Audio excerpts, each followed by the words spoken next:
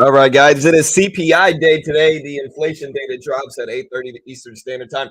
6.2% is what they're expecting on the year. Very, very relevant data today. Will move markets heavily. And so we'll see what happens. But yeah, inflation data does drop today. We'll see what happens. It should be fun.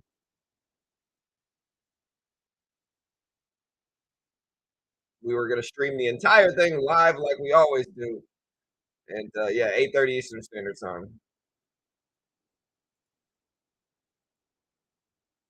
Do me a favor, hit the subscribe button as you join the stream.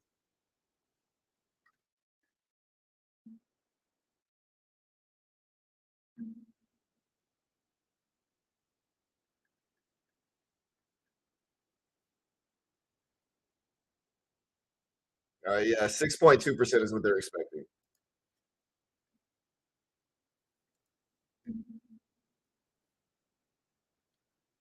I'm gonna put this data up on screen. Let me know what y'all expect. We're gonna get our poll going.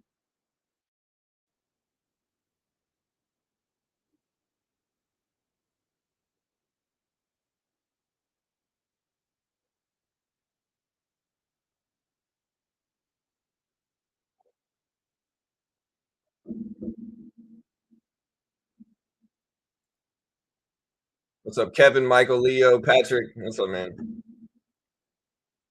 All right, guys. Let me make sure we're monetized. Okay, we are good. All right, we're gonna get our poll going right here. Let me know what y'all expect today. Do you expect a positive or here? What rate or no? What does the CPI data show up as? So we got under 6.1%,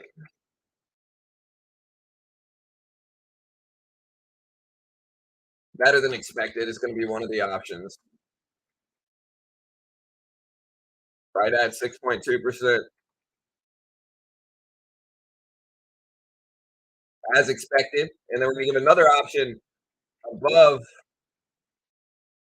6.2%, worse than expected.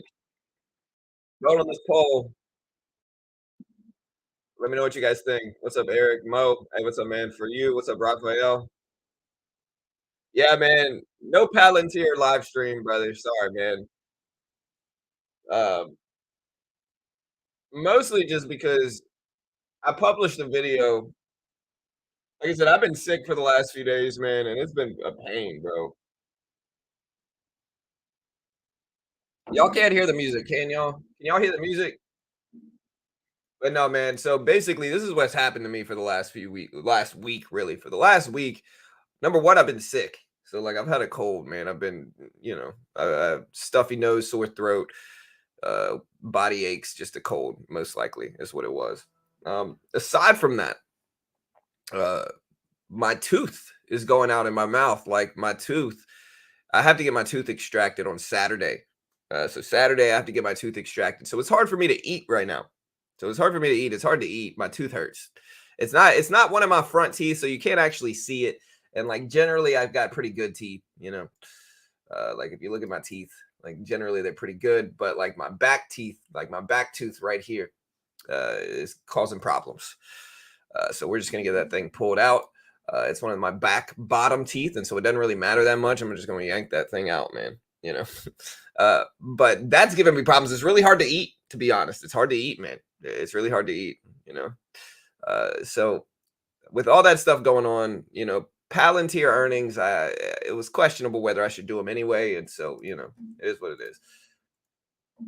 But we are here streaming early today. Hey, nice snow. Hey, nice man. Hey, well, good for Palantir, bro. Good for Palantir, man. Here it is right here. Nice gap up for it.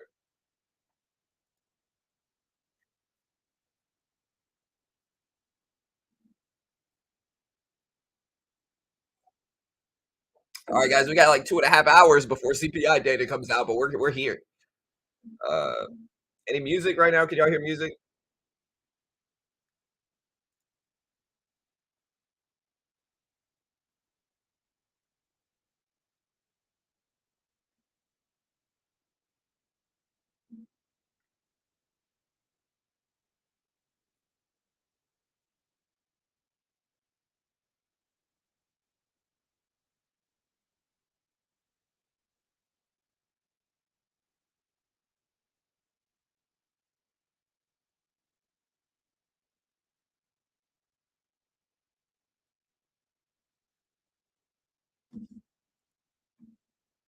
Ag holding. Hey, man. Hey, what's up, Layla? CPI better than expected. 6.2% is what's expected here. Core CPI is expected to show up at 5.5% on the year, 0.4% on the month. Basic CPI is expected to show up at 0.5% on the month, at 6.2% on the year. We'll see what it shows up as. Again, we cover this data quickly. And so subscribe, hit the notification bell. We appreciate it. Okay, gotcha.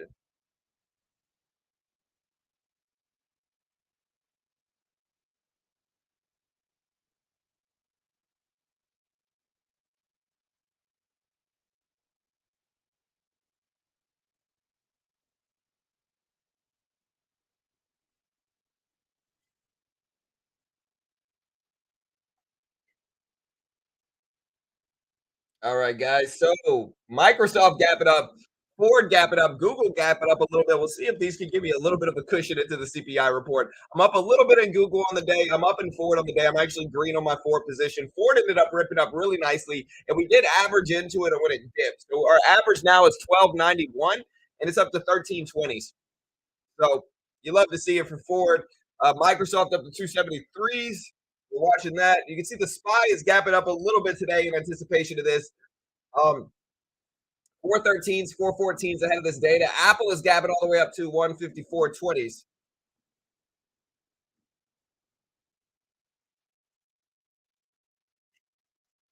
Well, here's the thing about the tooth, Susan, is that I had a uh, I had a root canal done on this tooth like 5 or 6 years ago. So they halfway did the root canal, and then they halfway did the root canal. They halfway did the root canal, and then we moved. This was like 5 or 6 years ago before we moved here. When so or this might have been longer. This might have been like 8, 9 years ago. But they did the root canal. They did half of it, and before they put the crown on, I moved away. Right, so I had the temporary crown on for like 8 years, 9 years, and never got it fixed. Again, you can't see the tooth. It's the very back bottom tooth. It's not my wisdom teeth, but it's one of my molars right behind it.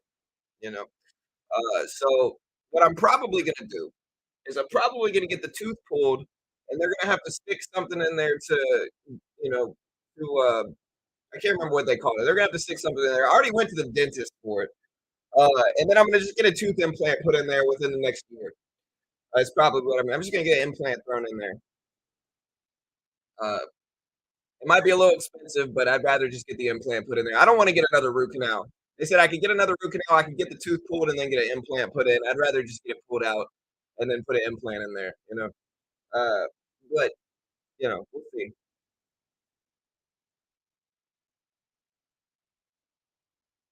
Yeah, basically, Susan. Yeah, that's that too. Yeah, Fords. No, I mean, again, when my favorite thing to do is just buy these on discounts. Like when we get big drops, just buy these on discounts. Works really well if you're patient enough with it. That's what I've been doing is just buying these things on discount. You know, I think we'll hit 100,000 today. We should hit 100K. I think we should hit 100K today. We need less than 300 subs. Generally, for these CPI streams, we get like 700 subs. So we should hit 100K today. What's up, Reagan? What's up, Susan? Scott, Cobbs? Yeah, ELTR up big. If you look at the actual earnings from them last night,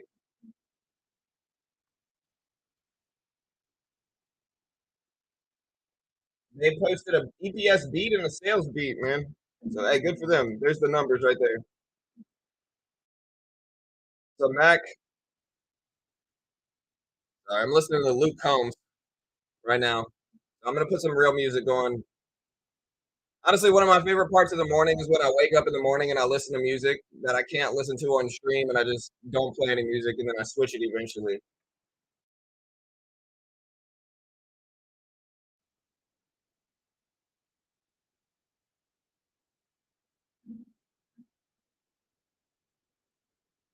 All right, let me get some music on.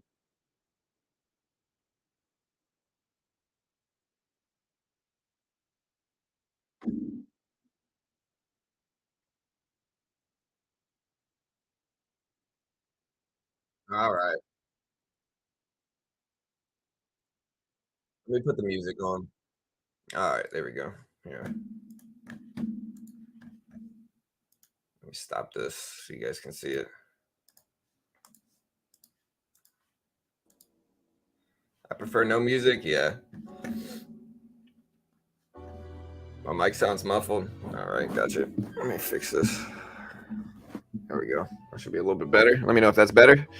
Should be better. Let me see. Yeah, test, test. Hey, what's up, Beach? Yeah, more so than any of those days, it's CPI day.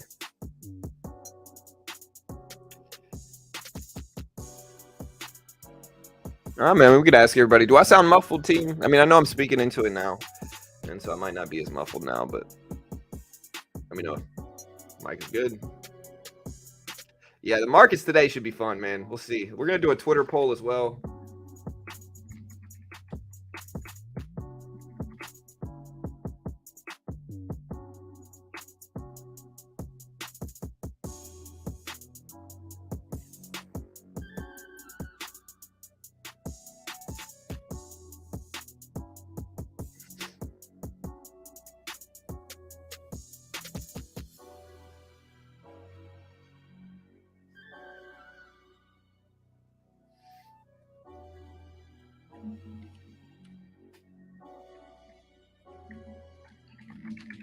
All right, it's time. CPI inflation data drops soon. Bullish or bearish?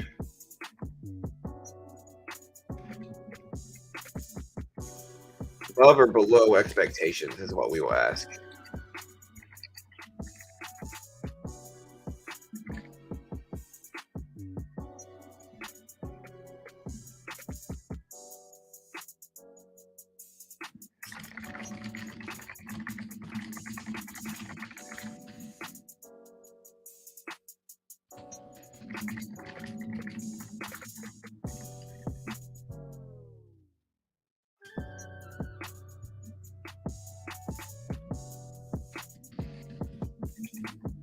All right, guys. So we're getting our CPI numbers.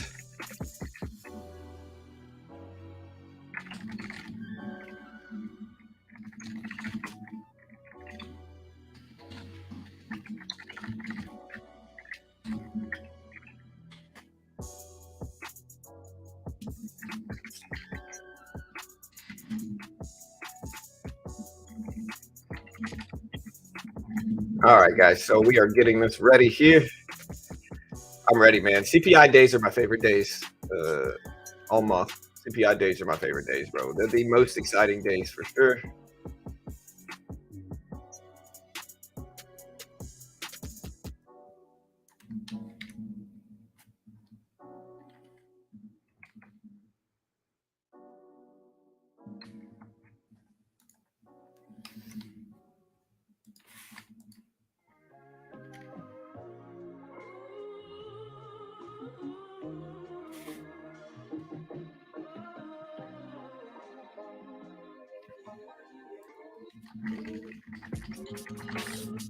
All right, so add expectations. We're doing a Twitter poll as well. If you want to follow me on Twitter, it's at Beginner Trades.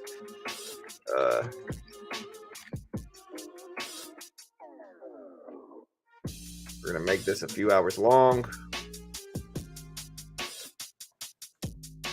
There's our Twitter poll. We got the Twitter poll live. All right. CPI will be bad. Hey, maybe, man. It might. It might come in hot. I hope not, but maybe, man. You never know.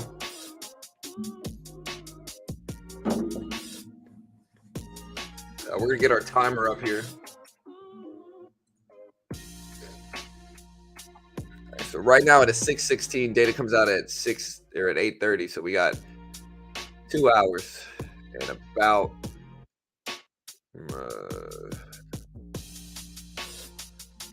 2 hours and 12 minutes, really. Or no, about 2 hours and 13 minutes, really.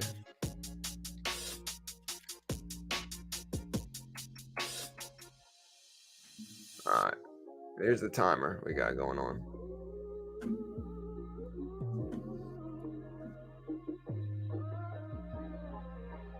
Yeah, I'm holding some stuff. I got some positions. Like I said, we're in Ford, we're in Google.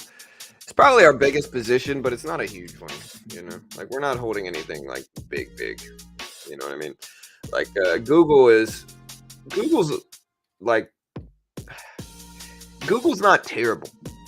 You know, Google, we've got 100 shares, which some people might consider big. I don't necessarily consider it super big because, to be honest, I've had 400 shares of Google before.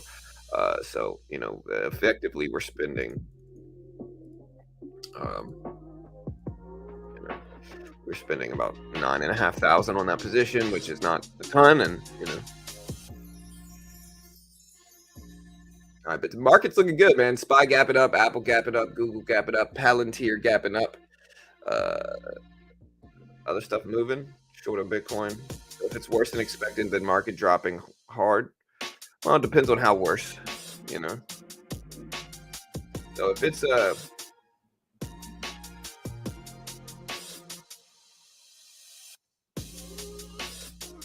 this is inflation data, guys. So just to put this into perspective, okay? So here's the market procedure of this, right? What happens is that every 6 weeks, the Fed meets to determine how much they're going to raise or lower rates. Last week, we had the Fed rate hike decision that came in about 2 weeks ago, actually, for the Fed's rate hike decision, for Jerome Powell and the Fed rate hike decision. And they raised rates as expected. But what influences those rate hikes is inflationary gauges and metrics that they use, like CPI, PPI, PCE, and a few other ones. The main one that the public looks at is CPI. Now, the Fed actually looks at PCE data a little bit more than CPI, but CPI is inflation for consumers like us, right? So CPI is how much inflation is affecting consumers. It's the consumer price index. It's how much prices are going up for us, basically. And so it is the most looked at inflationary metric that we get, and it drops once a month. It's usually the biggest stream we do here is the CPI stream, because everybody wants to know how bad inflation is getting for them, and this does influence the Fed's decisions during their rate hike decisions. It also will have a drastic effect on markets. If it comes in really hot or if it comes in much lower, the market will push up big. But the big thing to understand is that less is better here. We want lower inflation, right? So we want less than 6.2%. Expectations are for 6.2%. We want less than that for sure. We want less than 6.2%. That's the big thing to understand, is we want less than 6.2%. Now we'll see what we get. We still got some time, but less is better and higher is worse. Higher means if we come in at 6.5 or 6.6 or something like that, the market will fall drastically. If we come in low at 6.1 or 6 or 5.9s, the market will certainly push up. Almost certainly. Not 100% sure, but generally that's what's going to happen. So again, we're rooting for lower than expected numbers. If you want positive market activity, that is, unless you're in some short positions. If you are in short positions, I guess you want higher than expected numbers. And again, time will tell. We'll see.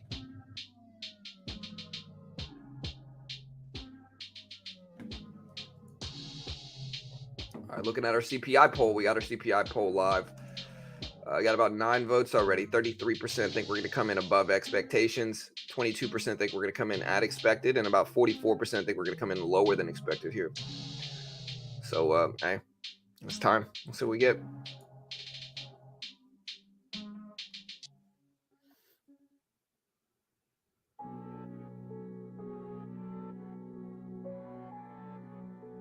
I'm ready, man. Let's see what we get. Should be a fun day.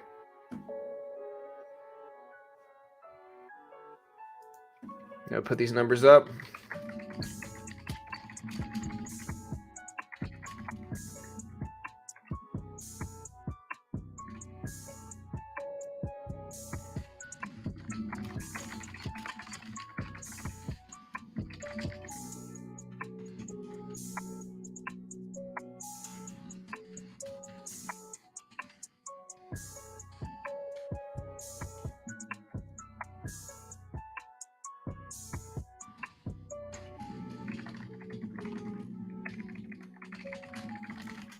So data is released right here at 8:30.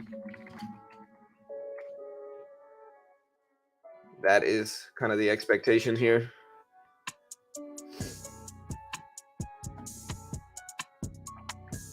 Is there a site where you can see the last data? Yeah, I mean, Type in previous CPI report on Google, and it'll bring you to the place where they actually drop the data, which, you know.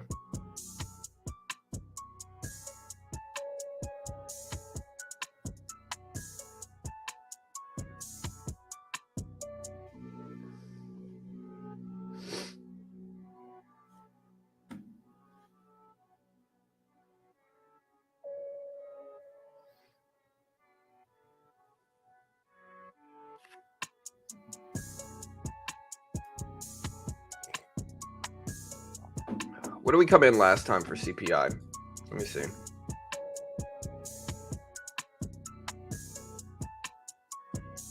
It'll also give you some breakdowns on BLS.gov, Bureau of Labor Statistics.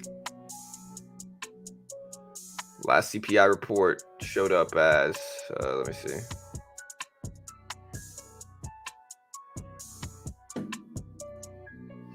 So I remember the last one came out on like the 12th. I remember it was something like that, right? It was the 12th, if I remember correctly. Let me see, going back, zooming back. Yeah, I'll find it. Hold on.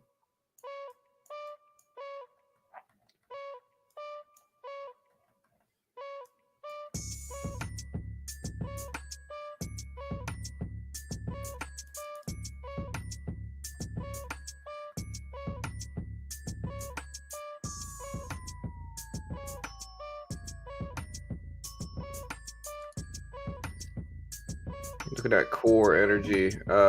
Yeah, so CPI data last time came out at 6.4%. Is what it looks like. It came in at last time at 6.4%. Monthly came in at 0.1% increase last time. So last time it came in at 6.4%.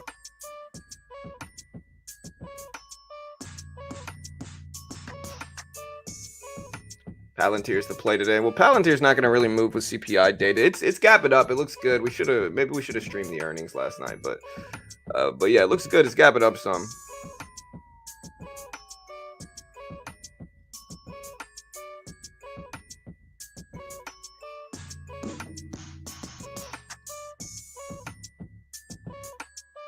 I'm ready.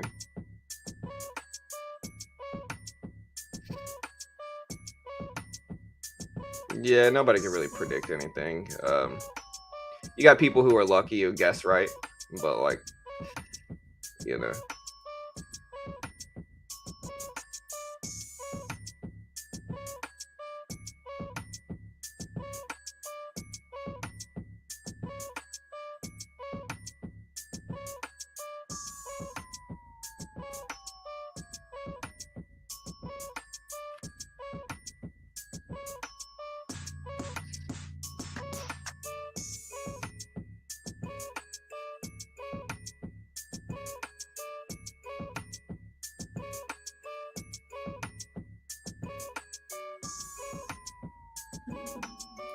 All right, guys. So yeah, SPY gap it up today, almost to 414s.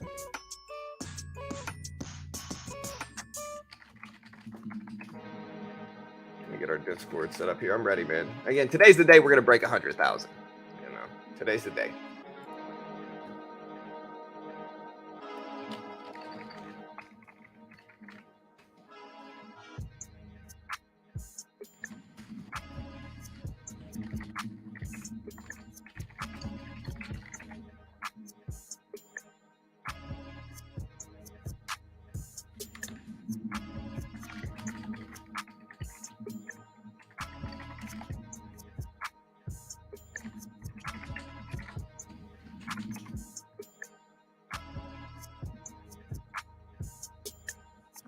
Hey, what's up, Beef? What's up, Armando? CPI 6.2%.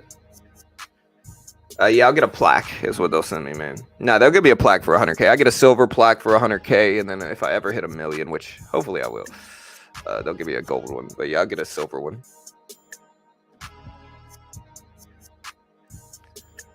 Yeah, I mean, there's a few different arguments for like the value of investing in real estate. There's good and bad arguments, all right? Like, here's the thing, okay? I think a majority of people don't need to buy real estate. It depends on what you're trying to do. If you're trying to live in the home, don't buy real estate. You know, like most people want to move too quickly to really make it worthwhile to buy or sell a house. Uh, the reality of it is the only justifiable reason to invest in real estate is to combat inflation. And if you don't understand how that happens, right? Like you buy real estate, say you buy a home, regardless of like the neighborhood or whatever's appreciation or depreciation, that home is generally going to keep up with inflation. That home is going to keep up with inflation. So like you lock yourself in a mortgage, and if as long as it's not like a crappy adjustable rate deal, then you lock yourself into a mortgage, and regardless of how much the dollar gains or loses value, you're still paying what you were locked into, right? So you're still paying the equivalent of what it was when you got the mortgage. And that combats inflation, right? Because if the dollar loses a ton of value, like over time, inflation's actually good for you in that regard, because you're paying much less. What you're paying to your mortgage is much less significant over time with inflation, right? And so if you're going to buy or sell a house, like you do it because it combats inflation. Like it's a hedge against inflation. But a lot of people don't need to do that. I mean, some people can. The banks are really the ones that want you to buy or sell homes. But most people move too much. Like most people don't stay put for long enough, especially if you're young. Like young people don't need to buy homes. Because they don't stay put long enough to really make it worth it.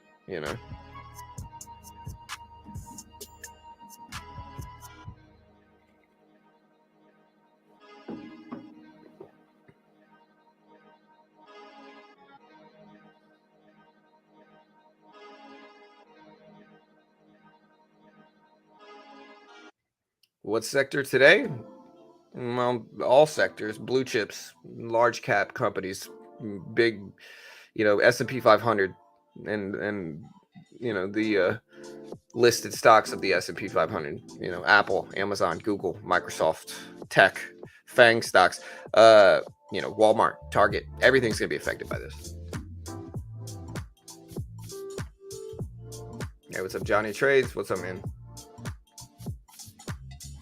Yeah, now another way you could use real estate is you could buy homes, right? You could buy a home. What I would prefer to do is buy a house, stick a renter into it. But what you can do is you could buy a home, refinance it, buy another home, refinance that, buy another home with that, refinance that, and then eventually have a bunch of debt, but also have a lot of cash flow that's paying down your mortgages. And so in 20 or 30 years, they should all pay for themselves with tenants in them. So in time, you're going to own a bunch of real estate, and basically you're not going to have to pay for it, because whoever you put in there is going to be paying the mortgage for you. That's an edge for sure. It's tricky to do. It's not as easy as people make it out to be on social media though. But it's possible.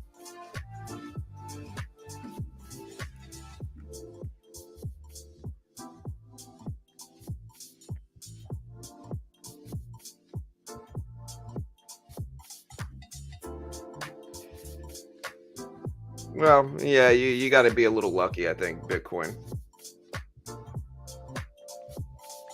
Right, 100%, Kevin. Like I said, for some people, it's just not going to work out. That's not really something I do. I would rather buy a home and just throw a tenant in there. Maybe split some of the rent with the property manager that can do some labor, and have them basically pay my mortgage for me. Buy a duplex or whatever. That's what I would rather do.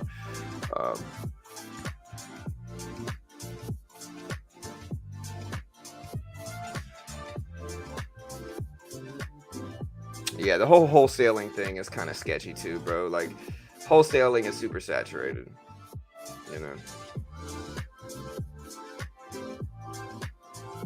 They got a lot of these young people that are trying to make businesses out of nothing, is really what it is. Like, young people are trying to make businesses out of nothing, right? And so they want to work. They want to work for themselves, and I can respect that. I really can. I can respect that. But drop shipping, like making money from nothing, it's saturated, it's sketchy. People make more money selling courses on how to drop ship than they do from actually drop shipping. And the same thing goes to wholesaling. Not saying people don't make money as wholesalers, but it's so risky, bro. It is so risky getting involved in that. And it's like the other thing to understand is like, yeah, you can wholesale, but the likelihood that you're going to get enough deals to comfortably live off of is very low, very low. You know, the likelihood that you're going to have this huge portfolio of wholesaling homes and just completely live off of that is very low. You know, like you might catch one deal every now and then, but whether you sell that deal is going to be a completely different story, you know.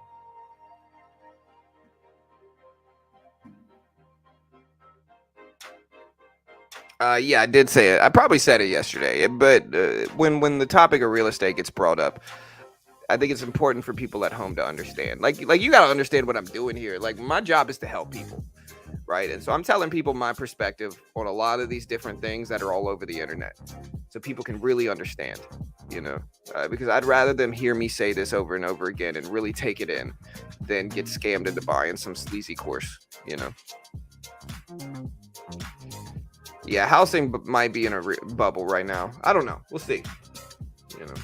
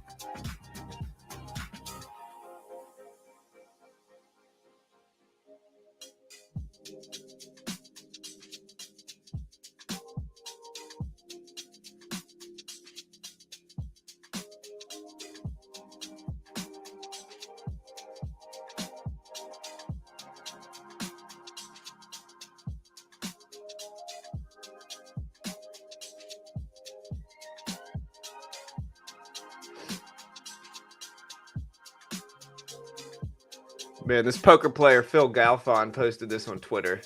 He said, it's 2007. I decide it's time to take my first shot at 300, 600, no limit. I checked the Full Tilt lobby, which is an old poker site that is no longer in existence because of like scamming people, similar to FTX. Full Tilt was kind of like poker's version of FTX. Not as bad, but still not good. And so he says, I checked the Full Tilt lobby. Only one person sitting there. Name is Phil Ivey. You know, sure, why not? I sit in with $60,000. Third hand, I call his open with 4-4 with pocket fours. The flop comes 10-9-4. So he hits a set on the flop of fours, you know, set of fours. He checks 3K bet, 9K, 18K, all in, call. And then he loses to 10-10 by Phil Ivey, and then he gives up and leaves. That's the worst. That's a nightmare scenario right there, you know.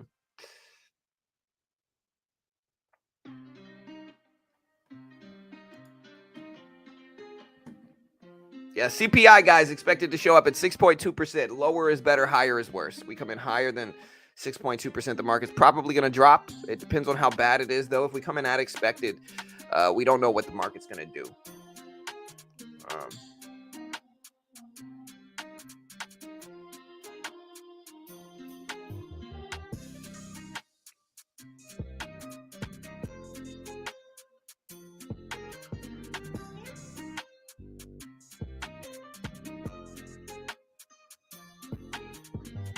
What do you mean?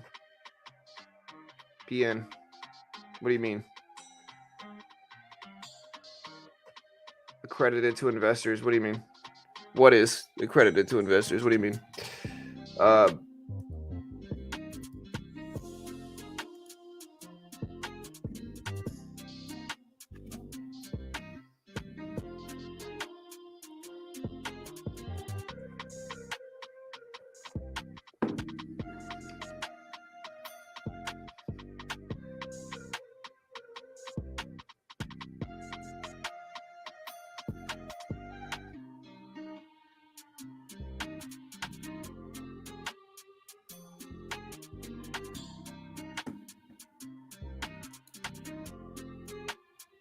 So a pickup truck, bro. I hate a pickup truck.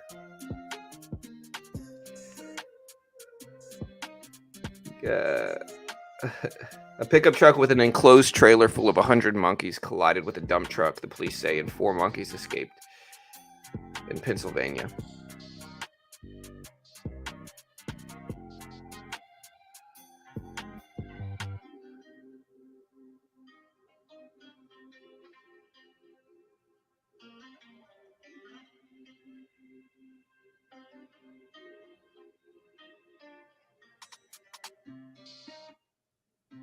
Bro, does anybody see the picture of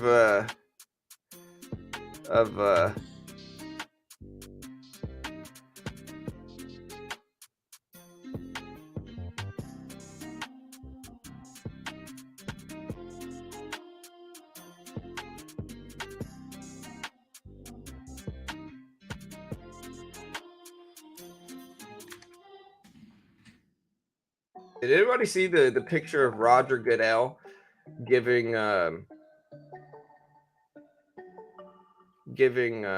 one of the Chiefs player like a huge hug? Chris Jones gives him a bear hug yesterday. Did anybody see that? It's kind of suspect, bro. I'm not gonna lie. Especially how that game ended, bro. I think Roger Goodell should be, I don't even think he should be acknowledging any of that. Like with how that game ended, bro, with the weird call with 2 minutes left that basically won the game for the Chiefs. It was super suspect, holding call, barely put his hands on him. And then they called a phantom hold where, I mean, yeah, you can argue it, but it's so subjective. You could always argue a holding call. Like that stuff happens every freaking play. And they choose to decide to call that play with 2 minutes left when it would have given the Eagles time for another drive. But instead they burned the clock and kicked a field goal and won. You know what I mean? That's crazy, you know.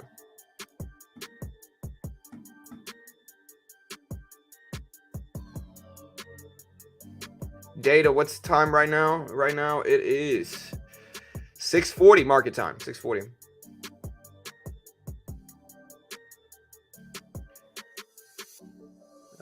Yeah, Phil Ivey's the man, bro. He's probably my favorite poker player of all time. He's probably he's who I consider the greatest of all time for sure. Can you explain the reason of, what did you say? Let me see. Accredited investor? What do you mean accredited? Like what we do here at Beginner Trading, like, listen, brother, everything's free. Like everything's free. I don't claim to be an expert. I don't even claim to be a good trader, bro. Like I said, I put everything out there for free. I don't claim to be an expert. I don't act like a guru.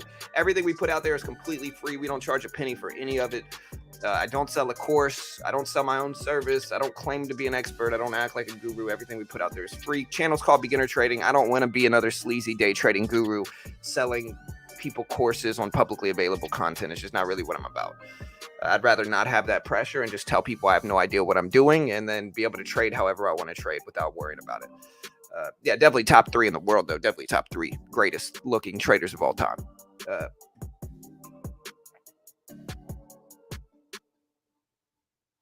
The documentary Signs by Mel Gibson. Oh, great documentary, bro. Yeah, greatest of all time. Some say top 3. Hey, thank you. Yeah, we try to look out for people, man. You know, like I said, I'm not perfect. I'm certainly not perfect. I've certainly made some mistakes and done some dumb stuff, but like, you know, I try.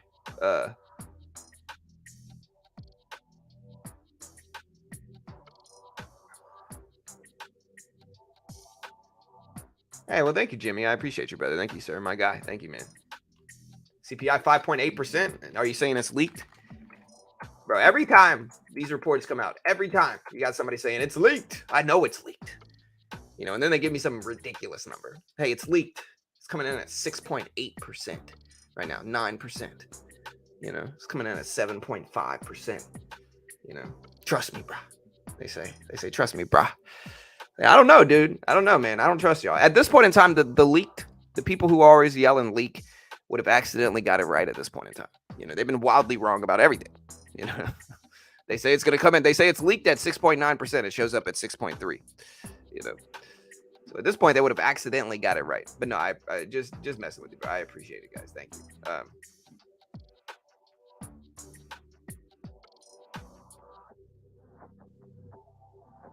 Yeah. Oh, they're always catching. Yeah. Honestly, at this point in time, I backed myself into a corner where, bro, I could not offer a course even if I wanted to right now. Like, bro, if I tried to come out here and be like, yeah, guys, it's time for the beginner trading course, bro, I would get I would get so made fun of. Like, it's not even funny. Like, I have backed myself into a corner, bro. I don't care how good or bad, you know what I mean? Like, and I'm green on the year too. Like I paid capital gains taxes last year in crypto and stocks, and I'm green on this year as well, right? And so I could sell a course, but like I'm not going to. You know, at this point, I backed myself into a corner. It would look bad if I did. I would be made fun of until the end of time if I did. You know,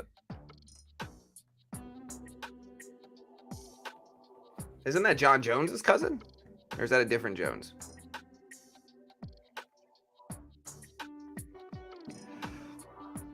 From your point of view, is there any indicators that the CPI will come out worse than expected? Well, I think the only way you can really look at this is look at prices in your area. That's the best judge, in my opinion, is look at how much prices have gone up or down relative to what they were before in your area. Have you seen gas prices cheaper? Have you seen other prices in your area that are cheaper than before? That's the best gauge, in my opinion.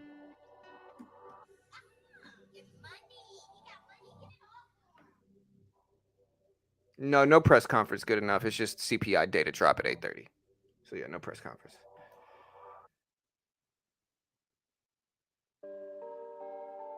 Y'all can hear the music, right? Just to be safe. Y'all can hear the music, right? Yeah, if CPI comes worse, Bitcoin's going to fall, market's going to fall, SPY's going to fall, Q's going to fall, large caps are going to overwhelmingly drop.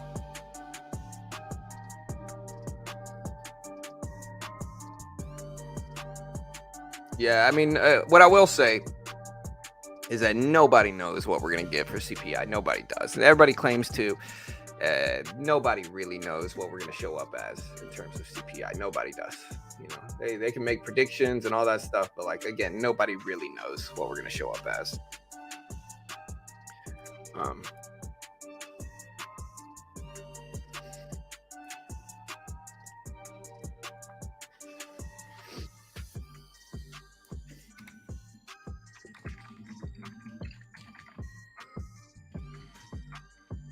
All right. Let me put a little simple one there so you can see it. Again, we got Apple gapping up. The SPY's gapping up to almost 414s on the day here. So you can see the SPY gapping up today. It looks good. Microsoft up, Apple up, Google up, Ford is up. So Ford had a nice day yesterday too. So let's see how it goes. How's your Lyft trade working out? I mean, we're down like $12. So, oh no, it's the end of the world. Look, you want to see it? Here.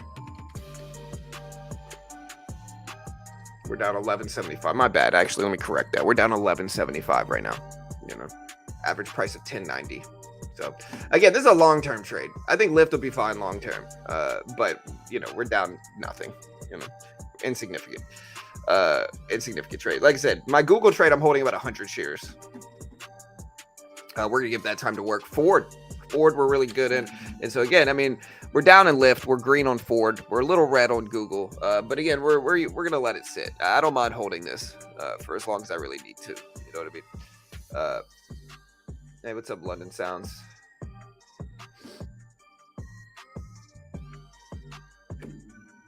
But yeah, Lyft, we're just kind of sitting here. It doesn't matter too much. AMC down to 470s. Bed Bath & Beyond still down too. But yeah, here's the SPY.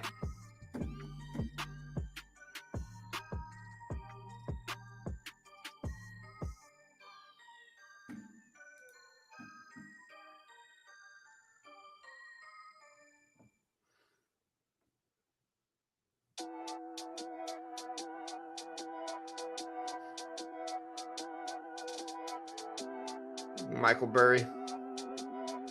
Oh, you better believe, bro. If CPI comes in worse than expected, Michael Burry will never shut up about it, bro. If CPI comes in worse than expected, and the market might drop 0.5%, and Michael Burry will still celebrate like he's been wildly correct, you know. Like you saw him after you saw what he did after the Fed rate hike decision when he told everybody to sell, and he could argue that he didn't now because he was wrong about it, but he said, hey everybody, he put a cryptic sell tweet before the Fed meeting, right? The Fed meeting came out, market ripped up big percentages. Then he deactivated his Twitter account, right? And then GDP data came out, and he thought the market was going to crash from the GDP data, which was better than expected for market activity. And then the market didn't crash, but he reactivated his Twitter, and then the market didn't crash anyway. So you better believe CPI data comes out worse than expected. We will never hear the end of it from Michael Burry, 100%. Yeah, jobless claims, John, comes out once a week, bro. Comes out every Thursday for jobless claims numbers, every Thursday.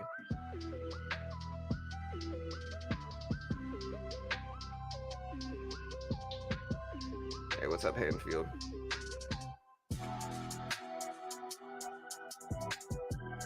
All right, I'm ready, bro. I'm ready. CPI date today, man. I'm ready. And again, we're green on Ford. Higher. Hey, good luck, Hanfield. Yeah, good luck, bro.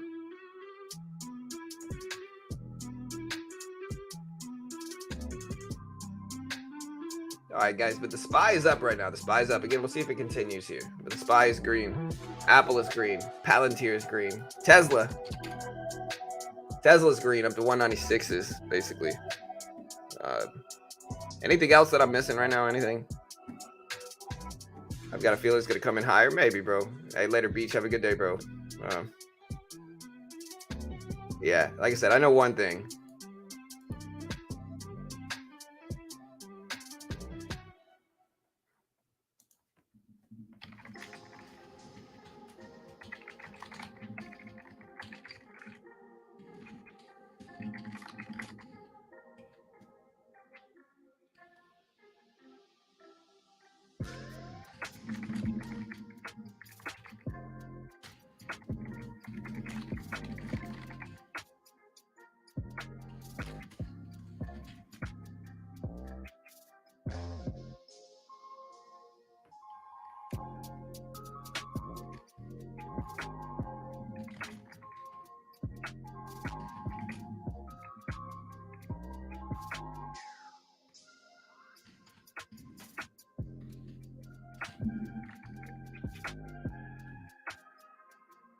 All right, guys.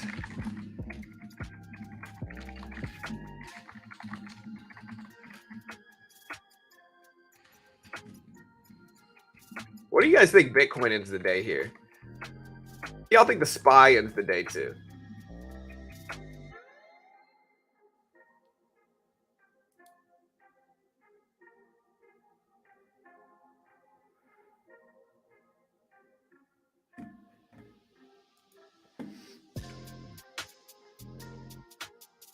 The stocks work like Forex, as in, do you get liquidated? Well, what do you mean by liquidated, bro? Like, what do you mean by liquidated? You mean like lose everything? You mean like they take your account away? Like, what do you mean by that? Define liquidated. I know what liquid means. Liquid just means like having it actually in cash. Liquidated means you sell it. Like, what do you mean by liquidated?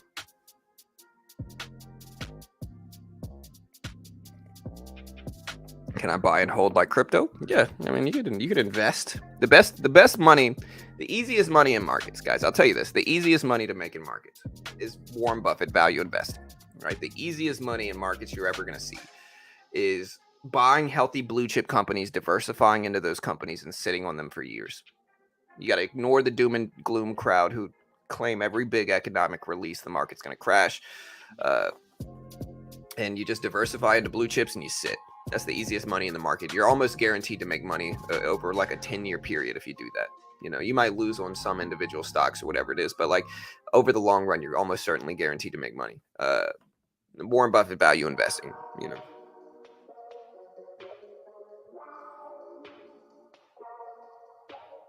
Well, there's the pattern day trading rule in stocks. Mullen and IMPP. Mullen is I know the battery technology is interesting, but I don't think there's any chance Mullen succeeds as an automobile company.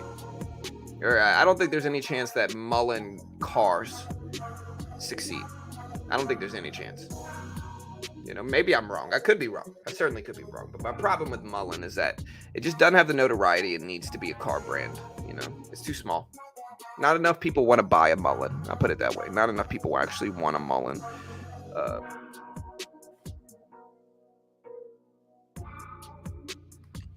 KO releasing earnings. Yeah, we do have some earnings today, right? Let me make sure. So we do have some earnings. Nothing today though, or nothing this morning. It looks like Airbnb and Upstart this evening though.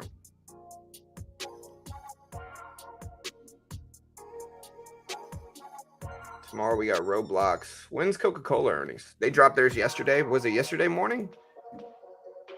I see Exelon dropped their data too. Let me see. So Coca-Cola dropped theirs.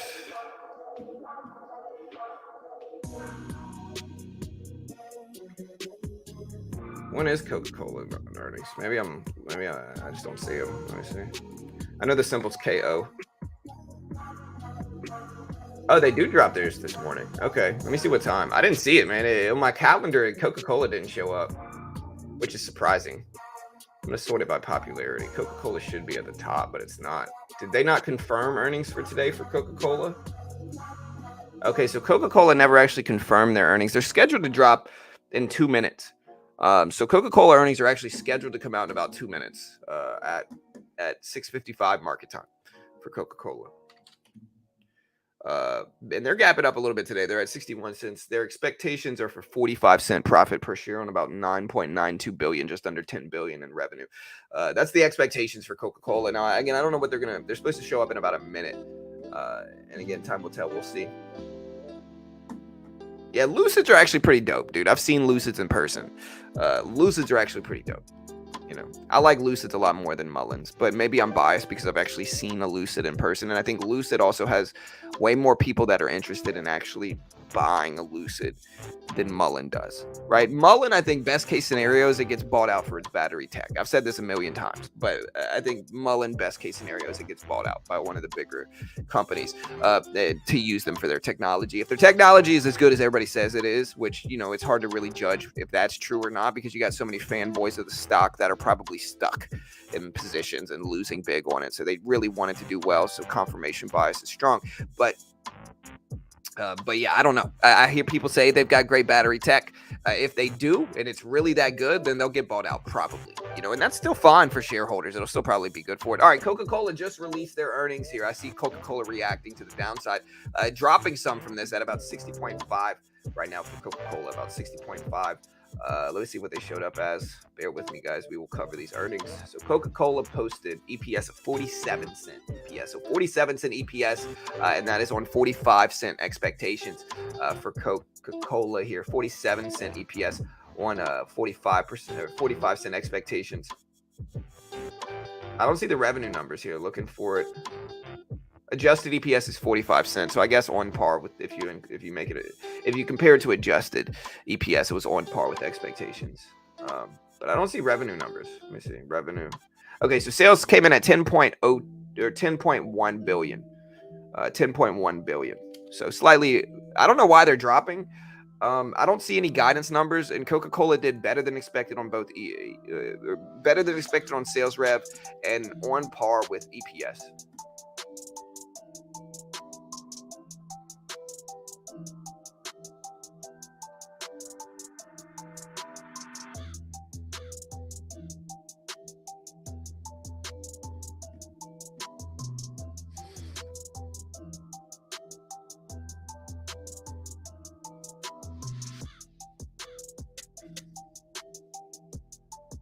Hanfield said, bro, I was a bear until I met you. Bro, there's nothing wrong with bears though, brother.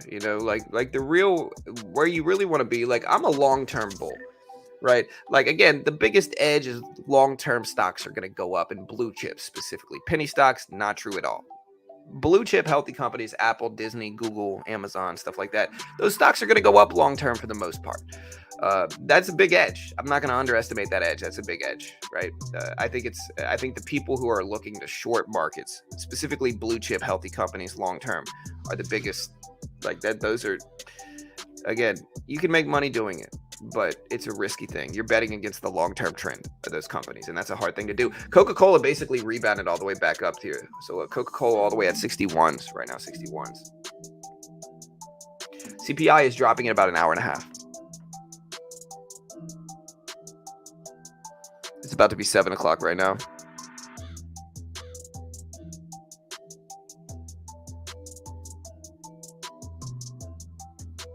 But I appreciate the support. My point is, I'm not saying never short. I'm saying that like people who are consistently trying to short these big blue chip companies, like these big behemoth companies, again, that's just a risk. It's a risk I'm not trying to take. Not saying you can't make money with it. Not saying they're not going to be right. Again, it's just a risk I'm not trying to take. Now, when you compare that to like long-term investing in these companies, that's easier money in my opinion. If I was going to short, I'd probably short mid caps. With a very tight risk levels, because mid caps like Peloton or BYND or Tilray, like these companies are just struggling. People overestimate their strength.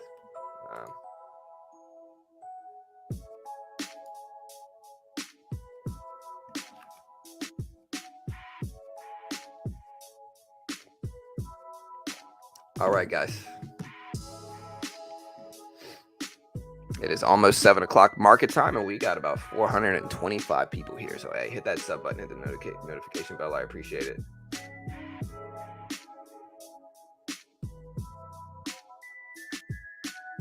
It depends on what kind of margin you're using. Yeah, people investing in Blockbuster said the same. Yeah, but I mean, like I said, that's narrow thinking, man. Like people investing in Netflix said the same thing. People investing in Apple, Tesla, Google, Amazon, they said the same thing. You know what I mean?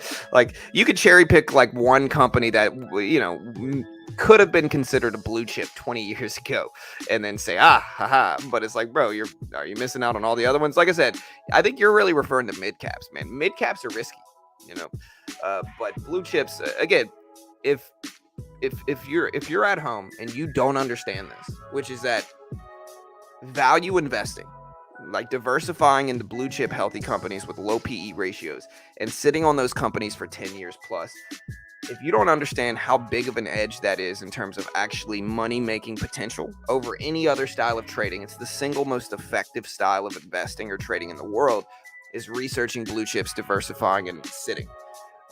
You're almost guaranteed to make money, bro, doing that. And so again, you could not do it because whatever it is, but again, I think that's very narrow-minded. I think that's very like flawed logic. Just because some of the companies fail, some of them might fail, but if you're diversified well enough, it doesn't matter. 6.2% is the expectations for CPI. Yeah, we still got about an hour and a half before data comes out. Coca-Cola, pop it up. It's almost it's over 61s right now. We'll see if it actually holds.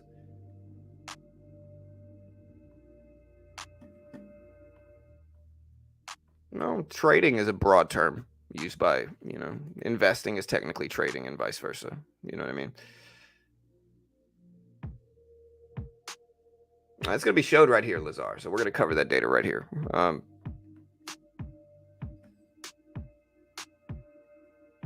But I mean, I guess the point is, again, I get it. I really don't understand why people are mad about like actually investing, like the value of value investing, right? Like, of course, there's value in value investing. It's not even really arguable, like the long-term benefit of value investing, right? But we do everything here. We day trade, we swing trade, we invest, we trade crypto sometimes. Like we do everything here. That's why the channel is called Beginner Trading, because we encompass all the different types of trading, and we're just a resource for traders. And I get it, bears, for whatever reason, don't like long-term investing. But again, that's super flawed thinking. I understand y'all might have some big short positions based off of, today or whatever. And like I said, make y'all's money. I'm not talking about that.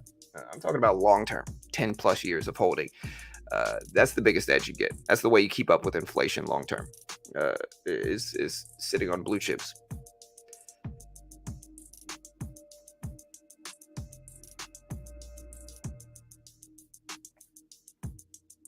Yeah, I think the easiest way to put this, right, is that look at Coca-Cola flying up. It's at 61.3. So let's see if the SPY bounces right here at the VWAP here. So here's the VWAP. Let's see if the SPY bounces right here. So we're pulling back to the volume weighted average price. Let's see if we bounce a little bit here. We still got an hour and a half before the data drops.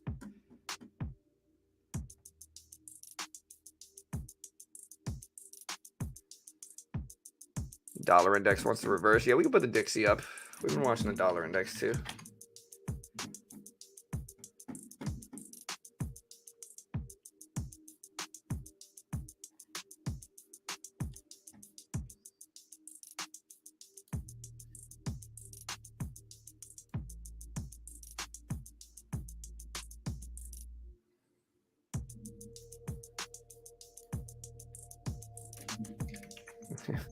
Made a Twitter post. I said, I know one thing. If CPI data comes in even slightly worse than expected, Michael Burry is going to celebrate.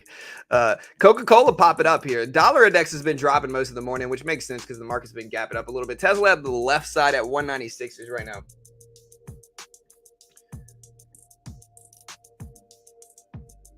Yeah, I think people need to understand it like this. And again, I have no reason to lie about this, right? Like I day trade too. Like I short intraday a lot. Like in fact, my favorite style of trading is actually shorting and day trading. My favorite type of short-term trading, right, is shorting blue chips mostly, So again, you might hear me and think I'm just like, a perma bull only long. That's not the case at all. What I'm saying though, and the big thing to understand is like, look, you can make your money long term and then do whatever you want to do short term as well. You don't have to, it doesn't have to be, you don't have to be so rigid and hey, I'm only going to short the market. I'm never going to capitalize on long term blue chip growth. Again, it's not arguable how value investing is, how valuable it is. It's not really an argument. There's too much back data to really look at to understand how valuable it is. Like you can look at how much things have appreciated. Blue chip companies, like blue chip low PE companies, you can look at how much they've appreciated over 20 or 30 years, regardless of any crash in between, regardless of any of that stuff. And again, I think a lot of people want to learn to day trade, and I get it. I day trade, I really do. I understand because I day trade as well. But I think a lot of people day trade. And I think a lot of people are never going to be successful at it. Like a lot of people are day trading. They might lie to themselves and pretend they are, but a lot of people are going to day trade and a lot of people are just never going to be successful at it. Some people are going to be successful at it, but even the ones that do it well eventually, it's going to take years to learn. So you could either spend your time learning to day trade, and that's fine. I do it. I day trade every day at the open, You can either learn to day trade or you could say, hey, look, I'm just going to put my money in blue chips and sit on those for 5 years. And in the end, you'll probably I think people will make more money on average just sitting in blue chips for a couple years than they would trying to, day trade. But everybody wants that heartbeat, that excitement, which is really just gambling. Like real trading is boring. It's not super exciting. It's never, if your heart's beating, you're probably taking too large of a position gambling. And that's the reality of it. But again, I like day trading too. Day traders you just need a very specific type of person. And not everybody's that, but everybody wants to be that in trading because that's the exciting way to trade. And I get it. But yeah, you also have to look at like what is really going to make most people like money and generational wealth, which is investing. That's really what, again, you should be doing all of them, right? You don't need to day trade, but you should at least be investing. Even if you're a day trader, even if you're a swing trader, you probably should still at least be investing some. Because if you're not, you're missing out on one of the biggest edges that is not really arguable that the stock market gives you.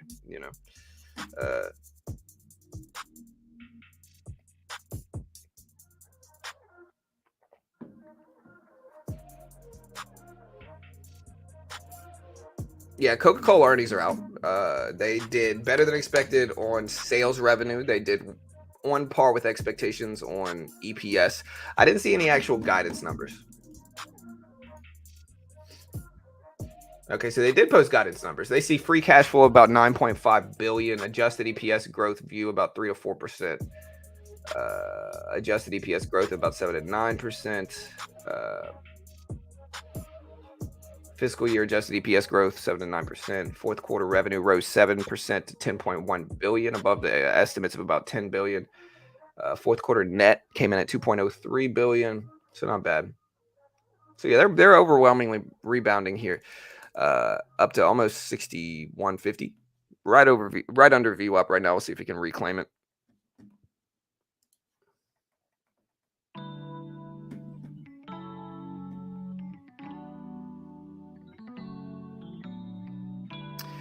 Yeah, I mean, like I said, average S&P 500 gain is 8 to 12%, a year. That's a big gain, man. That's a big percentage increase. You know what I mean? That means you double your money every decade, roughly, right? So, say you build up a portfolio of 100,000, that's going to keep up with inflation, is what that's going to do. And if you don't do something like that, over time, your wealth will dissipate. It'll go away.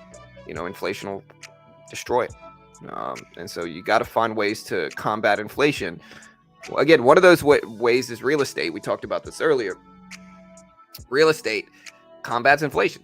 People can hate on buying it or whatever it is. Even if you get a mortgage, right? You get a 30-year mortgage. If it's locked in and it's not adjustable rate, then your mortgage is going to be less and less over time because inflation. The other way is just to stick it in the S&P 500 or Dow or whatever you want to do, broad market ETF, whatever you want to do. I like to personally do it myself. For me, like I like to look for those companies myself instead of putting them in the S&P. But everybody's different, and it's all love regardless.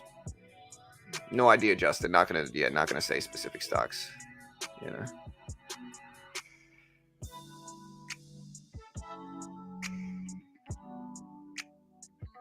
CPI report comes out in about an hour and 20 minutes.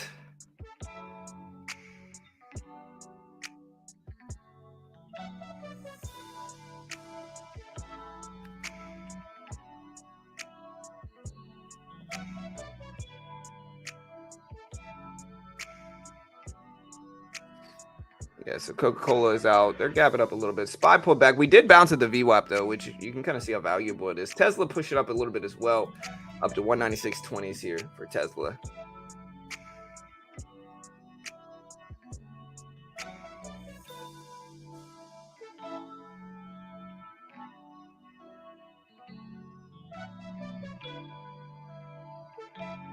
Yeah, Justin, you don't want to just listen to you. Again, I'm never going to tell anybody to buy anything in here. Like I'm never going to say, "Hey, you should buy this," or "Hey, you should buy that." That's just not what I'm about here. But I actually agree. Like you should never be asking that question. Like you can learn about specific stocks, but copycatting some random YouTube streamers probably not the way to build wealth, man. You know, you can learn from the strategies I use, but like copycatting their stocks, yeah, I don't know.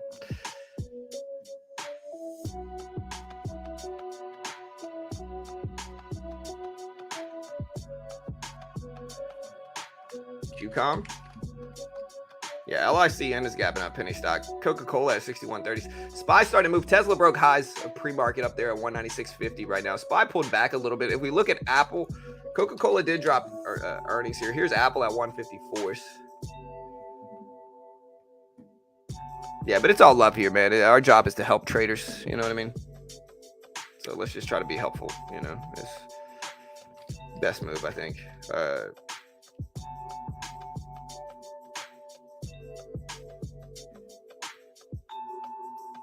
Yeah. Palantir ripped up. Good earnings.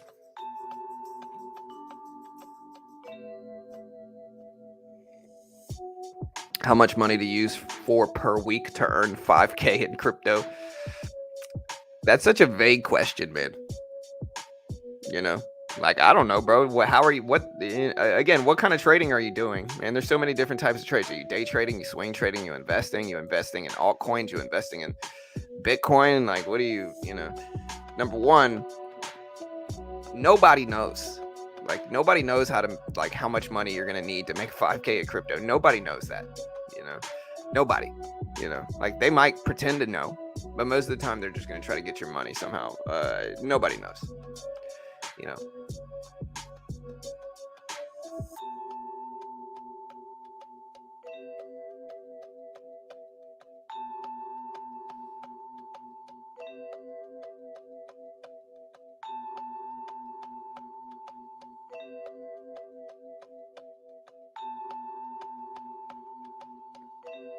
Yeah, I don't know. I don't have a problem with the homeless. I think we should take care of each other. Now, I do think that if you are homeless, most of the time, not always, of course, like not always, but I think most of the time there's like an underlying problem there, whether it's like a drug problem or whatever it is. A lot of the time, there's an underlying problem. And so, you got to tread lightly with regards to like enabling that. But I think some people also just fall on really hard circumstances that have nothing to do with that.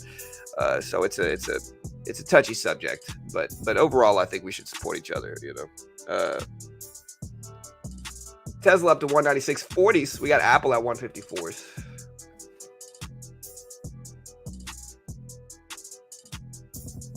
Yeah, Roblox earnings tomorrow morning, I believe, right? It's not tomorrow evening. I believe it's tomorrow morning for Roblox earnings.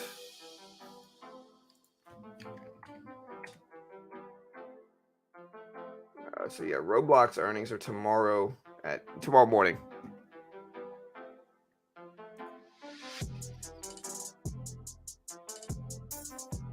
Man, that's a lot, man. How much money would you need to live off of 5K a month in dividends? You probably need like $1 million or so to do that. I'd say 500,000 to $1 million, depending on what stocks you invest in, and depending on how right you were about them. The logic with dividend investing is simple. You're trying to find stocks that pay out dividends that you also think are going to go up long term. And that could be trickier said than done. AT&T is one that pays out divvies. I think Disney does now too, right? I think Disney's paying out a divvy now. There's a few of them, but Ford pays out a divvy now, right?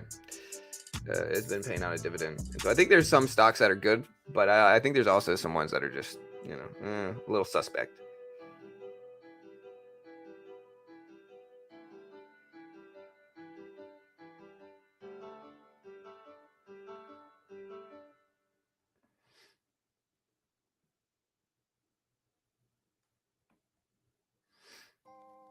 Pepsi? Did Pepsi have earnings today?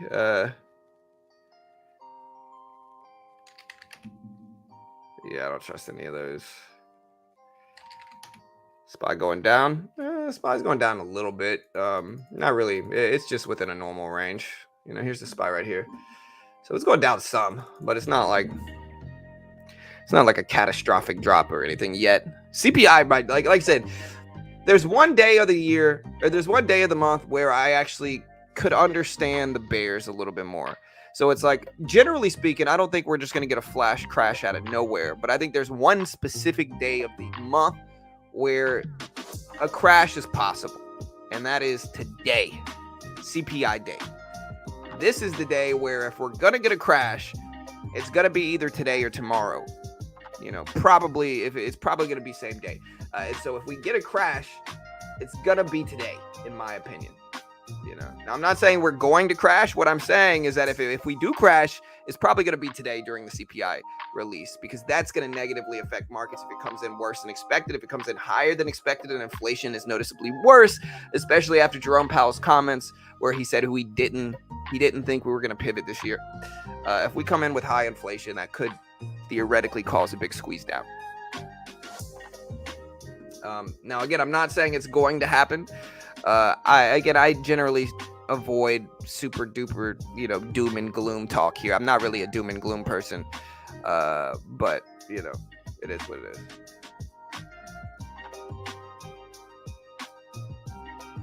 Yeah, maybe we crash, but again, I still don't think it's gonna happen. Like, I'm not saying we're going to crash, guys. What I'm saying is, like, if we do crash, it could be today. Which I don't think it's gonna be. I think inflation's getting better.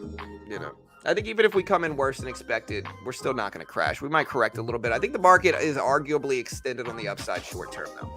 Here's a 20-day chart, looks strong. Here's a 10-day chart, still looks pretty strong. We look at a 180-day chart, so a 6-month chart. Market looks okay. We're pretty neutral. Well, we're actually pretty green over a 6-month period of time. Or we're actually pretty neutral over 6 months. So, here's the yearly chart. So the yearly chart is obviously still red. Short-term extension, I think, is on the upside, though.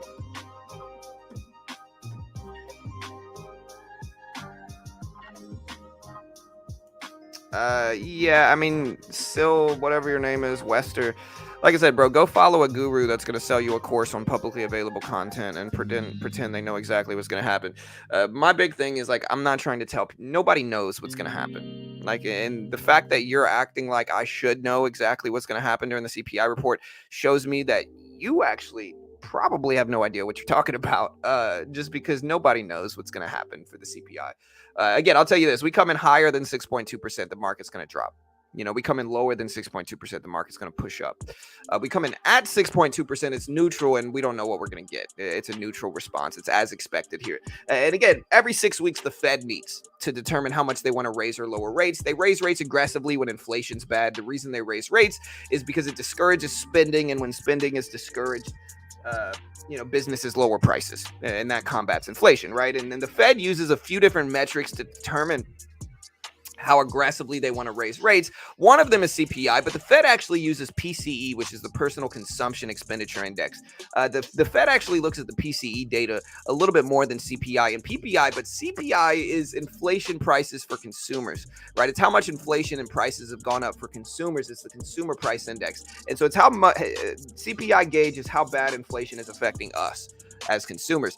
And so it's probably the most widely looked at inflationary metric. It's going to cause the biggest reaction relative to all the other inflationary metrics.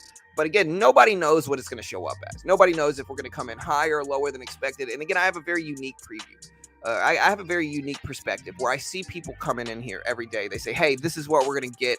Again, most people are usually wrong. Nobody knows what's going to happen here. And if anybody tries to pretend to, like my guy, whatever his name was in chat, again, usually they're just emotional about their own positions, is all it usually is. It's usually they're just emotional about their own positions. If they're long and they hear me say, hey, we could crash, then they get all weird about it. If they're short and they hear me say, hey, a crash doesn't have to happen, then they get all weird about it. But, it's all good. Point is, nobody knows. Taking super polarized big positions ahead of the CPI report is usually a gamble. It's just something that gamblers are going to be doing, but it's not a plus value play long term. It's not a plus EV play. It's not a value play long term.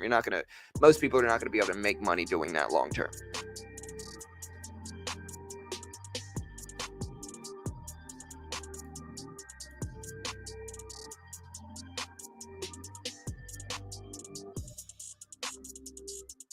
Spam, bro? We're not spam, man. Come on, get out of here, dude.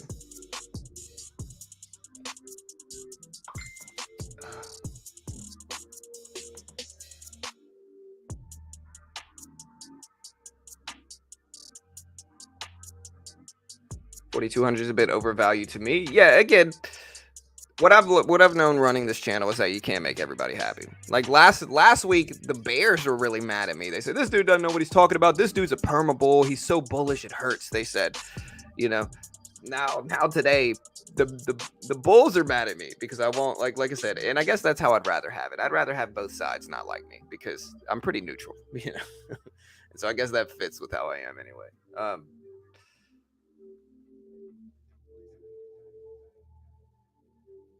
Yeah, it's riskier for sure. There's a few justifiable trades that you could get in. One of them would be like taking really far outside the money options, uh, and trying to capitalize on like big volatile movement in one direction. So taking a really cheap option that has a very low likelihood of actually hitting, but because we get so much volatility today, maybe you could ride it and make some money. But again, still very risky. Definitely not recommending to do that. Nobody, again, still very risky.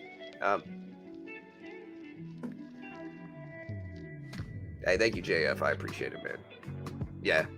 Yeah, good day, sir. Yeah, he's gone. Again, I don't know what he was really upset about. He just seems to be upset. Like I said, you get people who are losing big on positions, right? You get people who are down, and they're just kind of insecure about their own positions, and that makes them lash out. Is the psychology behind it. Like they lash out and get weird.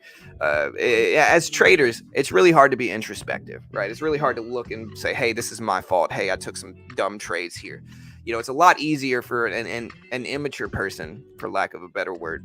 It's a lot easier for them to say, hey, it's not my fault I lost money. It's John from Beginner Trading's fault, right? That's kind of what happens. But most traders recognize that, like, I don't tell people to do anything. I have no idea what's going to happen.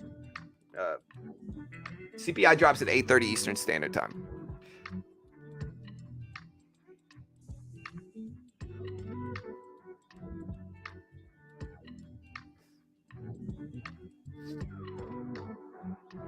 Yeah, you could take options, strangle options for sure. Try to ride big volatility in one way. That's fine too. Again, that's fine. Again, do what y'all can do whatever y'all want to do, and it's all good. You make a big bet to build initial assets. I disagree. I don't think you need to gamble huge to make money. I think if you have to gamble huge to make money, then you probably don't have a winning trading strategy. You know what I mean? I think it depends. Let me rephrase that. I think it's fine if you're okay with what you're risking. But again, if you come in and you lose money in that regard, you got to accept that and accept the risk that you took. What I see happen a lot is I see people take big positions, lose money. This happens a ton in penny stocks, right? People will take huge penny stock positions, they lose money, and then instead of being like, well, this is kind of what happens. You take the risks. If sometimes you win, sometimes you lose. It's all good. So they take big penny stocks, they lose money because most penny stocks are going to go down long term. And then when they don't make money, they cry manipulation. They say, "Oh, it would have gone up if it wasn't for manipulation." And it's like, well, investing in penny stocks is a sucker's bet. It's something that a large majority of traders who invest in penny stocks are going to lose money. That's not manipulation. Penny stock weakness is not manipulation. It's just a lot of them are terrible companies that can't be blue chips because they're terrible.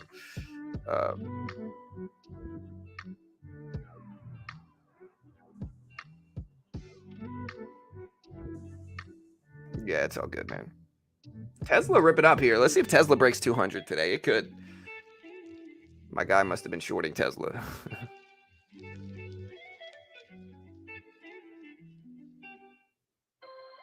Yeah, 100%.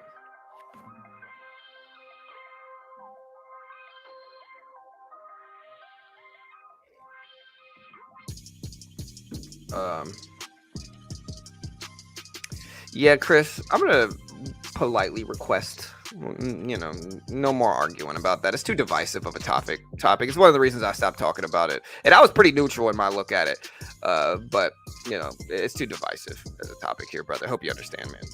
It's CPI day. Let's talk about CPI. SPY bounced back right at the VWAP. We talked about the potential VWAP bounce in the SPY here, and that's exactly what we got. Look at this bounce right here. So a beautiful bounce at the volume weighted average price. We also have PPI this week, and so there's two different sides of inflation metrics. There's the consumer price index, so there's how much prices are going up or down for consumers, and then there's the producer price index. So consumers is buyers, it's us, it's people buying, unless you own a business.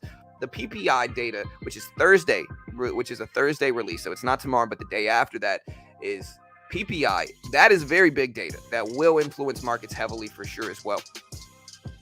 So PPI is a big release as well. CPI is bigger for sure, but PPI is big as well. No, CPI comes out in about an hour and 5 minutes.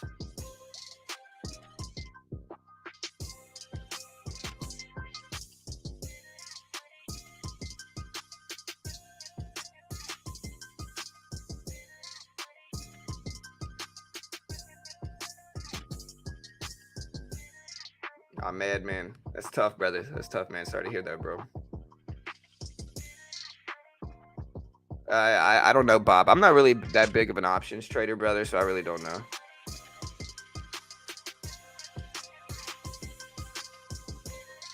Yeah, all good, SJ. Everything's all good, brother. No, it's not in 5 minutes. Right now it's 7:30 market time. The data comes out at 8:30. PPI comes out at 8:30 Eastern Standard Time on Thursday, I believe. All right, guys, we are going to put it in sub-only mode. I think that's going to help get rid of the haters a little bit. As well as we are pushing towards 100K. So we're going to put it in sub-only mode. And like I said, we're really pushing towards 100K. We're very close. We're at 99.7 thousand. So 99.7K. So if you haven't already, hit that subscribe button, hit the notification bell. We're pushing towards it. We're getting there. We need like 250 subs left, and I think we could hit that today, to be honest. So hey, subscribe if you haven't yet. We appreciate the love and support, guys. Like I said, my big thing here, which is kind of funny because that's what old boy was getting mad about. He was getting mad because I said I didn't know what was going to happen, which is kind of crazy. But my whole thing about operating the channel this way is like, I don't sell a course. I don't sell a service. I don't claim to be an expert. I don't act like a guru.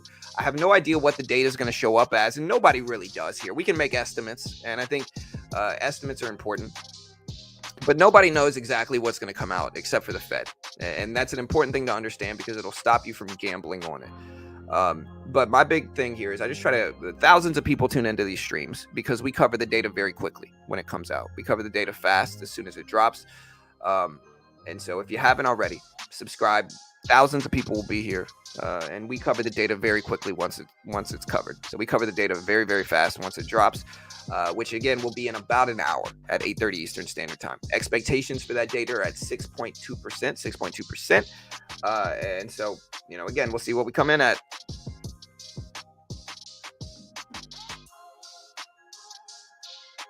Well, it's going to affect the U.S. dollar drastically, DS. How it's going to affect that pair, I'm not sure, but it's going to affect the U.S. dollar drastically. If it is lower than expected, the dollar will probably drop in value. So if CPI comes in lower than expected, generally there's an inverse correlation between the Dixie, the dollar index here on the right, and the market. So again, you can see the SPY, which is like the mini S&P, push up, and then you can see the dollar index, which again is the US dollar index. You can see it drop. So generally there's an inverse correlation, and there's a few different reasons for this inverse correlation. One of them is that the more your cash gains value, the less likely you are to invest that cash, right? If your cash is gaining value, why are you going to put it into other stuff? Because it's gaining value, right? And so there's an inverse correlation there, and vice versa. If your cash is losing value, what are you going to do? You're going to take that cash and you're going to stick it into something that's not losing value, like the S&P 500. And so because of that, there's an inverse correlation, as well as inflation has a lot to do with it. But again, you can see the SPY moved up. The SPY moved up, and the dollar index moved down. As the SPY moved up. So again, inverse correlation there. Again, if we come in higher than expected, the dollar index is going to fly. The dollar index is going to, shoot up like that. If we come in lower than expected, the SPY is going to shoot up. So if we come in lower than expected, the SPY is going to shoot up, and the dollar index is going to fall. That's the nuance of it. And again, you can watch the Dixie, which is the dollar index, to see what we're going to get. But again, higher than expected, dollar index strength, S&P 500 weakness, market weakness. Hey, what's up, Howard?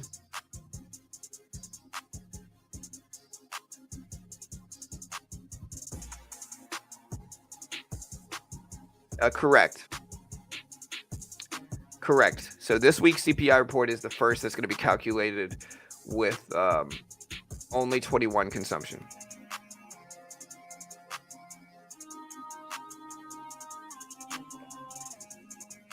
Yeah, a lot of stuff happening. No mode. CPI in 1 hour. Yep.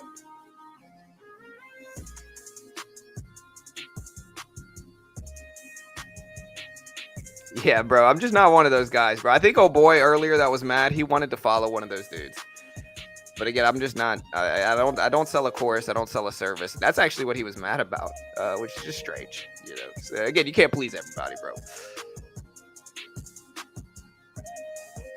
Tesla finally pulled it back a little bit, but yeah, look at the dollar index fall. So Dixie falling down, SPY push it up a little bit. Hey, what's up, Derek?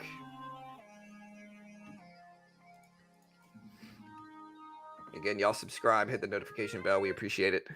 We are pumping towards 100K. I think we'll hit 100,000 today. I'm pretty sure. Yeah, again.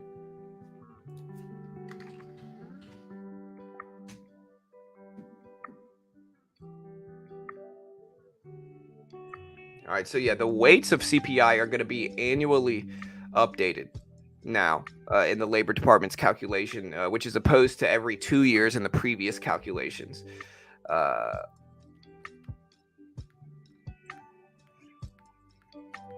Yeah, so annual CPI is expected to fall from 6.5 to 6.2%. So 6.2% is expected, but yeah. So at this point, it's only going to be annual. The weight is only going to be updated annually now.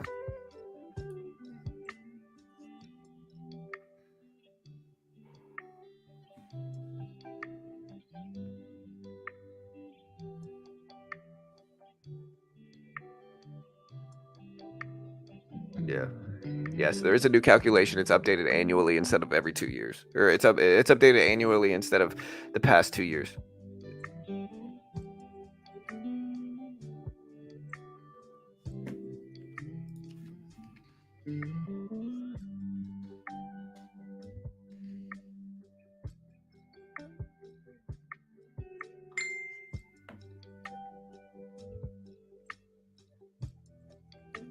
I'm excited, man. We're gonna hit 100,000 today. I'm super excited.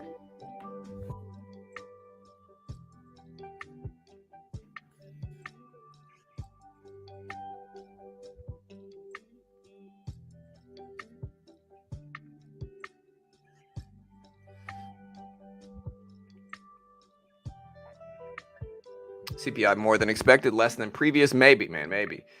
Uh, no, we're not. No, bro. It is 6:30 in the morning in Houston, brother. Drunk stream, no way, man. Like I said, it's 6:30 in the morning.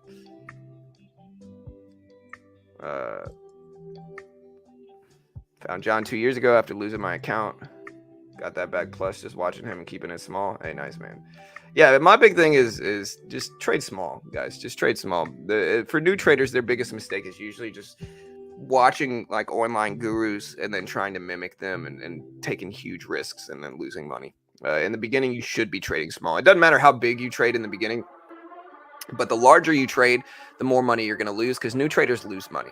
You know, no new trader thinks they're going to lose money. Every new trader goes into it with the mindset of, I'm different. You know, I'm different than everybody else. You know, everybody else might lose money as a new trader, but I'm super smart and I can see the angles, you know, and I'm going to make money. None of them actually do. Almost all of them lose money. And so the larger you trade in the beginning, the more money you're going to lose. You know, and so it just doesn't make sense to trade large until you really show consistent profit. The real way to do it is you trade small. You know, you lose $10 a day or whatever it is until you show consistent profits. Once you start actually making $10 a day, then you can focus on scaling up. But until then, you got to trade small. Biggest mistake new traders make. You know, I hear traders say, oh man, how do I get rid of the nerves? Man, my heart's pounding. You know, I've got butterflies in my stomach. It's like, you're probably buying 1,000 shares. Of course you got butterflies in your stomach. Anybody that, you know, has a small account risking a huge percentage of it is going to have butterflies in your stomach. You should be trading small. That's the big thing you do. Hey, thank you, Hammer. Yeah, we'll hit 100,000 today for sure. Like just by the latest trends here. And losing is almost necessary though in the beginning because when you lose, it hurts, it burns. You know, you don't like it. And sometimes that's important because whenever you want to trade in a really risky way, you remember losing and how much it hurt. And so then you're like, oh, well, I'm not going to trade that way. I'm going to trade a different way now. I'm going to trade smaller now. So sometimes that burn is necessary. You remember it, you know, it's very vivid. I remember when I first started trading, the way I actually started this channel, which I guess this is a good story. I guess this is a good story because we're about to hit 100,000, right? So I started this channel like 5 years ago. I really started it like 6 years ago, 6 or 7. But I didn't actually upload anything significant. I posted some videos, but I ended up losing like thousands of dollars within the first like few weeks of me doing it. So I posted some videos, but I lost just tons of money doing it. And then I gave up trading for like a year plus. You know, I didn't trade at all, you know, and I didn't upload to the channel for like a year plus. I only started coming back in like 2017 or so because I only started coming back in sometime later because I saw my subscribers growing because I had posted these videos and then I saw my subscribers growing, but I had lost like thousands of dollars, right? And at the time, like $3,000-$4,000 was a lot of money for me. It's still kind of a lot of money. I mean, it's 3 or 4K. It's not chump change, but at the time it was a lot of money for me. You know, I wasn't making any money or doing anything, but I was growing in subscribers. Like I had grown by like 200 or 300 subs. And so when I finally came back, I traded very small and I pivoted from big penny stock gambling to small, steady thinkorswim trades. And it worked. It worked out really well, you know. But I remember that hurt. You know, I almost wanted to cry. I remember in the first few weeks because it's like you get it in your head. You're like, hey, I'm going to make all this money. Like, hey, it's going to be great. I'm going to make all this money. I'm going to ride off into the sunset. Everybody's going to see how smart I am. You know, I'm going to prove my family wrong. All your family. Like, I'll tell you this. Your family's right for being skeptical about trading. Your family looking at you like, bro, you better not lose our mortgage payments. They're right. You know, you might tell them they're wrong and that they don't understand. They're 100% right. You know, you're wrong, actually, in the beginning, right? So just trade small. Like, you don't need to spend that much money. Just trade small. That's the best advice I can give anybody here, is just trade small. If you think you're going to be an outlier and you're going to make money as a brand new trader, you're probably just delusional about it, you know? And again, I certainly was. I'm not hating on anybody. I certainly was. But over time, when you lose and you remember those losses and you trade small because of it and you slowly start to build systems, that's when the real learning happens. But you need to lose to a certain extent in the beginning, and it needs to be small, because if it's large, then, you know, you might never trade again. Trading is a conditioning game. You have to condition yourself through repetition. It's like Pavlov and the dog, right? You condition yourself through repetition. You do it over and over and over again until the right decisions become second nature. That's what it really is. It's conditioning through repetition, right? And the reason new traders don't make money is because they haven't gone through that process of conditioning themselves to do the right thing. So they're just kind of like, yeah, I'm going to buy here, I'm going to sell here. They don't really know what they're doing. And so they just kind of randomly take trades without plans and then lose money and then don't understand it and then rinse and repeat that. It turns into like a vicious cycle. The right way is just trade small, condition yourself over and over again, do it over and over and over again until it becomes second nature, and then over time scale up your size to accompany that. That's the right way to do it, in my opinion. But again, everybody's different.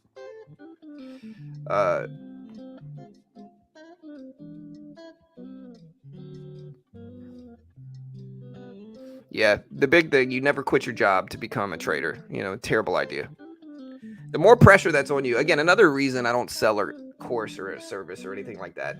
Like, another one of the big reasons is because the more pressure that's on you to do well in trading, the worse you're going to do, right? So if you quit your job and then you're trying to trade for a living with never really making money, you're just going to lose so much money. It's going to be terrible, you know? And so I always tell people, like, I'm not an expert. I have no idea what the report's going to show. I have no idea, like, what the numbers are going to be. Nobody does. I don't sell a course.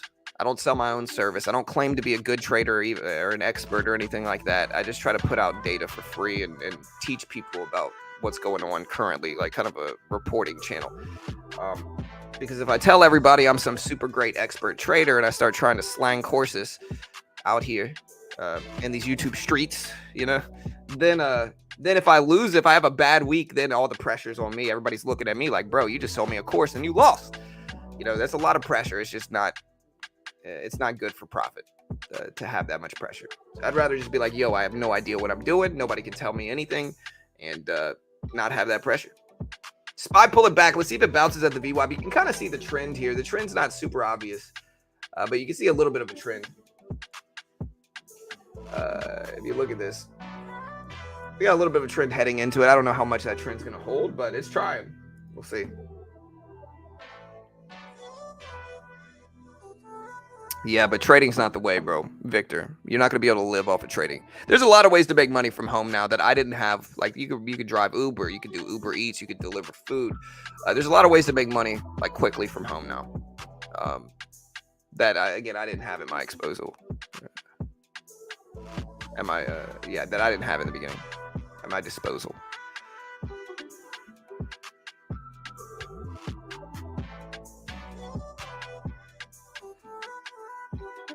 Yeah, and I only slowly started to, like, put more money in this account, when right now at this point in time the account's got, you know, tens of thousands in buying power. My Thinkorswim account, that is. And so building my account up, and it wasn't just from profit, you know, like I certainly added money to this account. That was a slow build as well, but it gets the more you do it, the easier it becomes. Hey, well, nice hustle. Congrats, bro.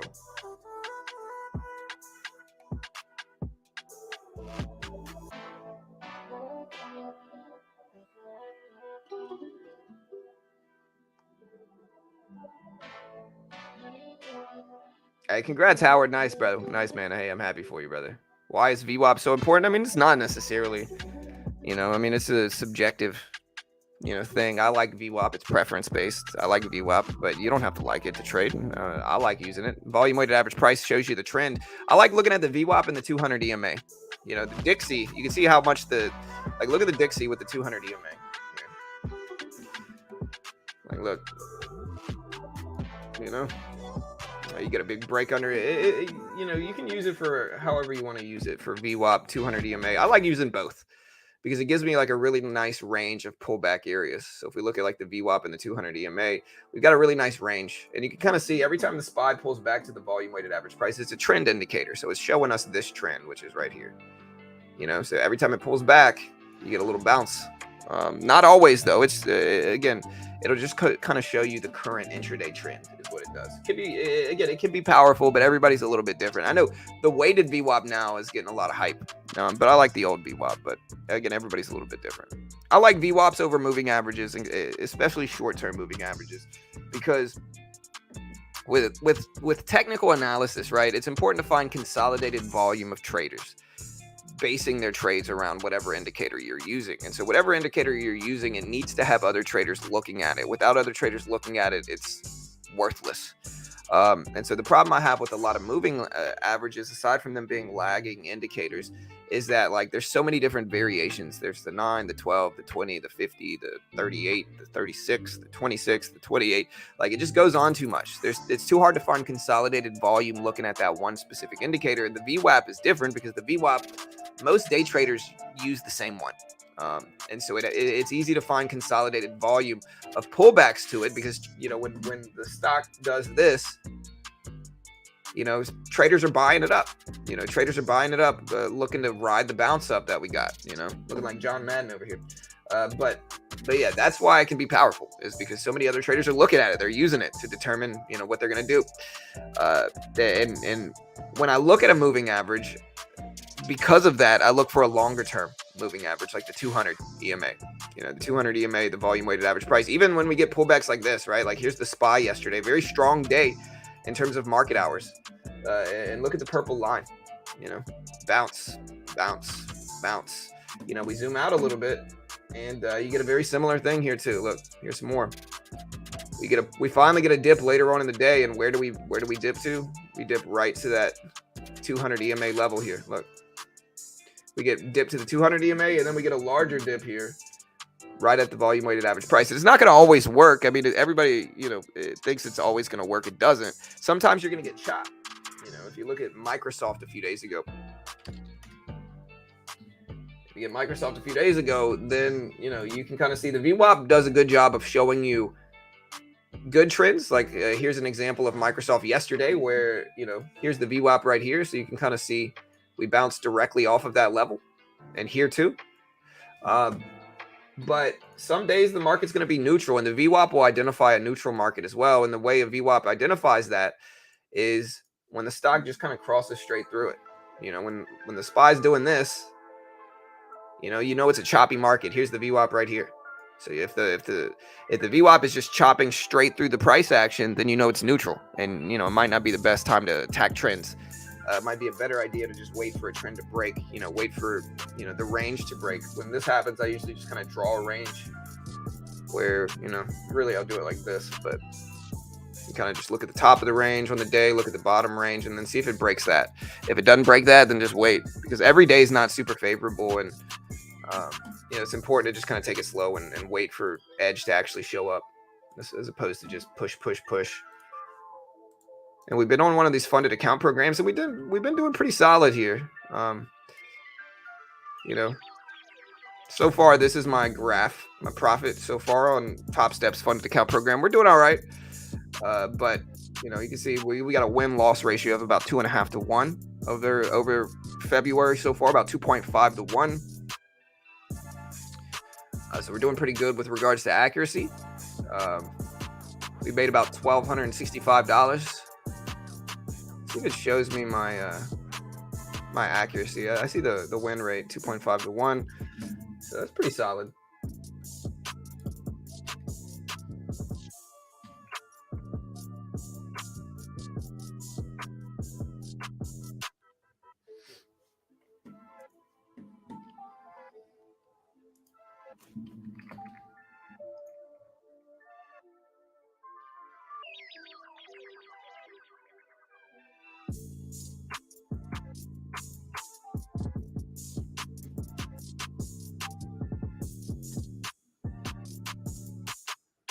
Flying in empty bags. Hey, dude, love your content and your vibe. What are the best time frames to use a VWAP in? Well, that's subjective. I mean, best is subjective. It depends on what you're doing. If you're taking really short-term trades, you want to use really short-term time frames. If you're taking longer-term trades, you want to use longer-term time frames. You don't want to scalp off a 10-minute chart or a 15-minute chart or a 30-minute chart. It's just not going to be profitable most of the time for most people. Can't say everybody though. And with vice versa, you don't want to take long-term trades based off of the 1-minute chart. It's just not going to be the easiest thing to interpret. So it just depends on the time frame you like using.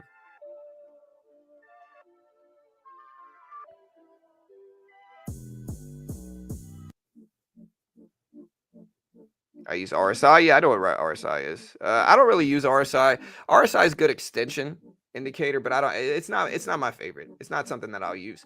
When I swing trade, I look at it sometimes, but when I day trade, I don't. I'm too zoomed in to really find value in the RSI personally myself. But everybody's different. Again, indicators are very subjective. Like some people are going to find tons of value from them, other people are not, and I'm one of those people who I just don't use the RSI that much.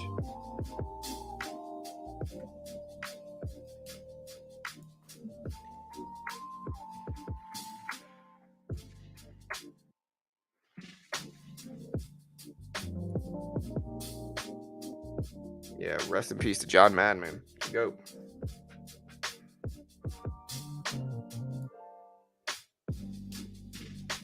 All right, team. Dollar index falling down. SPY probably bouncing up a little bit now too. SPY up to almost 414s.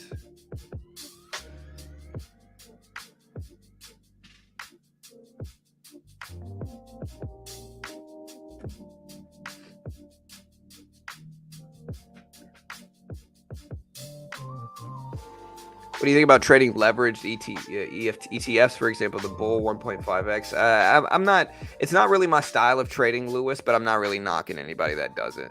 Everybody's different. Yeah, 2023 is definitely an uptrend so far. Again, if you look at a 90-day chart, we look at where we were at the start. We were at 370s 90 days ago. Right now we are at 414, so almost 415. So yeah, we're doing okay right now. Still got about 40 minutes before the CPI data comes out, guys. 40 minutes. But again, tune in. We cover this data very fast. As soon as it comes out, we cover it. So stick around.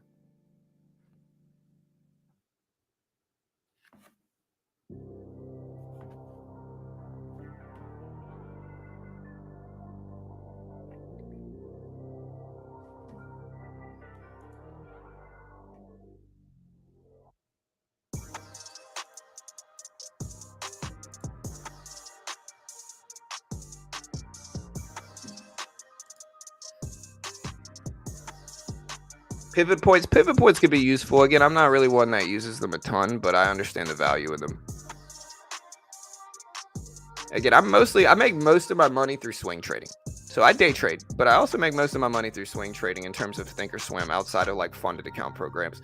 And what I do is I look for blue chip healthy companies and I just wait for them to have big, profound pullbacks where I consider them cheap, specifically preferably low PE companies. So I look for low PE blue chips. I don't do it with mid caps. I don't do it with penny stocks. It's only large blue chip companies that I know of, right? So like Apple, Amazon, Google, Disney, Walmart, whatever it is, right? It doesn't matter what it is, to be honest. But I look for big, profound pullbacks in them. Like Amazon, not this last earnings report, but the time before that, dropped 20% on mixed results, right? And so I bought up that dip, and Amazon bounced back 10, 15% within a day or two after that. So I just look for discrepancies in price. I look for overreactions, emotional reactions, typically on the downside for swing trades. And when they're down big, I buy up these blue chip healthy companies. And I sit on them as long as I need to. I'll hold them for years if I really need to, because generally, again, over time, blue chips are going to go up. And if I lose in them, then I can invest in them, and that's fine too. But very high accuracy rate. But most of the time, most of the time they're never investments. Most of the time, I make money within a couple months. I'm out of them. A lot of the time within a few weeks, if I time it right with the dip, I'm out. I did it with Amazon. I did it with Snapchat recently. Snapchat, I bought it at $9.99 for Snapchat.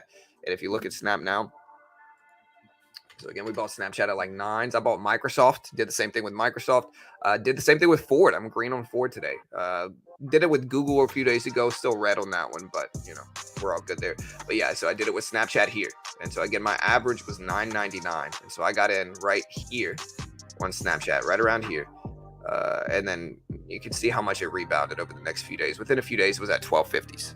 And again, Snapchat is not really a blue chip mid, like large cap. It's kind of a mid cap stock, but there's other reasons I did it with Snapchat. But again, I did it with Amazon a while ago. I did it with Disney. Again, I bought Disney at like low 90s, high 80s. So it's like 80, 88, 89, $90 for Disney. And I got a lot of hate. I've talked about this a lot because, if the haters are going to talk smack when they're wildly wrong, they're never going to hear the end of it.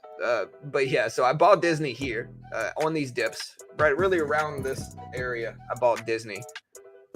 Because Disney, you got to understand, like there's a lot of companies that people underestimate their strength because of bias in a lot of different ways, right? Disney owns Star Wars, Marvel, ESPN. Disney World makes $20 million a day. ESPN Plus is Disney Plus has been growing over the last year. And so when a company like that drops to a relatively low PE down here, I'm going to buy that dip most of the time. And we did. And we rode it back up to like 100. We ended up selling here. It ended up ripping up way more than that, though. Look, so it ended up ripping up like this. We did it with Google as well and Amazon at the time, too. But that's usually the way I make most of my money is doing that. And again, we are green on the year as well. So, that's kind of how we make most of the money. But everybody's different, and everybody has a different style of trading.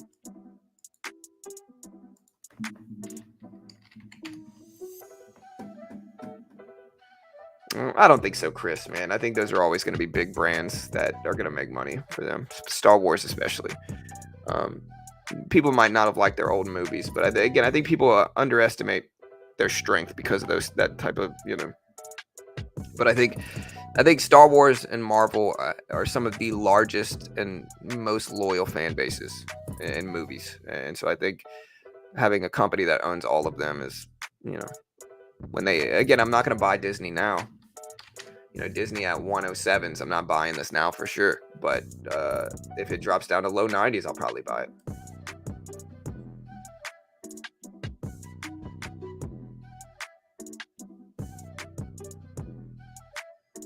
it. Do you live off of your trading? No, I don't live completely off my trading. No, I don't claim to. I don't sell a course or anything like that. CPI leaked. Hey.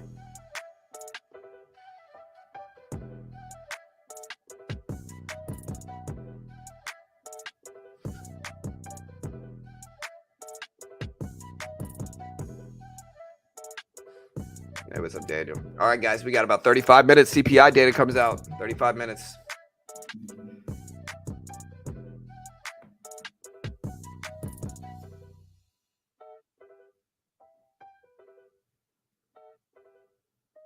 Yeah, so basically CPI data comes out. It's released to all major news outlets.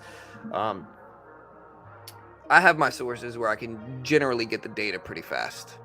And so, we're going to, we get a lot of people tuning into this stream because we cover it very quickly, is the easiest way to put it. We cover the data fast when it comes out. We're very quick in that regard. So we get a lot of people tuning in because they want to see the data as soon as it drops.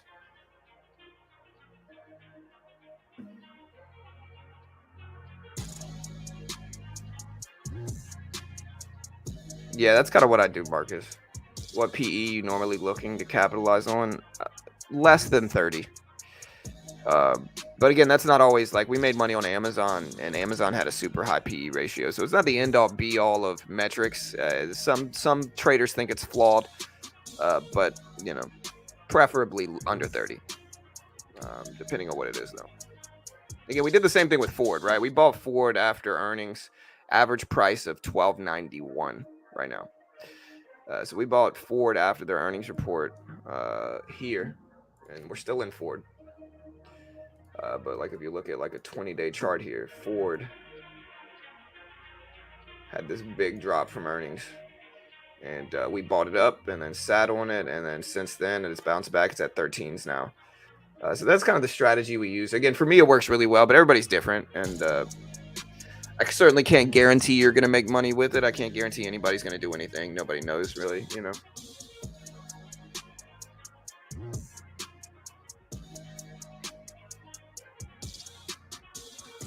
Yeah, thank you, John. I appreciate that, man.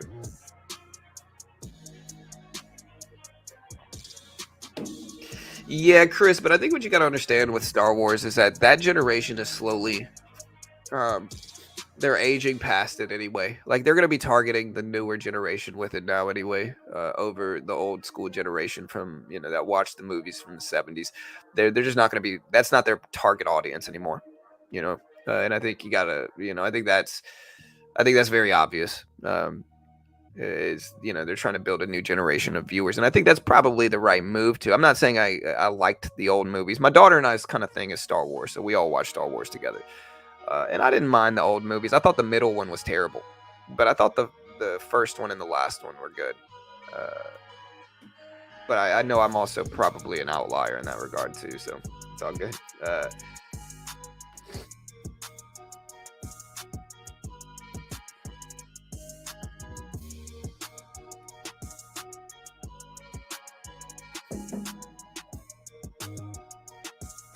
Hey, thank you so much, Lily's grandma. I appreciate you. Thank you so much for the $20 donation. Thank you so much, Lily. I appreciate that. Or Lily's grandma.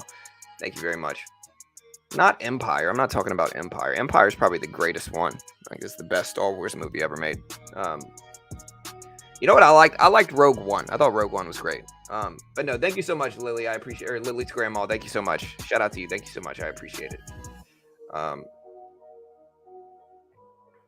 I am talking about the middle one from the new trilogy, the one Ryan Johnson directed.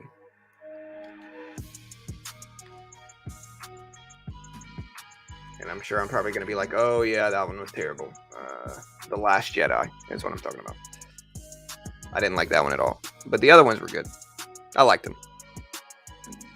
Yeah, I like Solo. I liked Rogue One. Set of challenges. But yeah, thank you so much. I appreciate the $20 donation for sure.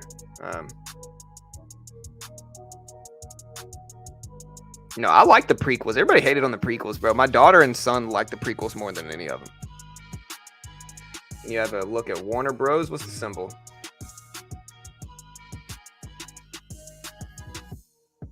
Hey, thank you so much, Jose. Thank you, brother.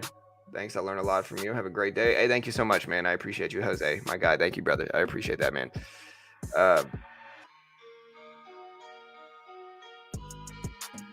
Yeah, thank you, Jose. I appreciate you guys so much, man. Thank you.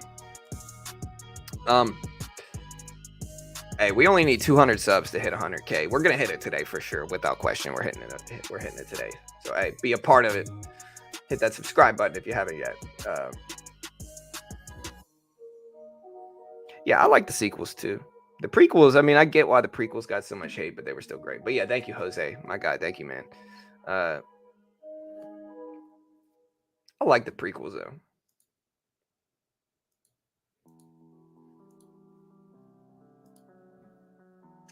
All right, let's look at my polls here. We did a Twitter poll.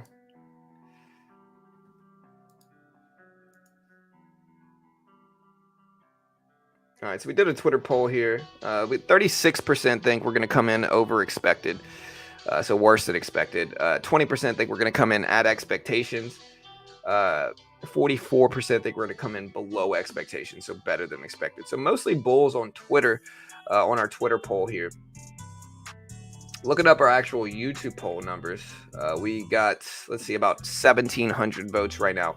40% think we're going to come in better than expected at under 6.2%. 25% think we're going to come in as expected at 6.2%, right at 6.2%. And 34% think we're going to come in over 6.2%, so worse than expected. So about 40% bulls, 34% bears, and 25% neutral. So, hey, we'll see what we get. Watching Tesla has been moving up a little bit. Again, there's an inverse correlation between the Dixie and the market. The market's been pumping up too. Look at the SPY. So SPY's been making nice little moves, breaking over the highs over the last 10 minutes or so. And the dollar index broke lows as well. So again, we'll see if the dollar index continues to trend down and the market continues to trend up. I question what the extension is going to look like. There's beginner trading merch. Just go to my page. You can see it.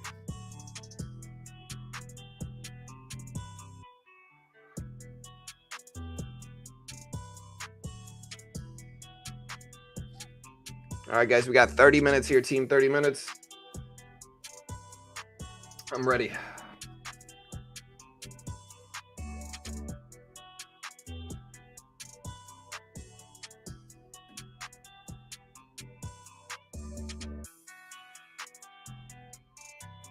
WBD for Warner Bros.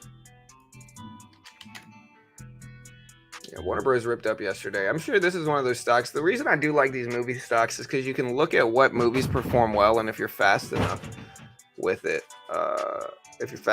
you can kind of jump on that train and make money. Love you. Have a good day. Send your brother in here too, I guess.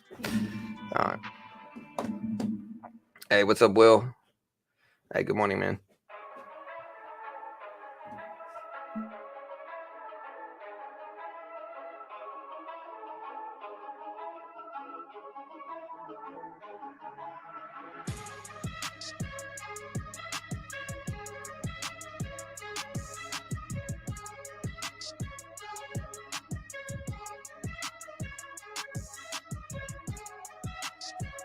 All right, guys. So, hey, shout out to my guy Capone, man. Thank you so much, bro. Hey, so far that is $40 in donations today already, man. Thank you so much. I appreciate you guys, and ladies and gentlemen. I appreciate the support so much. Thank you. Are you a full-time trader? Do I trade every day? Yes. Do I live solely off my trading profits? No. Always try to be honest and transparent. You know, I don't have any reason to lie. But yeah, thank you guys for the donations. Thank you so much. Again, CPI drops in about 26 minutes. Again, expectations are for 6.2%. We also had some earnings coming out today.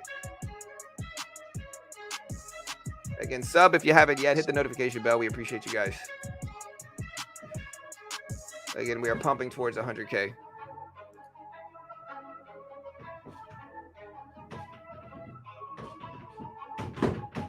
Here, I got it, buddy. I got it, man.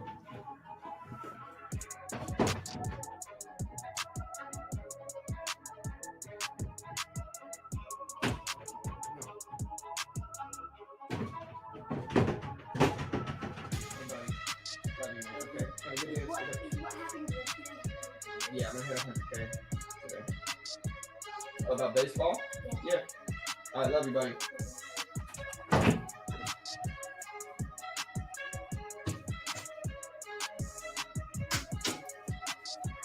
All right. Sorry, my son was trying to. My son was trying to come in here. We gotta get some WD-40 for that door. Yeah, I made a deal with my son. I said, hey, look, you play baseball with 30 minutes with me every day. You play 30 minutes of baseball with me, and I'll let you play 30 minutes of video games. You finish your homework, you do 30 minutes of baseball with me, and I'll let you play 30 minutes of video games during the week. Originally, he's not supposed to play video games during the week, but I told him if he wants to earn it, he can play baseball with me every day with my daughter. And, you know, if he does his homework and plays baseball with me and gets that work in, then, you know, he can play for 30 minutes. And so he's all about that deal, which is good. You know, he can play video games, but at least he'll get good at baseball and do his homework and do well in school from it. You know, yeah, he's got to earn it. It's a good deal. He asked me, he said, hey, are we still doing the same thing today? I said, yeah, man. You play baseball with me, you do your homework, you can play video games for 30 minutes. Reasonable, you know. Oh, thanks, man. Yeah, we're a baseball family here. Like, the only thing I could really teach my kids, I played ice hockey as a kid. I was terrible at it. But I was okay at baseball, you know. And so the big thing I can teach my kids is baseball. My daughter's good, bro. My daughter's actually really good at softball. She plays for a school. She's solid, you know. Like, but I've been playing catch with her and like playing actually with her since she was little. So she's good, you know. She could maybe get into college for it. Like, she's solid, you know. Son's not quite there yet, but he's good. He's consistent. He can catch. He can throw. We got to work on his batting skills, but he'll get there.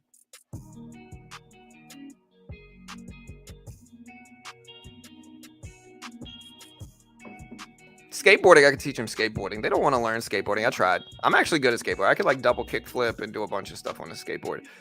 But they just don't have the interest in it that I did. So, it's all good. I guess I'd rather him play baseball.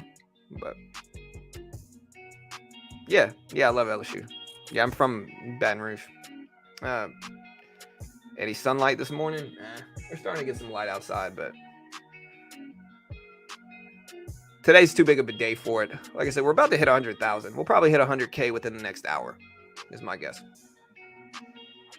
SPY pulling back to VWAP here. And again, another VWAP pullback. We'll see if it holds. Again, CPI data is going to influence everything. So, again, we'll see. Time will tell. But hopefully we get some good stuff. Yeah, we need something, Steven. WD-40 or whatever. Yeah, but remember, CPI comes out today, guys. If you don't understand the relevancy for CPI is inflationary metrics, or CPI is an inflationary metric used to show price increases for consumers. It's the consumer price index. Very, very relevant data coming out today at 8:30 Eastern Standard Time. What the heck is going on?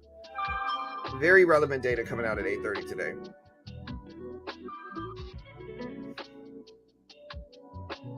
So very relevant data coming out at 8:30 today Eastern Standard Time. Bro, my phone just opens up with freaking. But yeah, very relevant day for inflation. So again, inflation data comes out once a month for most metrics. There's PCE, which is really what the Fed uses. The Fed actually uses PCE more than any other gauge to determine how bad inflation is getting. It's the most accurate one the Fed uses, but it's the lesser watched one out of CPI and PPI and PCE. But today is CPI, which is the biggest reaction we're going to get from inflation metrics any day of the month. CPI is the biggest report we're going to have on the month. It's generally the highest performing stream where we get the most people here. And so CPI data is very relevant. It will cause massive movements in markets if we get some big data. If it comes in really hot or if it comes in really low, we'll get big, broad reactions in markets, in crypto and stocks and futures. There's no press conference. It's not like the Fed rate hike decision, but the data that we're getting today, as well as we have PPI data. So today is CPI, which is buyer inflation, how much prices have gone up for buyers.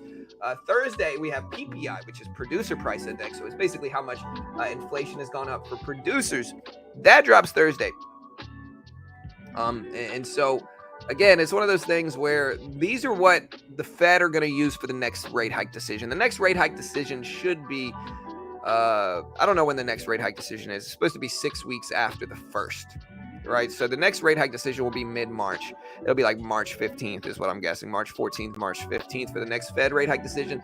So the inflation gauges that we're getting today are going to influence that. The PPI later on this week are going to influence the Fed's decision on how much they're going to raise or lower rates. And so it's important to watch. And it will cause big movements in stocks. Expectations today are for 6.2%. 6.2% is what they're expecting for year-over-year inflation, 6.2%. Last time it came in at 6.4%. On the month, they're expecting 0.5% increase. Last time it came in at 0.1% increase. And so again, last time was 6.4%. This time they're expecting 6.2% on the year. On the month, they're expecting 0.5%. Core CPI, another very relevant metric, is expected to show up at 0.4%. Last time was 0.4%. Core is excluding food and energy. So when you hear core, generally with metrics like this, it means excluding food and energy prices. So it means like not including gas and food prices. Core CPI is expected to show up month over month at 0.4%. So yeah, 0.5% is what they're expecting on the month. Again, let me know if you think we're going to come in hot or low. But again, another pullback. So again, regardless of what we do now, you want to know why I'll watch the volume weighted average prices, because look at the SPY. We pull back to it. What happens? We bounce. Even if we come back down here, which we could, this is why we watch the volume weighted average price, is because at least we're going to get at least a small bounce like we did when it approaches it. Now, Tesla's starting to give back some gains here. So Tesla's starting to fall back down. It's under 196. It's approaching 195.80s. So Tesla's starting to break down. Google, slightly green on the day. Ford, slightly green on the day. Ford pushed up big yesterday. But we're going to watch the dollar index. And again, this is the US dollar index. What I do see is I see the Dixie fall down a little bit. Generally, that's going to mean the market's going to push up. Usually, there's an inverse correlation between the two. So it'll be interesting to see what we get, but that's kind of breaking it down here. 5.8. I hope we come in at 5.8, bro. I mean, I know you can't guarantee anything 100%, but I hope we do 5.8%. Hey, all good. Upstart earnings today. I don't know. Hey, thank you, Berlin. Yeah, we stream every big release. We stream daily here, guys.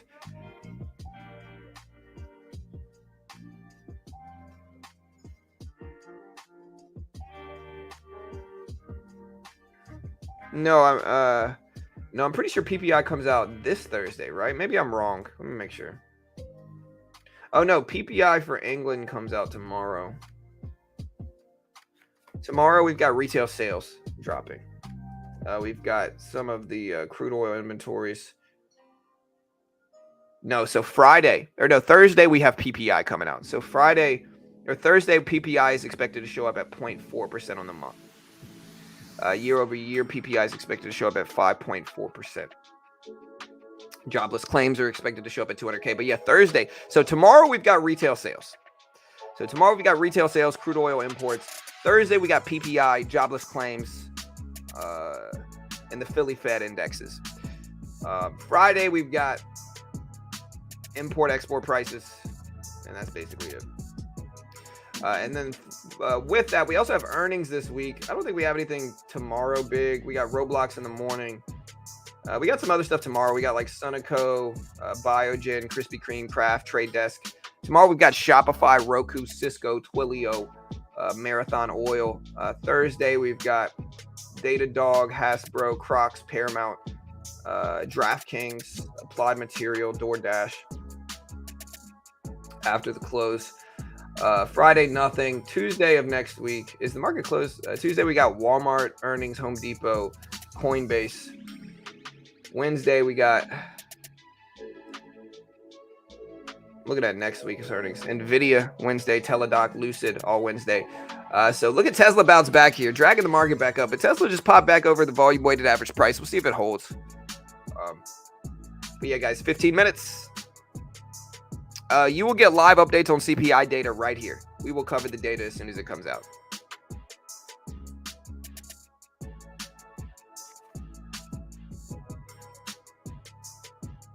Yeah, good luck. What do you guys think we're going to show up as? Higher or lower than expected here? We got about 2,400 votes. 42% think we're going to come in under 6.2%. 25% think we're going to come in at 6.2%. And 34% think we're going to come in above it. So worse than expected. So we will see.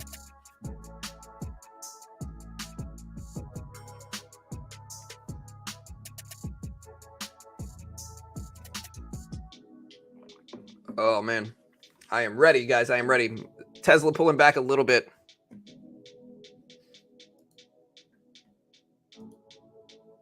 Hey, my guy, thank you I appreciate it, man. Thank you. Yeah, we should hit 100K, like I said, within the next hour or two.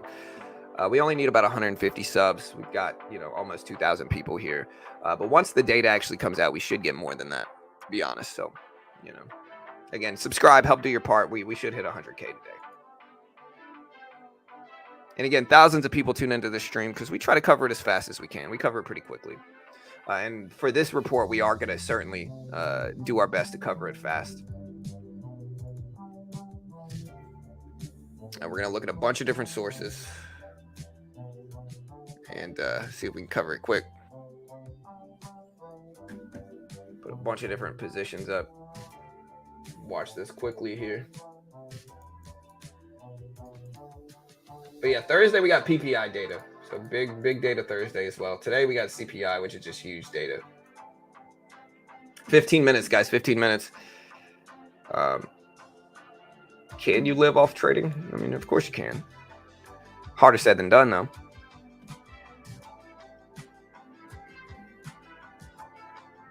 Don't you dare, Robert.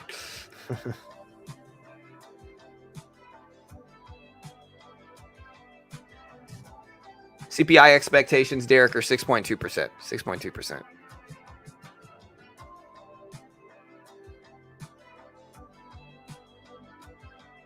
Loyal to this man's beard, eh?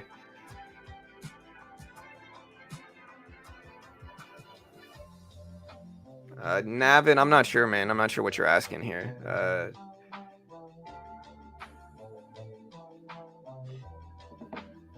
What is the major mover today? The major mover is CPI, Consumer Price Index. This is the biggest economical release we get all month. is CPI data. It's the biggest echo release we get all month. We got about 2,100 people here. This is the biggest economic release we get all month. Hey, what's up, crypto?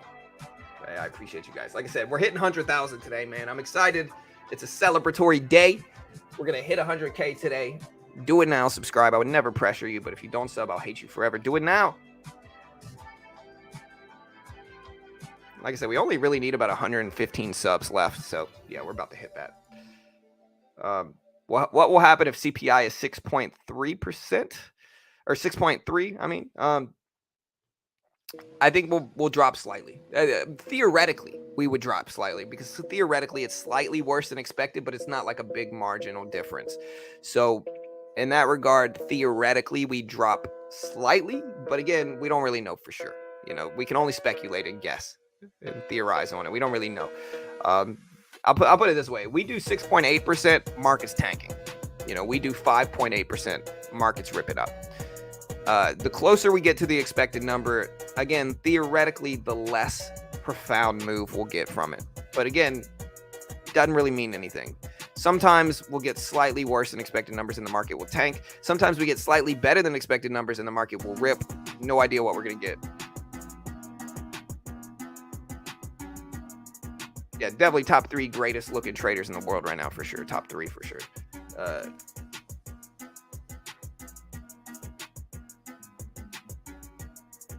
All right, guys. And again, we'll cover this data fast. CPI is the consumer price index. It is an inflationary gauge that a lot of other traders are watching. A lot of other traders are paying attention to inflation gauges. It's going to move markets. It's going to influence the next Fed rate hike decision. The next Fed rate hike decision should be mid-March. It's 6 weeks away from the last one, which was right at February 1st. So in mid-March, which is in about a month from now, today's CPI data will influence it. And so it'll be a big move of markets. It will move markets today. Again, a lot of people have been calling for a crash. I don't necessarily think we're going to crash. But if we do, it'll be today or tomorrow. But again, I'm not saying I think we will. I really don't know. But if we do crash, it'll be today or tomorrow.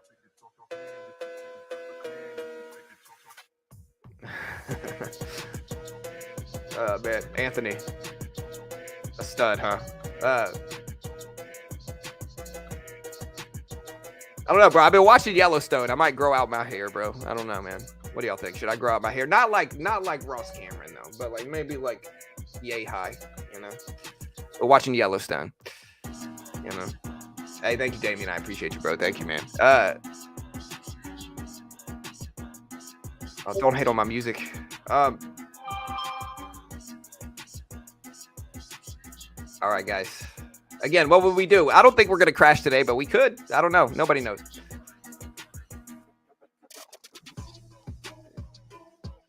If you won $2,500 a month for 20 years, would you still stick to your daily job?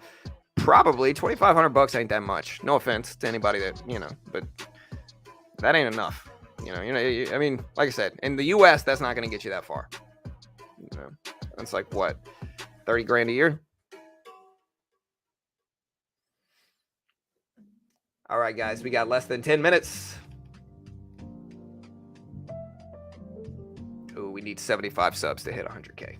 Do it now. Man bun? Nah, I don't know.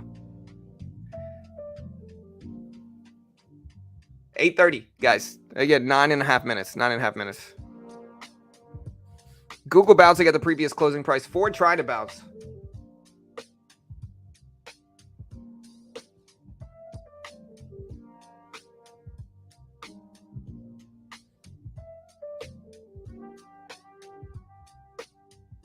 Yeah, so there's a timer right here. Again, here is Tesla on the left. Here is the SPY, so the S&P 500, and then here is the dollar index on the right. Again, inflation data coming out pretty soon in less than 10 minutes.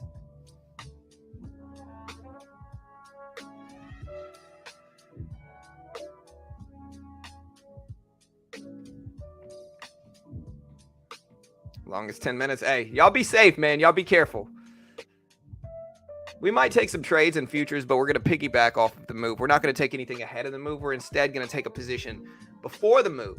Or we're instead going to try to bet on the direction maybe after the results are released. So if like we come in really high, over. Maybe we'll short. If we come in really low, maybe we'll long. But it's just a maybe. I really don't know. But again, look at the market. This is why we watch the volume weighted average price for those asking today, is because we pull back to it. We bounce directly off of that spot. Yeah, I don't know. I need to make at least, it depends on where you live, right? In Texas, I need about at least 6. I would say 6,000 a month to be like content for the rest of my life. You know what I mean? And I'd probably take that. Like that's, again, it's less than I'm making now, certainly. But to be able to just not have to worry about anything, I don't think I'd mind that. Krispy Kreme, hey, the greatest donuts ever. Hey, thank you for the sub, guys. Thank you so much. My question is, will we break 100K before CPI drops?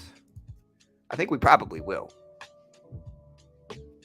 Again, we need like 50 subs, which, we got about 3,000 people here. Come on now, guys. Again, my big thing here is I don't sell a course. I don't sell a service. I don't claim to be an expert. I don't act like a guru. I don't even claim to be a good trader. We report all the major data, CPI, PPI, jobless claims, retail sales, the Philly Fed Index. We cover it all. We stream all the big earnings releases as well as the earnings calls that accompany them. And people tune in because we try to cover the data as fast as we get it. We're not always perfect with that, but we cover the data pretty quickly. And so if you want a place where you're going to get free data, where we day trade at the opening bell live every day, I don't sell a course myself. I don't sell you guys a course because I'm not claiming to be an expert or anything like that. We're just a free resource and community, which is rare. Hit the subscribe button, support movements like that. We appreciate the love. I don't know. I don't know what we're going to get, FA. I think it depends on what the data shows up as. Again, if we come in higher, remember, this is CPI inflation. So this is inflationary gauges here. So higher is worse.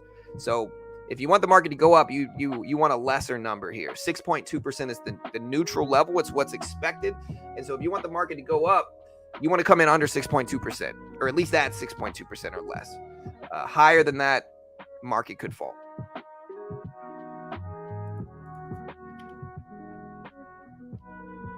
Oh, we did. We broke 100K. Thank you guys so much. Hey, we broke 100,000 today, guys. Thank you so much. I appreciate you guys. Thank you so much for 100K. We broke it.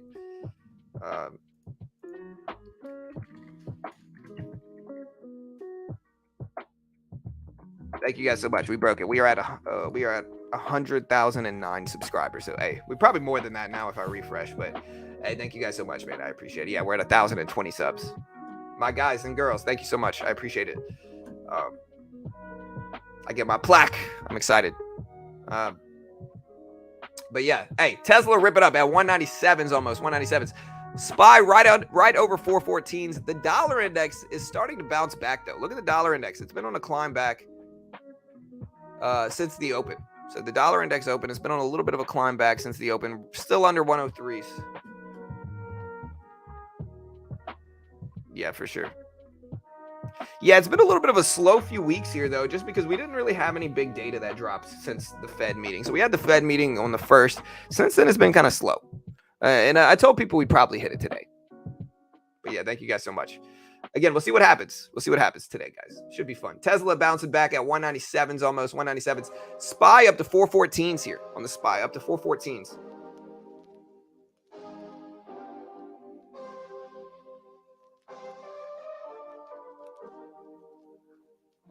Hey, my guy Daniel. Hey, thank you so much, man. Shout out to Daniel with the $100 donation. My guy, thank you, brother. I appreciate you, man. Thank you, sir. Yeah, today is Valentine's Day. We might, it is Valentine's Day today. So, hey, thank you, Fish. Thank you, Mike.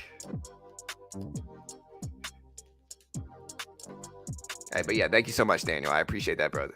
$100 donation, man. Thank you. SPY testing highs here. We got 4 minutes left, guys, and the SPY is pumping up. SPY at 414.30s right now for the SPY, 414.30s. So we're starting to move here. Look at the SPY breaking highs right now ahead of this. So the SPY is moving at this point in time. SPY is going here. Again, let's see if it continues. But the SPY is moving.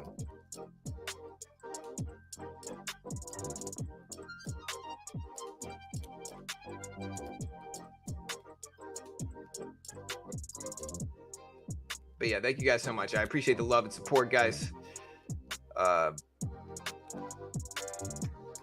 Market went up there. Again, we got 3 minutes, team. 3 minutes. Guys, be ready. 3 minutes. 6.2% is what's expected. Less than 6.2% positive market reaction. Higher than 6.2% worse market reaction. Where's my girlfriend, bro? I got a wife. I'm married, bro. Here she is right here. But yeah, thank you so much, Daniel. That's a huge donation, bro. Thank you so much, man. But yeah, there's Carol. All right, pull it back a little bit. We got 3 minutes. 3 minutes. Again, make sure you're caught up on the stream, guys. Just to put this into perspective, you want to make sure you're caught up here. Okay, so you want to make sure you hit the play button next to the. You want to make sure you hit the live button next to the play button. If you don't, we might be a little bit delayed here. So you want to make sure you hit this, and you want to make sure the live button next to the play button is red. It means you're fully caught up on the stream. It means you're fully caught up on the stream. Again, less than 3 minutes, guys. Less than 3 minutes before the data comes out. I'm gonna get rid of the timer. We got less than 3 minutes though. And again, make sure this button is red. If it's red, that means you're in real time. Let me get my sources up so we can prepare for this, so we can get the data fast here. So bear with me, guys. I'm gonna get Twitter up as well.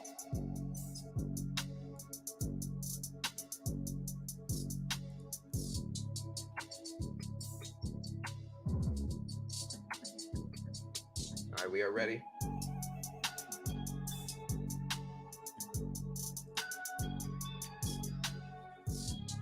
All right, guys.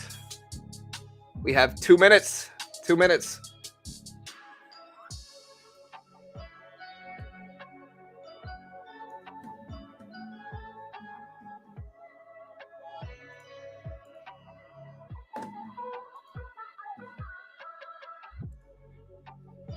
All right, we got all our sources up. We are ready here.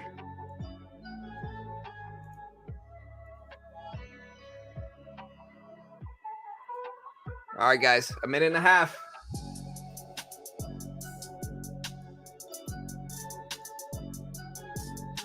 A minute and a half, guys.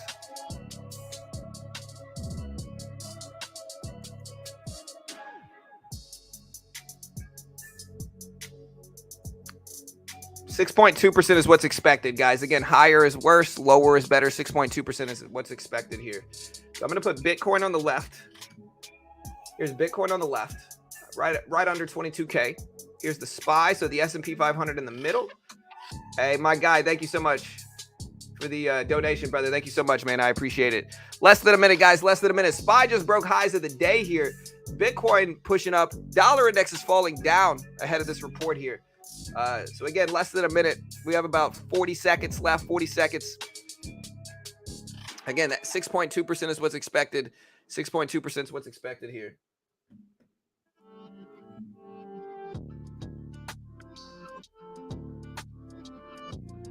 SPY pulling back a little bit ahead of this data here. 20 seconds, guys. 20 seconds.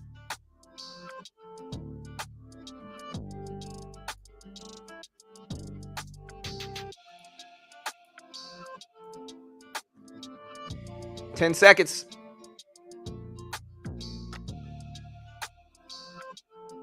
All right, here we go. Here's the release.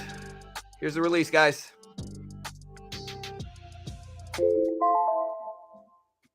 All right, CPI came in at 6.4%, 6.4%, 0.2% higher than expected over the month. It came in neutral at 0.5%, but 6.4%, 0.2% higher than expected. As we said, the SPY is dropping. Bitcoin is dropping. The dollar index is moving up. It came in at 6.4%, guys. 6.4% for CPI. I told you guys we covered this very quickly. 6.4% is what we showed up as for CPI data. 6.4%.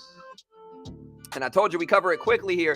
6.4%, 0.2% higher than expected. And the market is reacting negatively to this, obviously. It came in higher than expected. SPY down to 411s here. 411s. Bitcoin down to 21.6. Dollar index popped all the way up over 103s. But 6.4% is what we showed up as. 6.4%. Again, we covered the data fast. Subscribe. I told you guys we covered the data quickly. 6.4%. And market obviously is not liking this data. 6.4%. Starting to bounce back. Not a huge reaction so far here from this data release. Not a huge reaction so far. But yeah, data came in at 6.4%. 6.4%. And market's starting to rebound here, ironically enough. Market's starting to bounce back a little bit here on this data here. So bouncing back. Again, 6.4% is what we showed up as.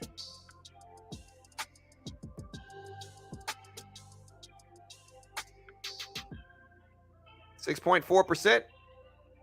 Initial bad reaction here, initial red reaction. Market's still testing the green level though. And so it looks like the market kind of wants to go back green here. We are technically green on the day for the SPY, not by much, but we are technically green on the day here as we speak here. Big bounce back in markets. Is the market going to turn red on higher inflation numbers? It could. Wow. So again, the market is going red or green on the day from this data, which is strange. You don't see this very often. But again, the data came in 0.2% higher than expected here. And yeah, month over month came in at 0.5, as expected at 0.5 versus 0.5% expected. Core CPI came in higher than expected as well on the year and lower than expected on the month. But the SPY is just pivoted and gone green on the day relative to the, you can see the dollar index starting to fall back down here. But weird, man. Hey, I'm okay with it. I'm okay with it. Strange.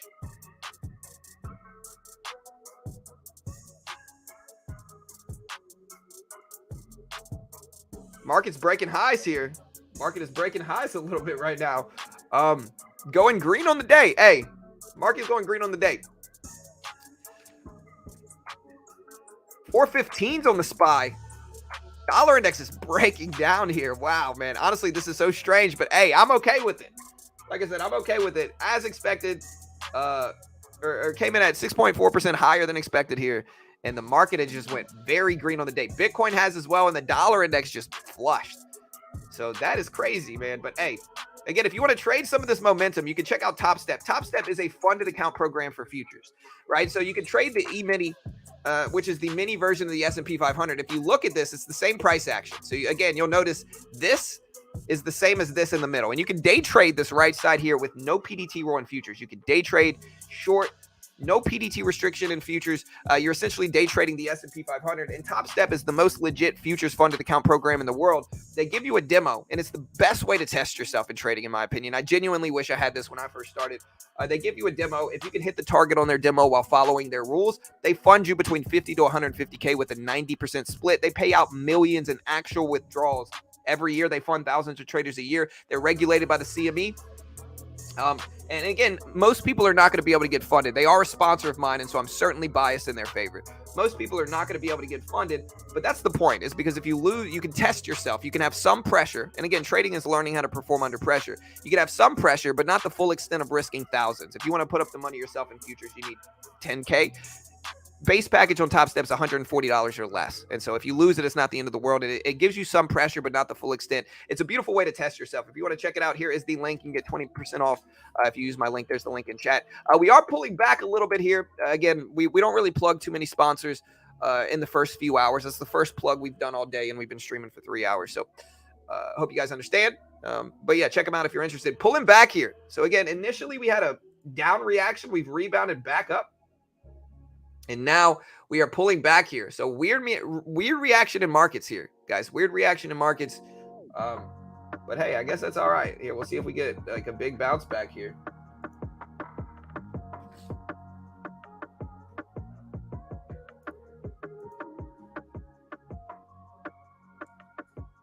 Pulled back a little bit. We're at a little dip level here. Market's starting to flush. So again, we're actually pretty neutral. And the inflation, somebody asked me, they said, hey, what if we come in at 6.3%? And I told them, if we come in 6.3%, theoretically, we should get like a slightly down but somewhat neutral reaction. That's kind of what we're getting right now. It's like a somewhat down.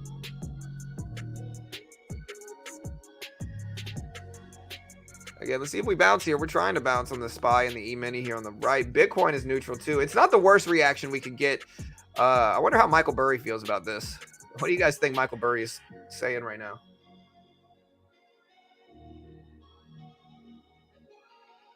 Market is rebounding pretty big here. All right, so we initially took a short here in futures and lost money. So you can see we lost about, $500-600. We took some long trades since then, basically buying this dip and taking the red to green move, and we made about, we made about another $400 or $500 back. So we're pretty flat from the release. We've been trading some. Hey, my guy, though, we got $200 Australian. Hold on, let me see. What is that?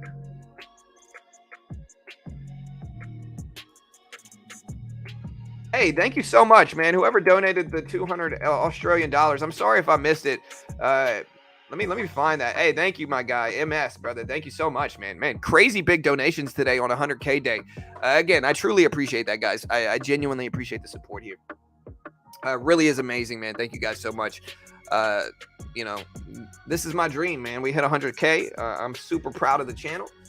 Super proud of the growth. It really goes to show that you don't have to sell a course, to have a successful channel. You don't have to pretend to be an expert to provide value to traders. And that's what we do here. So thank you guys so much. Shout out to you, man. Thank you, MS. Thank you, Daniel, for those huge donations. I know we got another one that I missed. It was right before the numbers came out. So let me acknowledge those as well. But thank you guys so much for the donations here today, man. I'm going to have to go find the other ones. My bad if I missed them. Again, CPI is just such a big release that we've been covering them. But yeah, thank you guys so much, man. It's amazing, guys. Thank you so much. I don't know what to say. It's great. Thank you, Jash, man. I appreciate it. Thank you so much, guys. Again, we broke 100K today. That's great. I'm going to get my plaque. I told you guys, we cover this news fast, man. We cover the news fast. We covered that within like half a second. We dropped that news for you. And so again, subscribe if you haven't yet. This is why we got 4,000 people here right now, is because people know I'm not going to tell you my sources. Listen, you can pay 30K on Bloomberg terminal, or you could subscribe to Beginner Trading. Okay. I appreciate the love, guys. Thank you so much.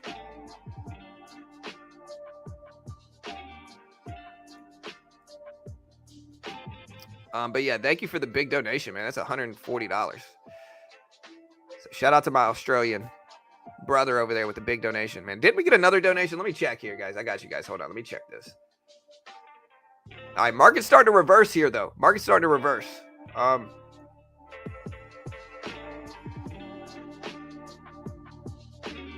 Yeah, I wonder what Burry's saying. Honestly, we're starting to get the big brash reaction. It's not that, okay, I'll put it this way.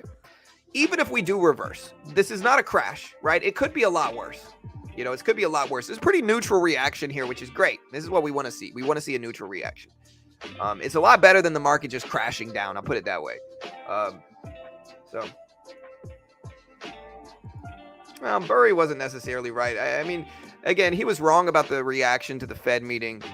This wasn't a huge miss. Like if we came in at like 6.87, then you could argue that he was right, but nothing yet. Hey, thank you for the NT $30, man. He said happy V-Day and congrats. Hey, thank you so much. G, thank you so much, man. I appreciate it. Let me see how much that is.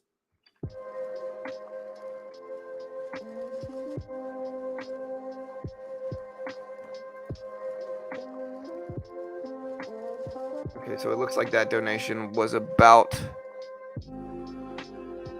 $1. Hey, so thank you, man. Hey, G, I appreciate you guys. Thank you so much. Whew, man. So again, we broke 100K. Honestly, I've been waiting for this for like 2 weeks now. Yeah, again, it could be bad. Can you read the report? The report's already out. It came in at 6.4%. Again, we already covered the data as soon as it came out. 6.4% is what we showed up as. Again, 6.4% is what we showed up as versus 6.2% expected. So we came in higher than expected for inflation. Month over month, we were neutral at 0.5% on the month, 0.5%. So again, neutral monthly CPI increase. Yearly increase was 0.2% higher than expected at 6.4% versus 6.2% expected. Core CPI came in at 5.6% on the year versus 5.5%. And on the month, core CPI came in as expected at 0.4%. That is what we got so far.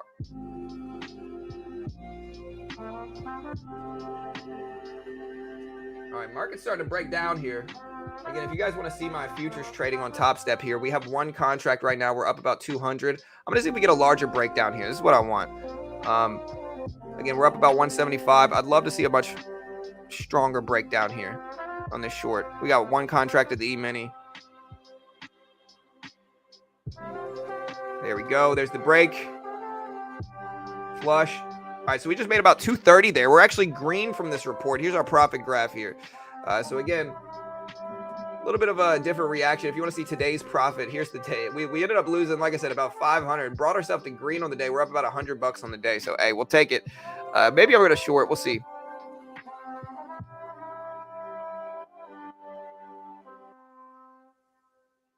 Does the market open usually react more? It varies, to be honest. It really does vary.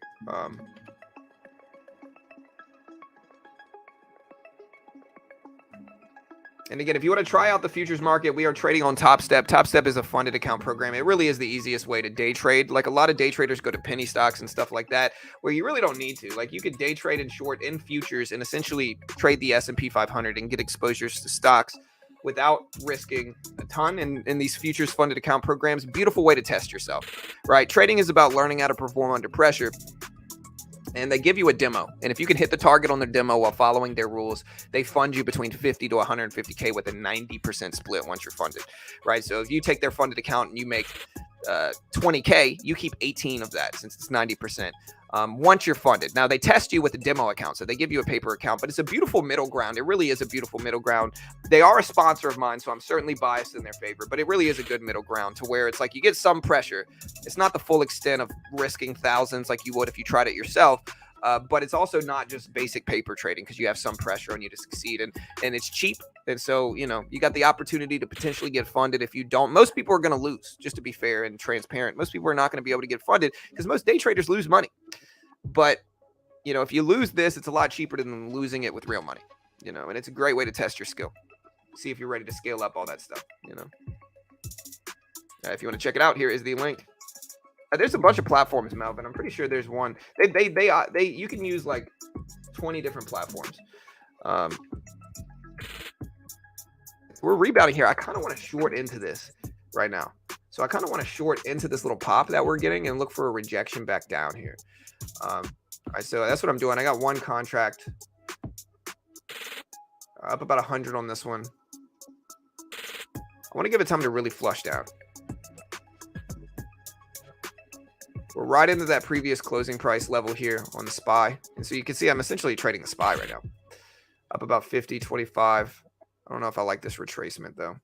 I already got a cushion of about 100 on the day, and so I can be patient with this and see if we start to break down. Because we did get it. This was a negative report. Like it wasn't good. It came in 0.2% higher than expected. And so we're chopping up and down a little bit. But ideally, I'd like to see a breakdown happen. We're up about 100 on this trade. We're trading one contract of the regular E-mini.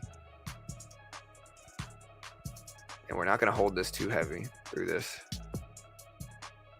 I'll give it 1 second, see if it rejects here at the previous closing price, but it doesn't look like it.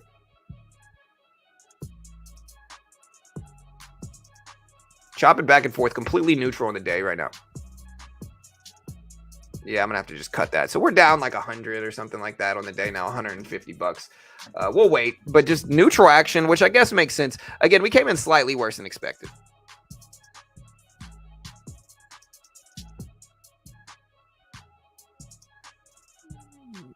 Now you're a bear? Nah, I mean, I told people all the time, man, I don't only go long. In fact, again, I prefer shorting in day trading. Like I prefer to actually short day trades than long. Like I'd rather short. There's a common saying, and it goes something like longs take the stairs, shorts take the elevator. Wait, did I just get another huge donation? Or is that the same one? Okay, no, that's the same one. I was about to say. Again, we got two contracts now. Writing this down, we're up. There we go. We just covered a piece. Just made about $600 on this funded account program, trading this volatility.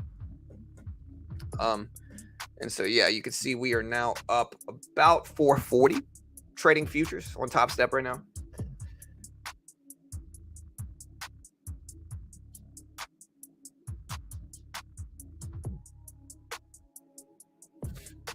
I mean, chat, are you guys really taking my long-term outlook and then trying to act like if I short, then I'm switching my stances all of a sudden? Like, come on now, man. If y'all think that, y'all are just emotional because I chose the opposite direction that y'all chose. But again, I've said this all the time. I said it today. In day trading, it's not really bull or bear. Like day trading doesn't matter. Like it's so short term, it's insignificant which direction you choose. I just trade the trend. Right now, we just recently broke under the previous closing price. We had a worse than expected CPI report. And so, yeah, you better believe I'm going to jump on a short really quick and make some money. Doesn't mean I'm not bullish long term either. I can short term and buy stuff long term. There's nothing wrong with that either.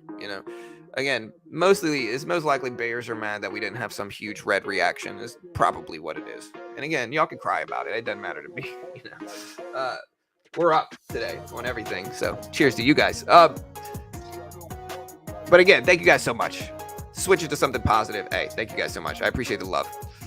We hit 100K today.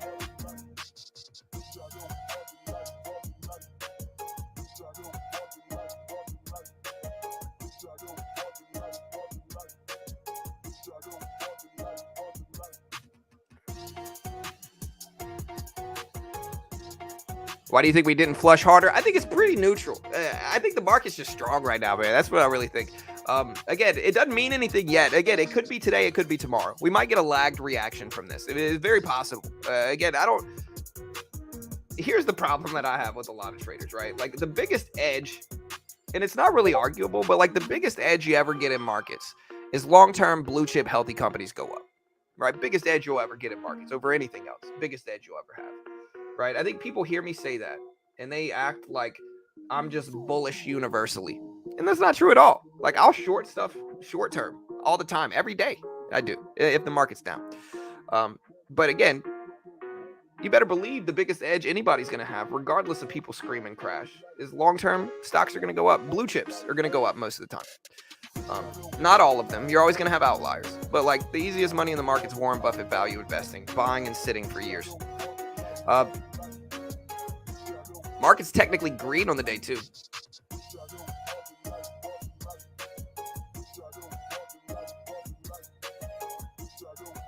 Yeah, again, it's very possible we're just going to get a lag here where, you know, initially we chop and then eventually the downward trend starts. It's very possible the opening bell's in about 42 minutes. That might bring some more volatility that we need to drag it down. But right now we're very neutral. Again, theoretically, from that response in CPI from 6.4%, theoretically we should get a slight downtrend, right? It wasn't a huge brash miss, like a huge miss. It was more so a slight miss. But theoretically, because of that, we should get a slight downtrend. Not a huge one, but a slight one. And right now we're slightly green on the day. So I guess it's within the margin of difference. But Bitcoin up to almost 21.8. E-mini trying here. We can look at the Dixie as well. Here's the dollar index too.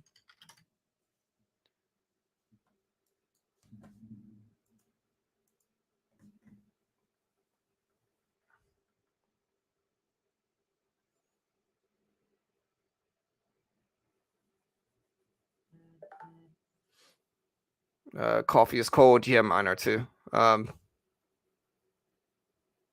It's Top Step Bill. Check out the link in the description if you want to check it out. Again, we're going to end the poll here. We got a bunch of votes so far. So we're going to end this poll right now. We got the poll going live. We're going to put the music back on too. So we're going to end this poll here. So far, these are the final vote report, poll numbers here. We got about 5,000 votes. All right, so 39% think we're going to come in under 6.2%. So they were kind of wrong, to be honest. 24% think we're going to come in right at 6.2%, and 38% think we're going to come in worse, which were slightly correct. There's the poll numbers. Now, with that, we're going to ask people, does the market close green today? Yes or no? Vote on that poll. That's an interesting poll. Does the market close green today? SPY push it up on this data, which is very interesting. So SPY moving up on this data, which is interesting. No, these are futures. These are not options, Lewis. So the futures market is how you get around the PDT rule. There's no PDT in futures. But when you hear contracts, it's futures contracts. It's not options. Futures contracts, like futures are essentially like what futures are. Okay, so a while back when people still traded in pits, right? They were still doing pit trading. Farmers would grow crops. And then when it came time to yield those crops, the prices of the crops had changed so much and hurt their margins to where it wasn't profitable for them to do that, right? In commodities. So what they started doing is they started buying or selling contracts based off of specific prices to lock in their profit margin, to where they would have a locked in profit margin and they would let speculators bet on it. They called it futures trading because you were betting on the future prices of commodities. Right, and that sparked the futures niche of trading. At this point, futures have evolved to where I can trade the S&P 500 futures contracts, and it's essentially the same thing as the S&P 500. Again, if you look at the E-mini here on the right, It's the same thing as this. Look, big up, big up, down, up. So it's the same price action. But you can trade the S&P 500, which is called the E-mini in futures. You can trade, gold prices. You can trade cattle prices, corn, whatever you want to trade, really, you can. Let's look at the dollar index here. The dollar index is the opposite of this. So while the market's moving up in green, the dollar index is moving down in red on the day.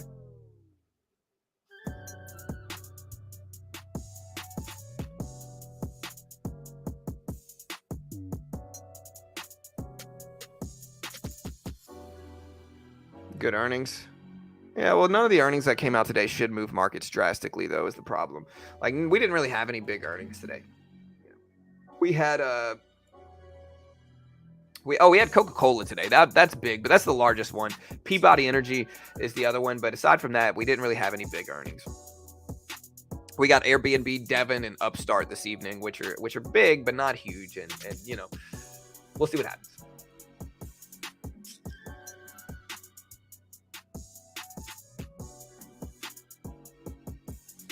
And the opening bell, again, guys, is in about 30, 40 minutes. 30 minutes, actually. So, or 40 minutes, I mean.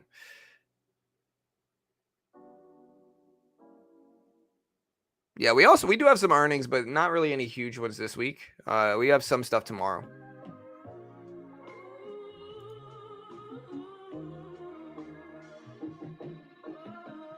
Yeah, there's no PDT in futures. And again, if you want to try out one of those funded account programs we've been talking about, check out Top Step. Another one of my sponsors, guys, is Chart Prime. And again, we didn't plug anything for the first few hours. So we're going to do our little plugs today. One of my other sponsors is Chart Prime. It's a trading view indicator service. And right now they've got a big sale going on. I just find it valuable. Like if you look at this here, so here's the SPY today, right? So here's the SPY chart yesterday. Even if you're just looking at like just straight up candlestick momentum here, like look at them. And again, I'm going to preface everything with like, I cannot guarantee you're going to make money. Nobody can. I can't guarantee anything. They're a sponsor of mine, so I'm inherently biased I'm inherently biased in their favor. But like, look at this, right? Reversal down and multiple bearish engulfing candles, big drop.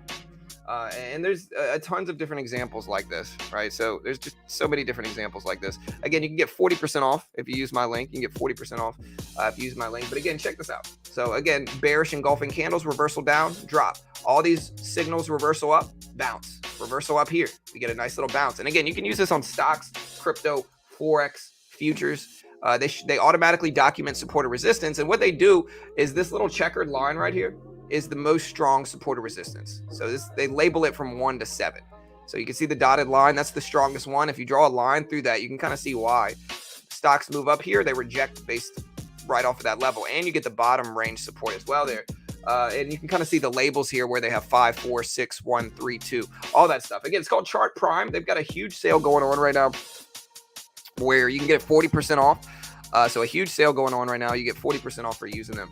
And again, I can't guarantee you're going to make money with them. Nobody can. But they can help. They help my sentiment for sure.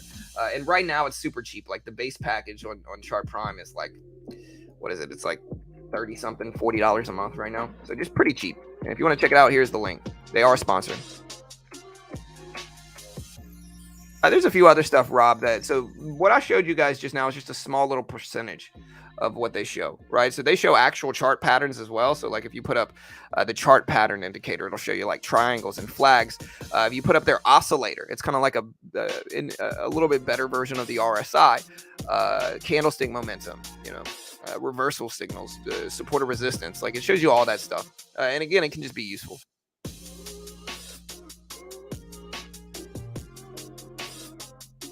Yeah, it's interesting right now. Market's very choppy, neutral.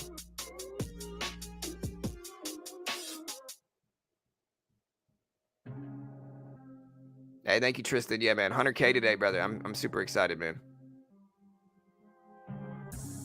There's probably somewhat of an effect, Arjun, just because, like I said, the U.S. market's going to affect everything.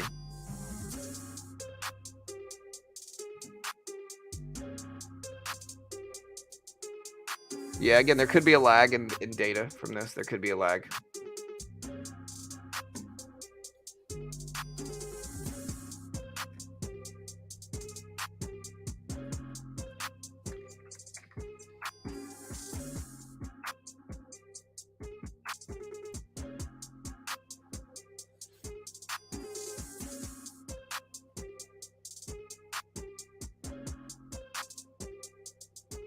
But yeah, thank you guys for hitting 100K here.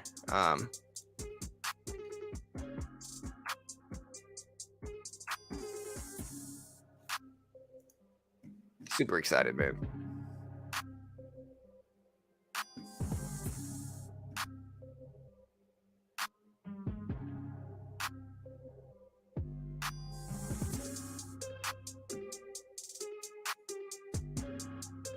All right, so it's the SPY. I get a slightly green on the day right now. The SPY is slightly green on the day.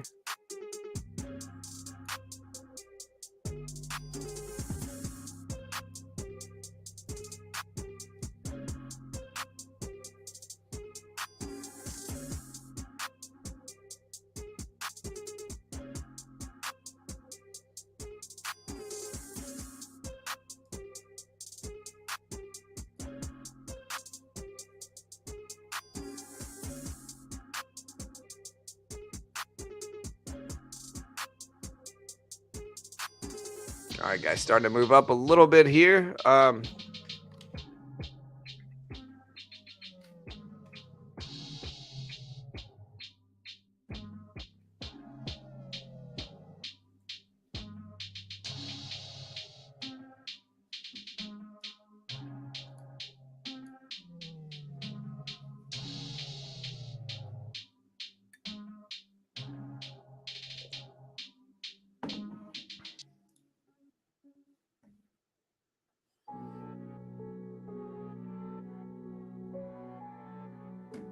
All right, guys. So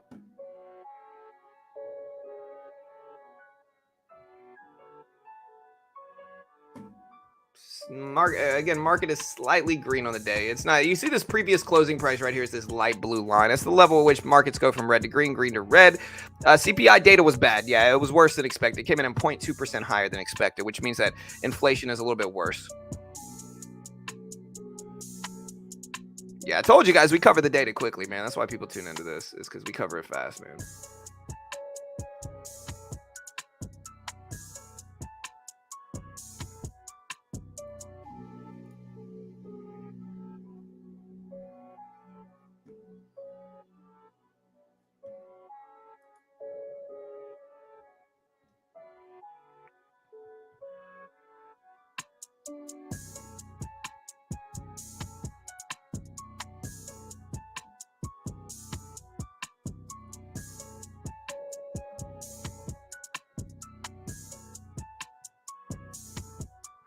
All right, so market just turned red on the day, man. Turned red on the day.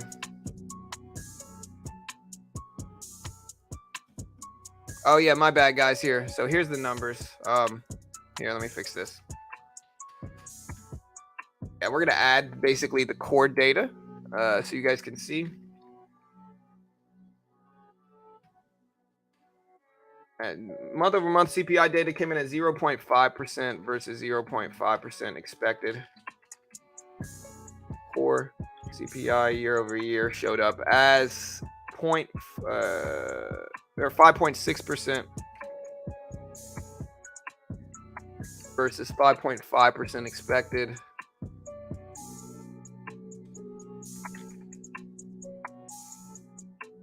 Month over month came in at core CPI month over month came in at 0.4%. 0.4% expected. So here's the full list of data here. All the data right there so you guys can see it.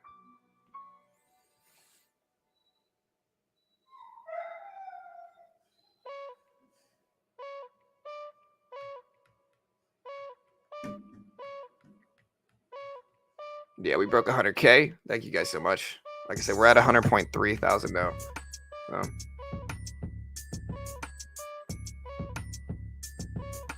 All right, SPY popped back up slightly green on the day. Again, we did day trade a little bit too at the open, or not at the open, at the CPI report. And again, you can kind of see we are now up about 440 on the day. Nice little cushion here. Again, slowly pushing into the strength. Slowly pushing into the cushion that we have already on the day.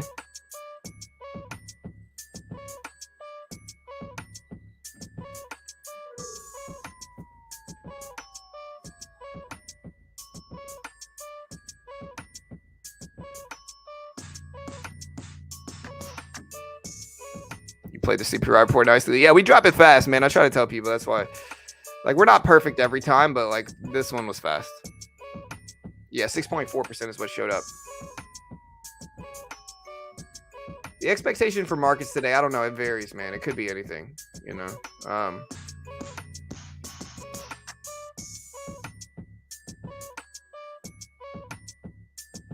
So far, we had a negative CPI report, slightly worse than expected, but it's still early. And, you know, again, we could pivot back, we could drop, we could make moves. I'm not sure. We'll see.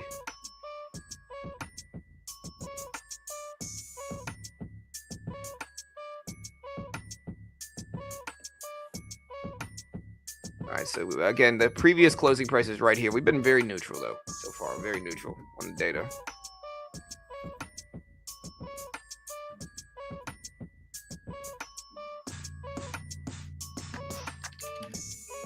Yeah, Apple's slightly red, but the whole market's pretty neutral here. I mean, I'm not. We can even see a little bit of a triangle if you want to draw one. Like you can kind of see. You kind of see like a little bit of a triangle pattern forming. It's not quite symmetrical, but you can kind of see it. Again, we'll see if we break. But that's kind of what we're getting. The dollar index is still moving up a little bit. Bitcoin on the left, you can kind of see that too.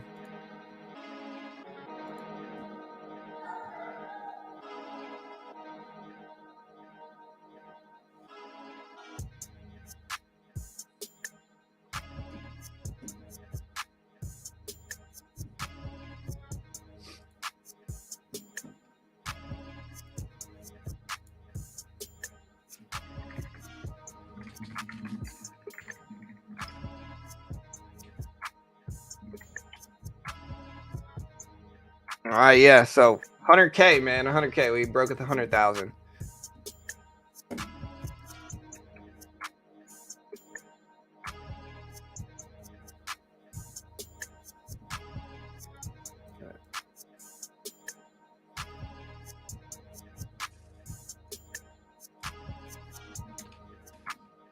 You love to see it. We're gonna make a Twitter post about it now.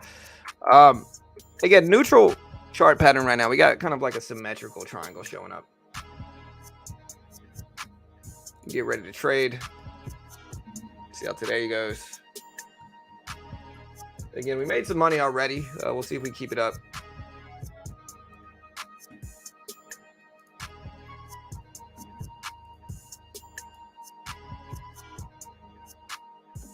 Hey, thank you, Tiny.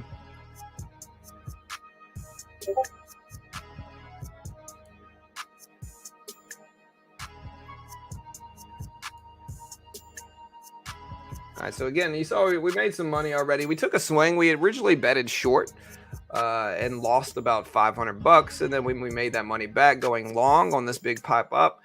And then we lost a little bit going long again, and then we shorted it and made about 450. We made about 500, but we were down already, so not too bad so far. A little bit of a cushion on the day, and we'll see if we keep it up. But not too bad so far, man.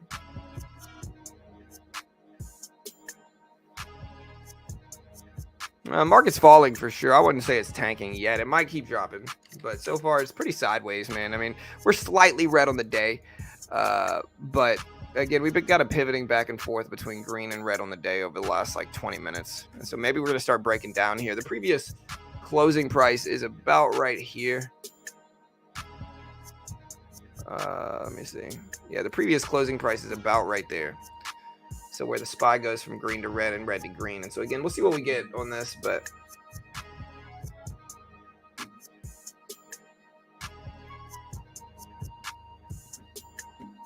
no big moves yet.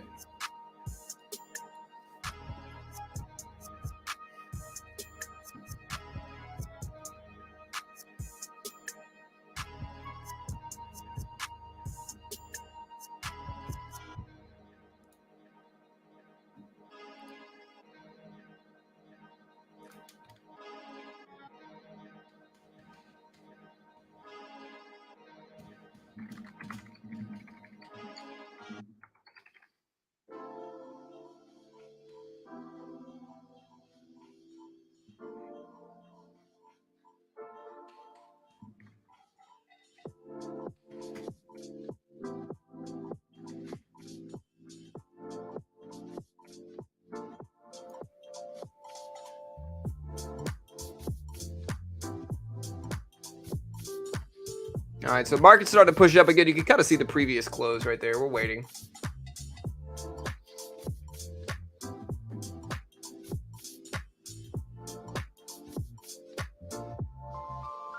Michael Burry, let's see, is he saying something on Twitter? Let's check him out. Told you guys. He didn't say anything. Again, the problem with Michael Burry, and I know you guys like The Big Short. I know you guys watch him. The problem is, like, when you throw darts at a dartboard, eventually you're going to be right. The big joke is Michael Burry has called 18 of the last 2 stock market crashes, right? So it's like, even if he is right about this one, which he hasn't been yet, you know, like, when you throw darts at a dartboard, you're eventually going to hit it, you know? And that's kind of Michael Burry in a nutshell. Ever since he made the Big Short call, he was just so bearish in everything.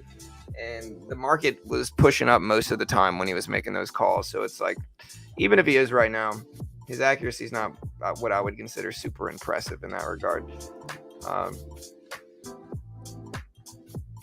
What I hope is that he didn't squander all the money he made from the Big Short betting on more market crashes over the last 10 years.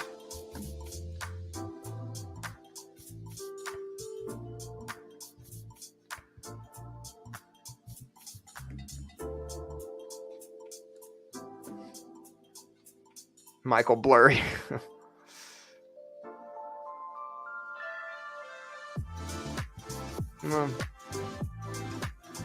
You think he deletes this? Maybe, man. We'll see. I'm not against him. I like Michael Burry. I think his call in 08 was great. His 07 is really when he made the call, but I think it was great. I think betting on the mortgage collapse was a beautiful trade back then. The problem is that it wasn't balanced. His viewpoints weren't balanced, right? And so the problem with that mindset is, like, again, you're trading against the long-term trend of the market. Long-term stocks are going to go up most of the time. You know, bear markets generally don't last very long. And the big profound edge you get is that blue chips are going to go up long-term for the most part, you know? And I think if you're instead of riding that momentum long-term, if you're trying to just kind of cherry pick little small there are little trades that just, if you're trying to bet against that long-term trend, I think it's a fool's bet. But, you know, again, he obviously is doing better than I am.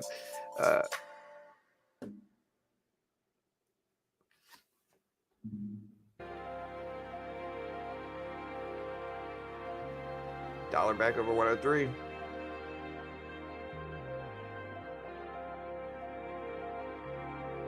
Yeah, but just because he's more wealthy doesn't mean that he's beyond criticism. You know what I mean? Even if you disagree with my criticism here, just it doesn't matter how much money somebody has. Again, he's worth way more than I am. I'm not doubting that. But I think whenever you influence a large amount of traders to do one thing, and then the market does the other, and you cause those people to lose money, then I think that you should be criticized, regardless of how much money you have. You know. And I think Burry should be criticized in that regard. He told everybody to sell a lot ahead of the last Fed meeting. Market has pushed up drastically since then. You know, and so I think it's fine if you're not influencing your 1.4 million followers, but if you are, you should be criticized for it. You know. Hey, thank you, Crypto, my guy. Thank you, brother. Yeah, 100K feels good, man. It definitely feels good, bro.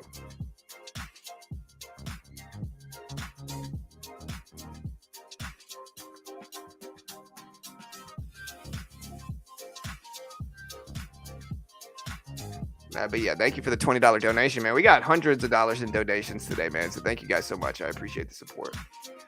Shout out to Daniel with the $100 donation. MS with the $160 US donation. Thank you, man.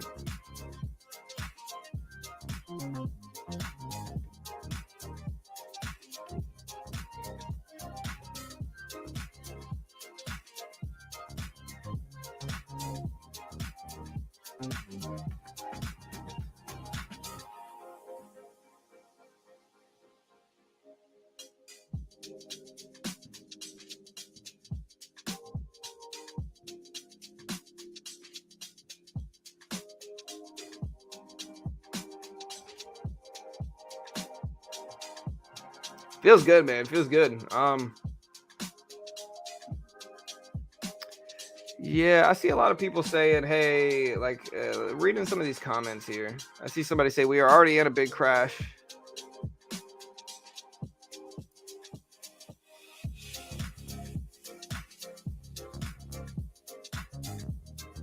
Yeah.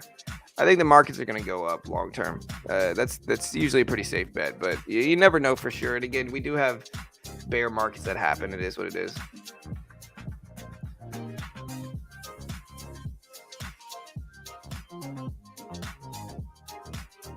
Yeah, we updated the banner with the banner.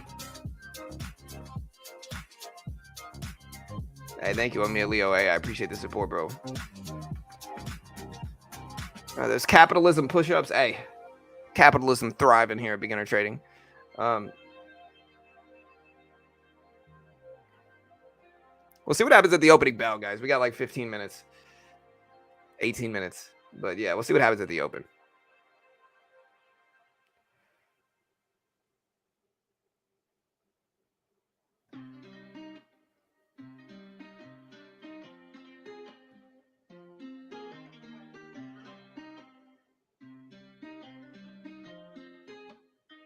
It wasn't a super big miss, though. Like again, in order to crash, we would need something like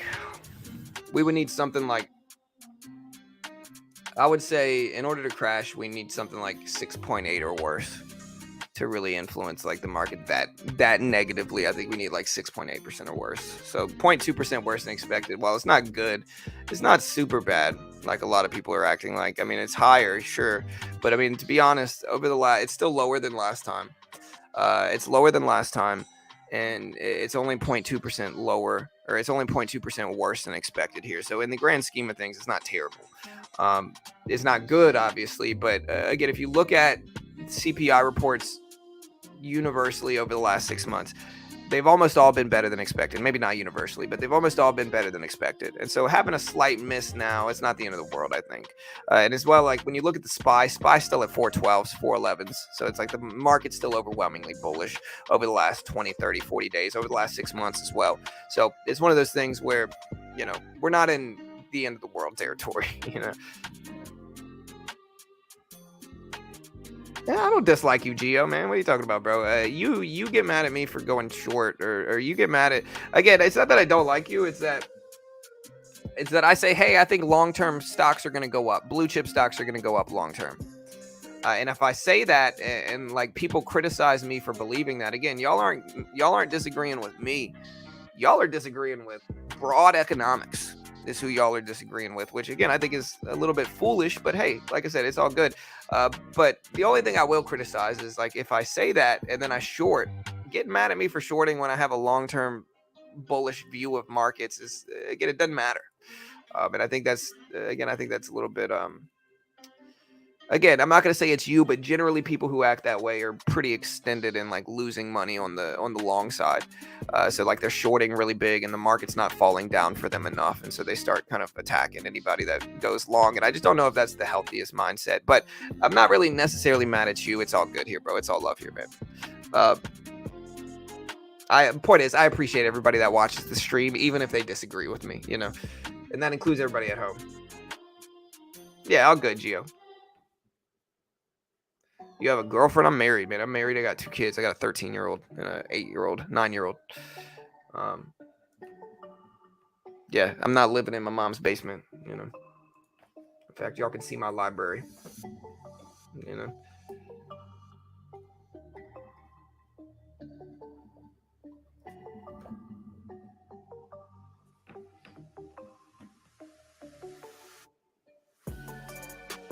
Yeah, I mean, we could argue and say, hey, like it is what it is. But again, in terms of relative to expectations, it's a slight miss.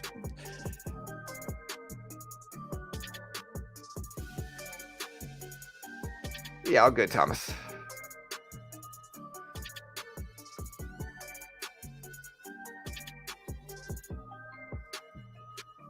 Early 30s. Not gonna be too specific. Early 30s. Yeah, guys. So again, market's falling down a little bit. We got about 14 minutes until the market opens. We'll see if we get something good. Hey, thank you, B. I appreciate it, man. Wife big mad at me today. Yesterday I was late helping. Yeah, it's all good. Back road. That's kind of how life goes, bro.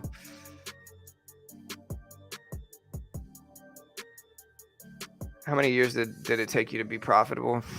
I don't know. It definitely took years. Again, I make most of my money swing trading. So it definitely took years, for sure. Um, I would say a couple at least. You always explain very well. Hey, thank you, Duvall. I appreciate you, man. She's not tall at all. My daughter's actually kind of short, but she's as tall as Carol's. Not super tall. Carol's like 5'1", and so my daughter's kind of got her little short genes, and that's okay. I was hoping my son would take after my side of the family. Like, I'm the runt on my dad's side, right? I'm like 5'11", but I'm like the shortest guy in my dad's side of the family. My dad's like 6'1". All my cousins, my female cousins are 6 foot. So it's like, I'm like a runt on my dad's side. And so I was hoping Jack would take after my side of the family. Maybe it's Nordic genes. My dad's side is English mostly, but my middle name is Nordic, so maybe we're Vikings. But I was hoping Jack would take after my side, but it doesn't look like he did. Jack's kind of short too, but he's okay. Jack's still got time to grow. My daughter's almost done growing, so she's not going to get much taller. Hey, dude, I'm not judging you if you're in your mom's basement, bro. Do your thing, man. Yeah, he's still got time. He's still got time. Yeah. All right, guys. We got 12 minutes, guys. 12 minutes. I don't know what anything's going to do long term. I think generally blue chips are going to go up long term, despite what they're doing now. I think Google probably will. I don't know for sure, though. Not an investment professional. Do not want you to copy me or base any trades based around my views. No idea what's going to happen. I have no idea what I'm talking about. Don't sue me. Not investment professional, not liable. If you lose, have no idea what I'm talking about. Don't sue me. But yeah. I try to teach my kids to trade. I taught my daughter programming, and my son's learning to program right now. So before trading, I'm teaching them math and programming. I think that's a little bit better first. They got to learn the basics first before they'll learn trading. My son kind of teaches to trade. My daughter doesn't have any interest in it, though.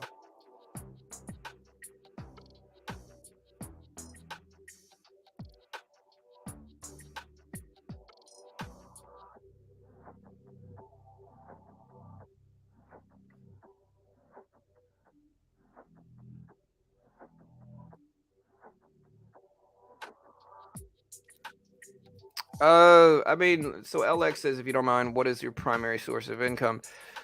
So I've built businesses before, number one. I'm also a software developer to a certain extent. I'm also off and on as a real estate agent. I do make money from my YouTube channel for sure. But I do a bunch of different stuff, I certainly don't live solely off of my trading profits, if that's what y'all are asking. Like like generally my Thinkorswim account's got about 100 and something thousand, like 6 figures in buying power that we throw around, but it varies. Like, we'll take money in and out of it depending on what we're doing. So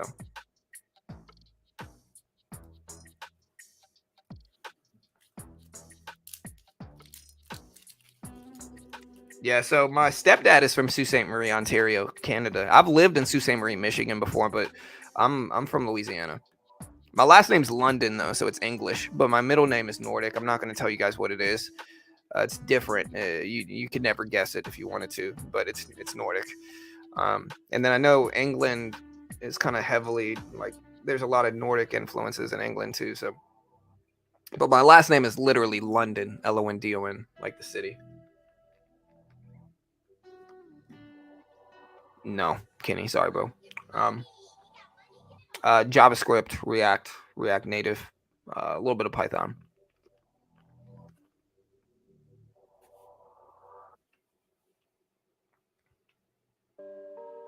All right, guys. So yeah, market's trending down. We'll see what we get, but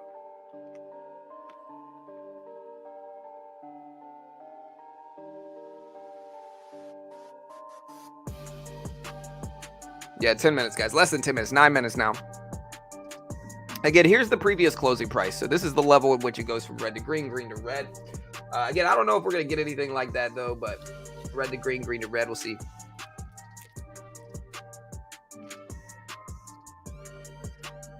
John, the situation. London, hey, that's it.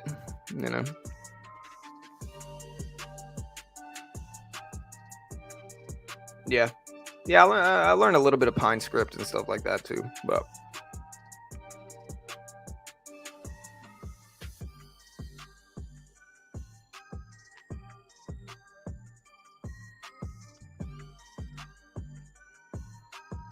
Sault Marie, yeah, my stepdad lives in Batchewana, Canada, is actually where he's from. Uh, Sault Marie, Michigan is, yeah, we live there. It was pretty, quiet.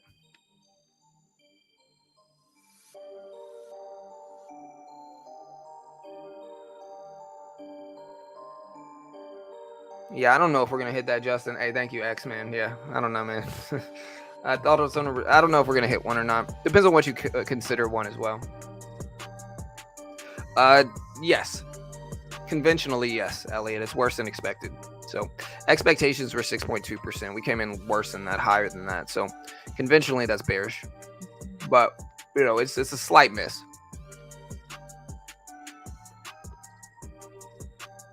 Who? Prav? Who's that, man? I don't know who that is. Yeah. Yeah, I knew that. All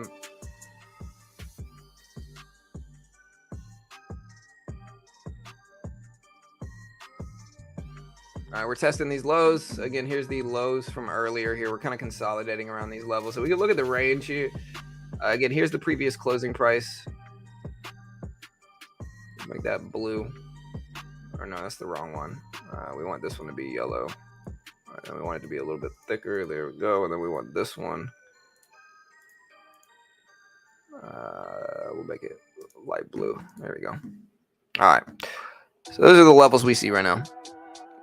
Remember, we got PPI Thursday. So today we had the buyer half of inflationary metrics, which is CPI. Thursday, so the day after tomorrow, we have the seller half of inflationary metrics, which is PPI. It's the producer price index compared to today's consumer price index. Did you see Billboard's top 50 rappers of all time? Thoughts? Let me see what their list is, bro.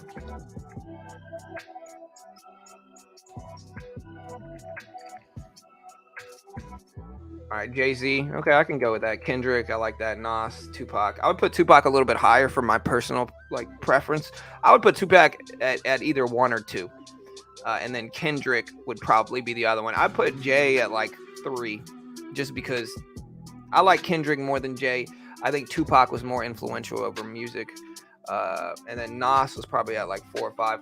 Eminem, honestly, I'd probably bump him down a lot. I'd put Wayne way more up there. I'd put Biggie way more up there. I'd bump Eminem. I'd make Eminem higher. Look, I like Eminem, but I don't know. He's not top 5 for me. I don't listen to him. I never really have. I just, and I grew up in the Marshall Mathers generation in the 90s and early 2000s. But again, I'd probably go with Tupac, Kendrick, Jay-Z, Nas, Biggie, Wayne, and then whoever else, would probably be my list. So, but again, it's different. It's subjective. DMX, yeah, DMX. I love DMX, man. Rest in peace.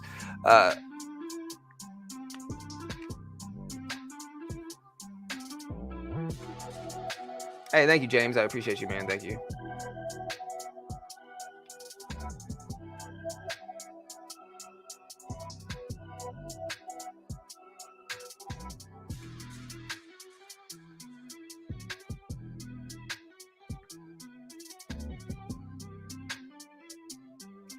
I know I'm gonna get hate for the Eminem comments, but like I said, it's subjective, man. I grew up in the South, okay? I grew up in South Louisiana, right? So no offense, but Eminem's not gonna be as high as Wayne for me. He's just not, I grew up with Lil Wayne. So you know what I mean? Eminem's good. I don't listen to him a ton, but I grew up in the South, so my list is gonna be different. Don't judge me. All right, E-Mini trying to bounce at that low of the day level. Yeah, I don't know. Technically, theoretically, we could go down because it's a worse than expected number, and we haven't had the biggest reaction, but it was pretty close to expectations. It wasn't wildly worse than expected is what I mean. So it's like all we can do is speculate at this point in time and wait for the opening bell, which is in about 3.5 minutes. Yeah, Outcast, Andre 3000. Yeah. He's definitely up there.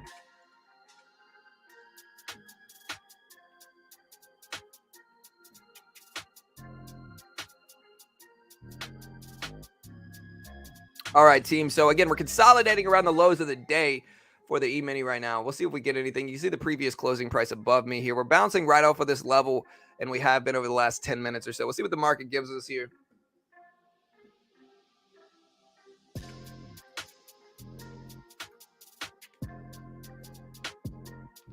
Nah.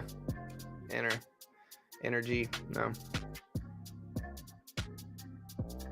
My V-Day is good, bro. My V-Day is good, man. We ate some chocolate, you know.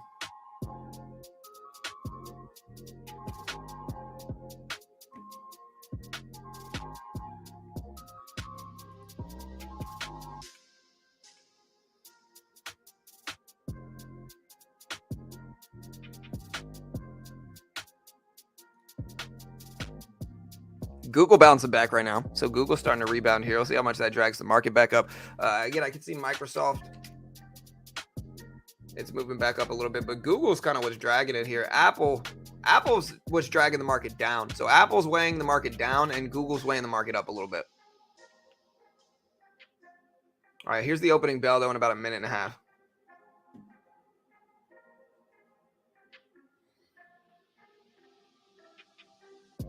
On my chart, I'm using the SPY's previous closing price, right? So regarding the SPY's previous close, then we are below it.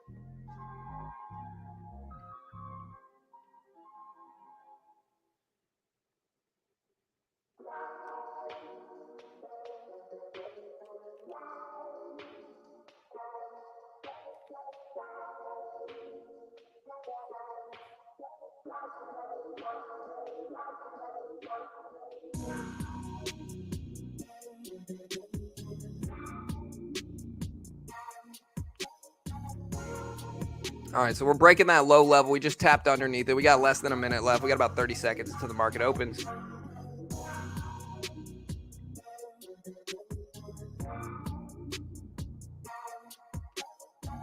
Yeah, so it's going to be a little bit different. I like looking at the SPY because I think the SPY is more watched, but I think the E-mini might be more watched really. But I like the SPY's chart. I can see the pre-market action. I can see the previous close and stuff like that. And I base a lot of my trades around those levels, you know.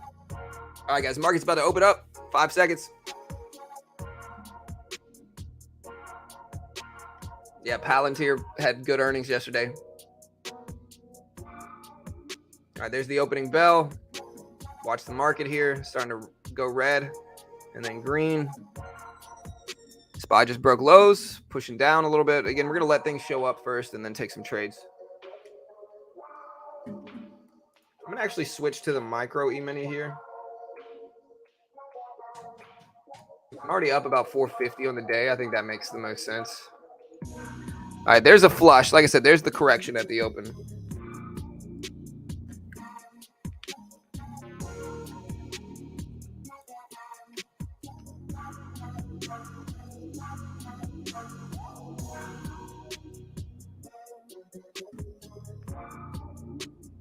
All right, so starting to get a flush. Google break it down a little bit. We might add a little bit more to our Google, but I think I got to wait some.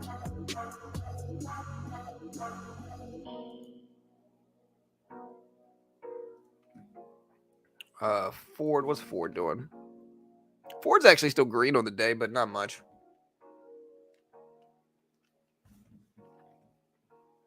All right, guys, so there's the opening bell here. Hey, my guy, thank you, bro. What's your view, positive or negative? Long, it depends on what time frame you're referencing, man. So I appreciate the donation. Thank you so much. I don't know how much that is, but, you know, I appreciate the donation regardless of how much it is, man. I would say long term, I'm bullish. Short term, prior to this report, I thought we were a little bit extended on the upside. Midterm, I'm pretty neutral in it. So like last 6 months, last year, I'm bearish, you know. Well, again, depends on the time frame.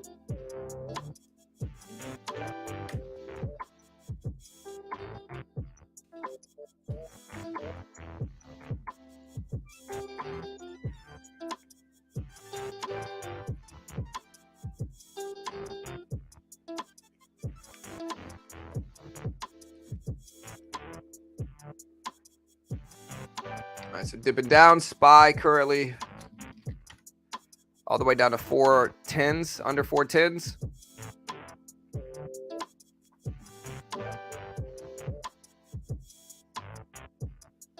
Finally bouncing back a little bit.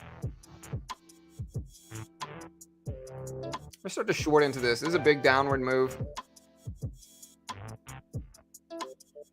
The only problem is Microsoft is starting to rebound back. Let's watch Apple. What Apple's doing. All right, so Apple's down on the day. That's dragging the market down. We're going to short this. It's a very weak looking sign. We got 2 contracts now. See if we get the flush. There we go. All right, we're going to take half off. Took 1 contract. We're going to go ahead and take the rest. Made about $20 just there, scalping the open on the downside here. Again, you can kind of see we're already up like about 460 on the day from trading the initial CPI response. Started to bounce back a little bit here. Watching everything else to see what they look like, but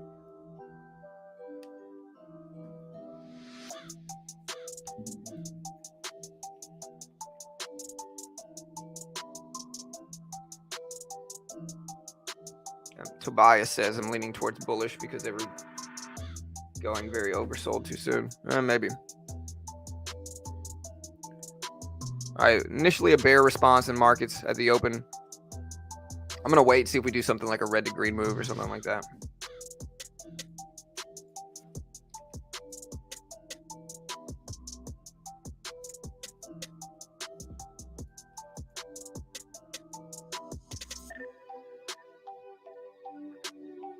All right, I like the up wicks here. We took 3 contracts just now. Just because we got the up wick, but again, if we have a cushion on the day, so we can take a little bit more risk than we normally do at the open. And probably gonna get ready to cut this.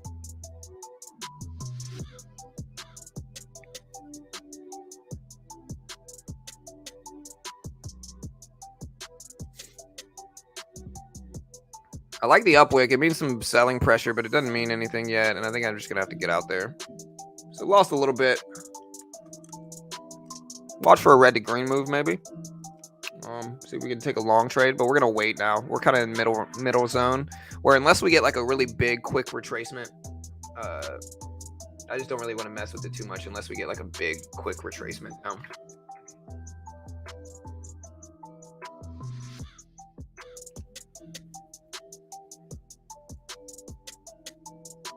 right, so there's a little bit of red. Google bounced into the VWAP here. Microsoft started to push up, testing the volume weighted average price level. Apple's still bouncing back some too. So it depends on if these end up retracing and going all the way back up. And again, I don't know yet. But starting to get some rebounds here. Yeah, the crow.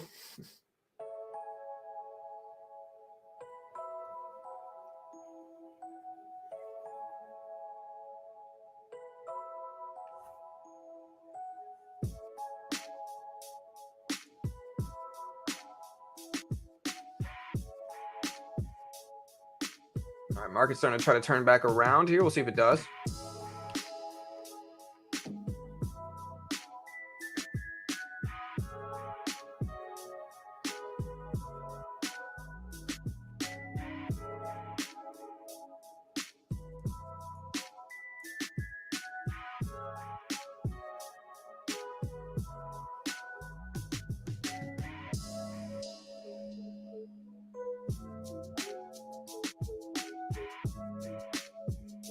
There we go. Market looking weak.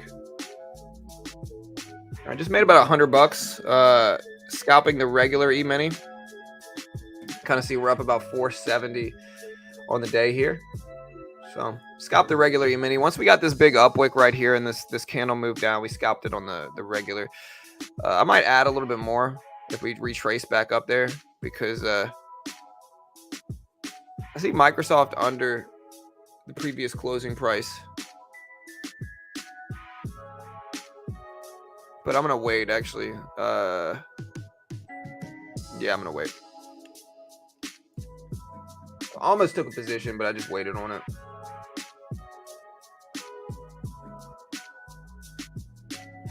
Looks like a red to green is trying to happen. in both Google, Apple, Microsoft. Microsoft's a little bit more red than everything else, but Microsoft was the most extended on the upside relative to the other ones.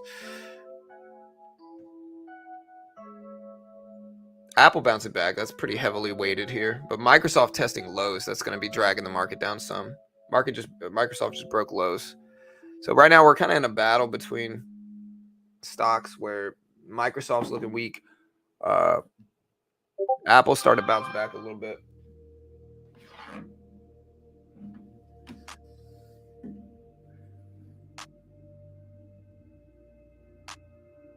All right, big bull retracement here. Wonder what's moving up the market like this. What's Amazon doing? Let me find Amazon here.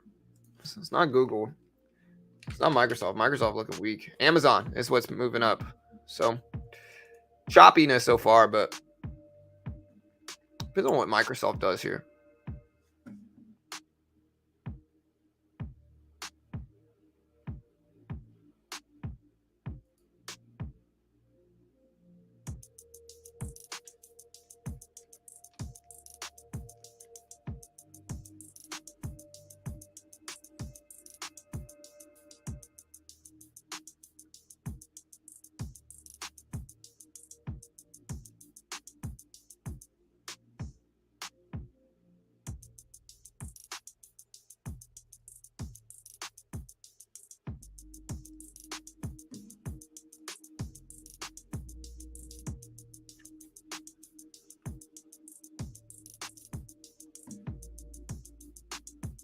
All right, so we just made another really nice E-mini trade on the regular E-mini where we made like a couple hundred. We went up from, yeah, we made a couple hundred. So we made about 200. We're up about 7 on the day, about 700.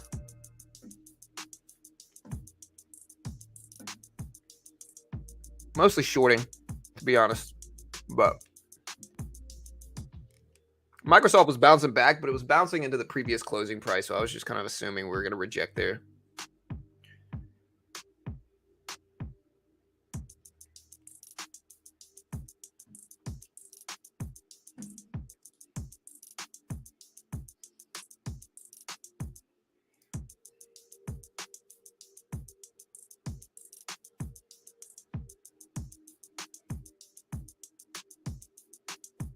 All right, big pop back here. This could pull us back to more bull territory. Microsoft's still testing the previous closing price here too. So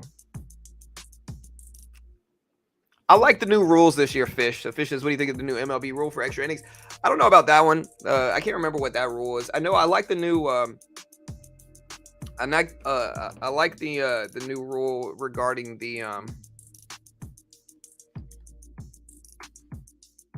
I like the shift rules now, where they place restrictions on teams being able to do the shift. I think it's going to open up. They're also giving pitchers a maximum amount of time in between pitches, so a pitcher can't just tank and sit there for minutes at a time in between pitches and slow the game down.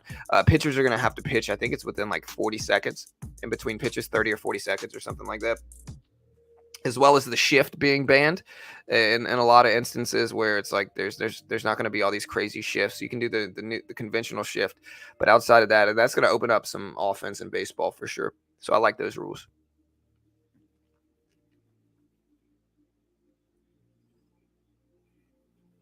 All right, so again, kind of neutral right now at the open. Apple bouncing back a little bit. Microsoft testing those levels here.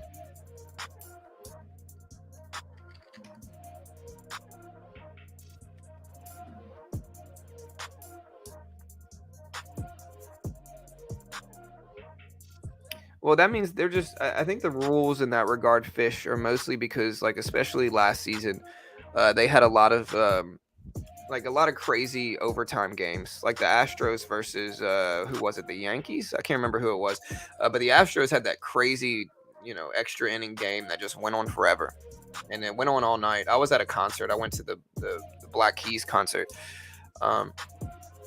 So I didn't actually watch the game, but I know those extra innings dragged on forever. So they're probably just trying to pick rules in baseball that'll stop that from happening again.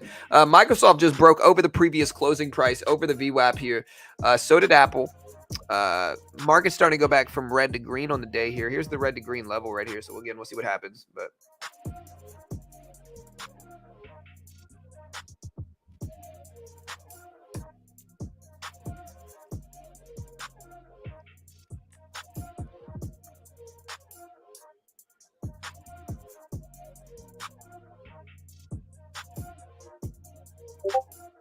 what the shift is, Tiny. The shift is a maneuvering thing in baseball um, where based off of the average field, the average side of the field that the batter will typically hit it on, they will shift the shortstop and second baseman to focus more on what side of the field the batter usually targets. And basically it stops a lot of offense because historically, a ball gone through straight the middle, like the ball would get hit straight through the middle and it would be an on base. But now with the switch, it kind of stops some offense. Anyways, Microsoft pulling back to the VWAP here. Well, it increases offense is what it does, Tiny. It makes more offense happen. Makes more scoring. More offense. Microsoft pulling back to the VWAP in the previous closing price. We got a little trend here that we can draw right now.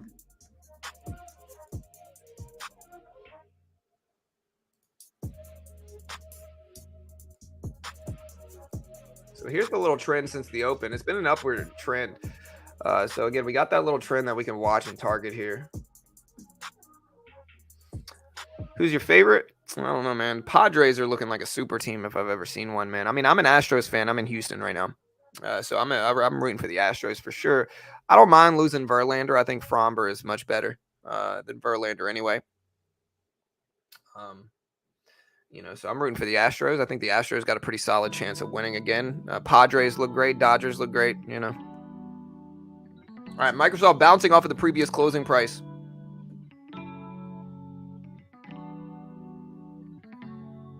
Sox? Maybe. Microsoft rejecting off of VWAP. Apple pushing over VWAP, though, at 152s right now. So, again, you can kind of see this little trend here forming.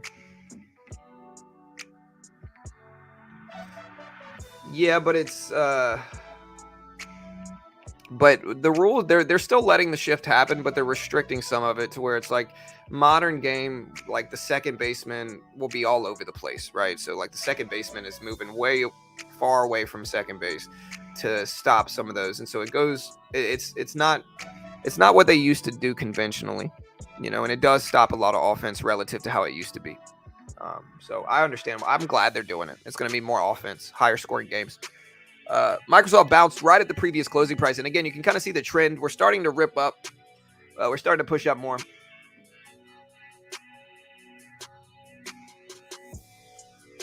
Mariners were fun, man. I like the Mariners this year or last year.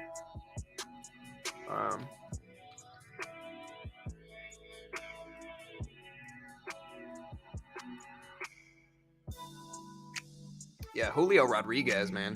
That dude in the home run derby, that dude went off. I was surprised he didn't win. He just got tired, but Julio Rodriguez, man, he's a great player. All right, market's starting to rebound back up here. Trying to go green. Google's testing 94.30s in the VWAP here. Microsoft's over the previous closing price, so Microsoft's still technically green. Apple, which broke down a little bit more than some of these other stocks, is starting to rebound some. The SPY is over the previous closing price, or under the previous closing price, but over the volume-weighted average price and getting closer and closer here. And it looks like this trend broke on the upside now.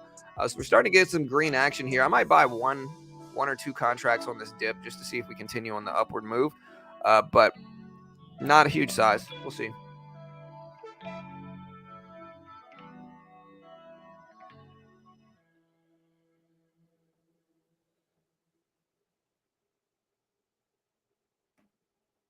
You get Microsoft up to 271.60s here.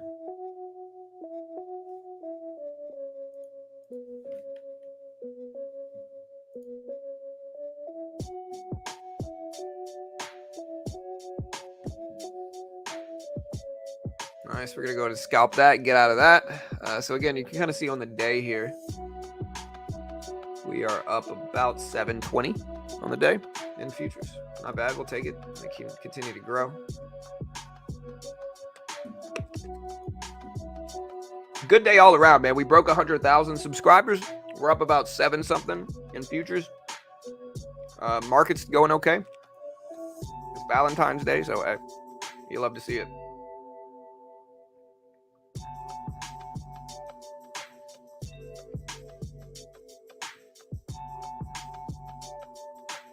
Market's testing green levels now.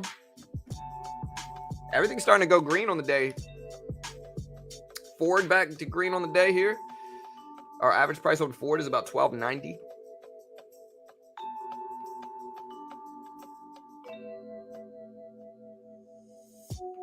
SPY getting ready to test 413, which is the red to green level. Could be a longer trend that we see here, though, and this is what's going to determine that. All right, so we could draw a larger trend. We put a 5-minute chart up. We zoom in a little bit. We could try to identify a longer-term trend here if there is one. You know, you could argue for this right here. You know what I mean?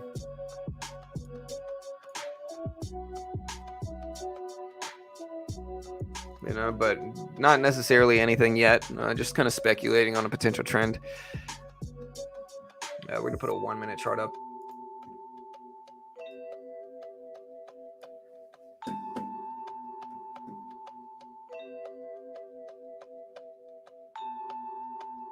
Yeah, market's looking good.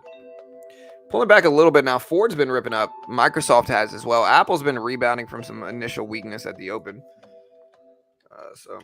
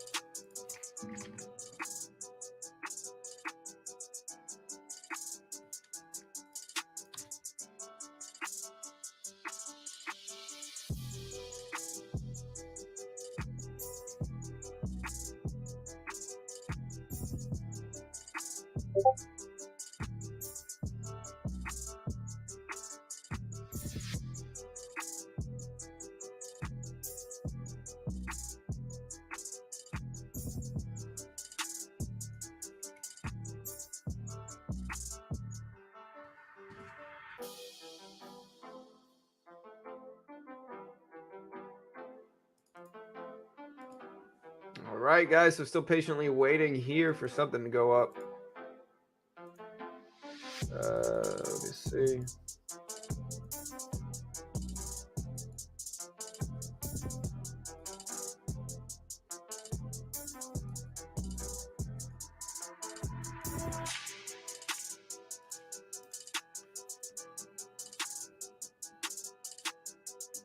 All right, so we're pulling back at the top of the range. Microsoft started to dip down a little bit here. SPY still trying to hold, though. Apple trying to hold as well. Part of me wants to buy this dip and see if we still move up, and it looks like maybe I should have.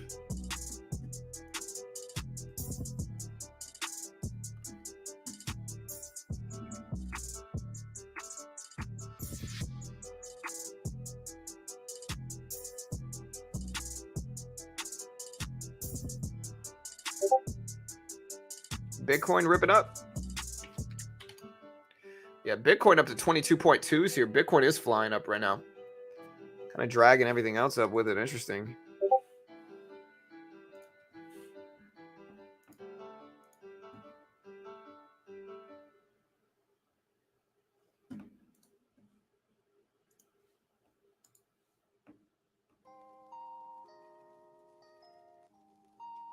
Yeah, I mean, we're getting some, relative to what we got this morning, we're getting some green action here. The next big economic release, again, is Thursday of this week. Thursday, we have PPI numbers coming out. So Thursday is big, very relevant. So Thursday. And we're going to do a crypto show a little bit later, so y'all stay hanging out here. We will be doing a crypto show.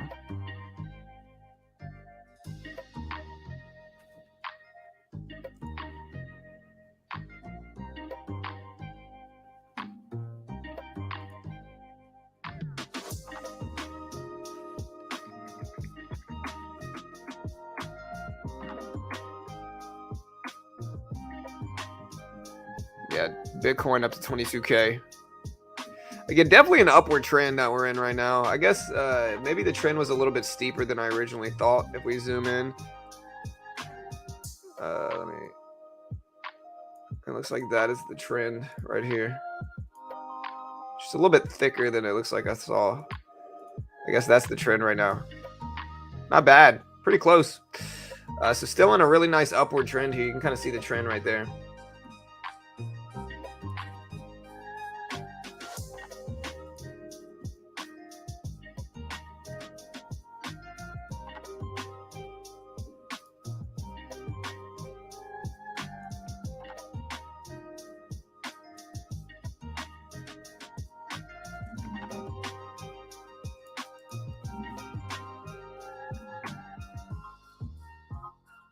Microsoft started to test the previous closing price here. I do want to buy this, but it's going to be one contract and nothing huge. Like I said, we're already up so much on the day.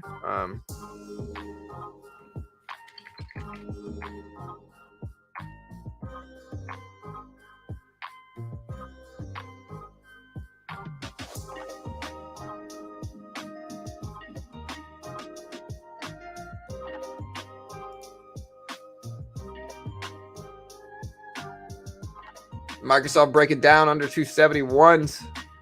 And it looks like we're finally going to have a losing trade here. Yeah, I'm just going to go ahead and cut that. I just don't trust it enough. Everything else starting to fall down a little bit.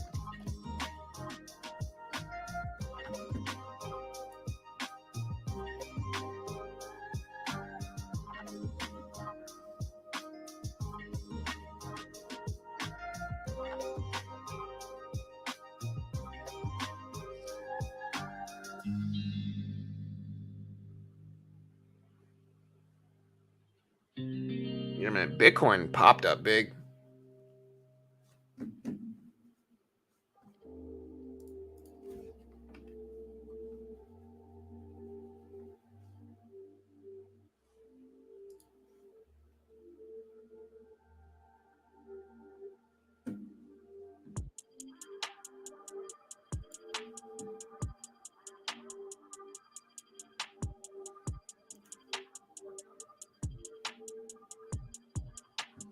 All right, so we did pop a little bit. Microsoft still below. Ford bouncing back a little bit. Apple bouncing up some too. So is Google here. But yeah, just kind of sitting tight right now. We're already up so much on the day that I'm not trying to give back most of the gains that we made. We traded when we found an edge. At this point in time, the longer that goes by, again, we're up about 7 on the day. Maybe we can widen this trend, or maybe the trend looks more so like this. And so theoretically this thing could go to like there or something, and then this could go there, but I don't know. At a certain point we're just kind of drawing stuff.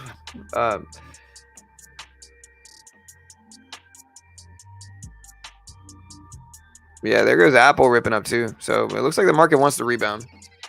Microsoft testing previous close. Google's still fighting back up to 94.50s here. Ford all the way up to 13.15s too. Yeah, Apple just popped up here. Are you surprised we're not selling off more? Oh, it was a slight miss. Big gains though. Apple pumping up.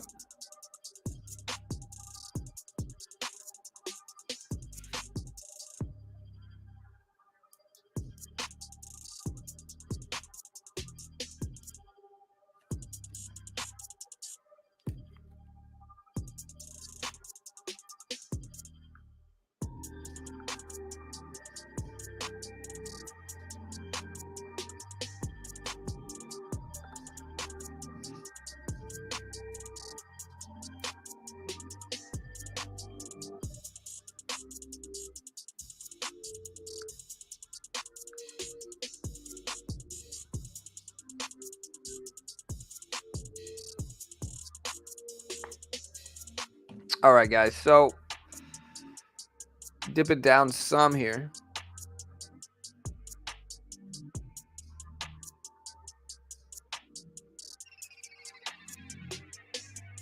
But I don't know, man. The market trend looks overwhelmingly bullish right now. Microsoft is actually pretty neutral. Apple is still red on the day, but still above yesterday's lows. Ford is looking great. Been pushing up for the last few days. Microsoft is technically green, but only slightly green. Google's red. The market itself is trying to really rebound fast here. It's pushing up here. SPY is technically green on the day after all this. So, hey, it is what it is. We'll see if we get some continuations in this stuff, man.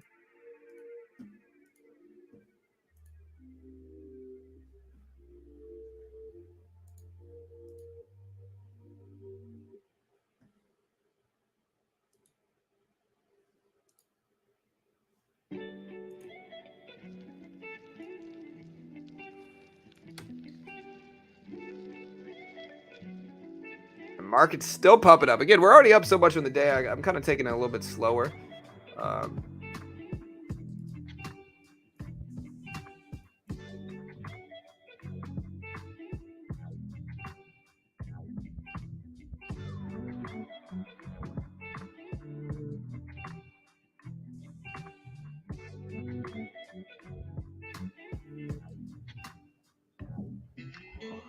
Market's looking super strong here, man. We got the trend. So the trend's holding.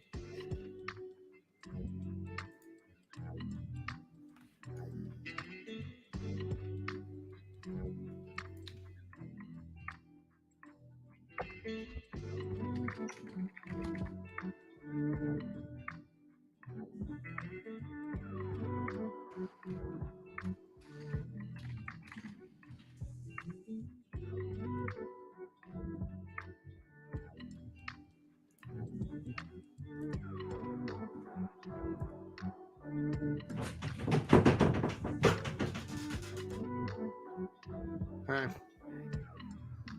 All right. Yeah, we broke it. We broke 100,000. Yeah. Yeah. Sorry, Carol's high-fiving me. She sees the 100K. Yeah, market's ripping up, man. Market's ripping up. Love you. Love you. Hold on, guys. Hey, you love to see it. I'm happy the market's pushing up. It might not make any sense. Inflation data came in worse than expected, and the market's pushing up. That's fine with me. I'm okay with it. Nonsensical market, I'm all right with.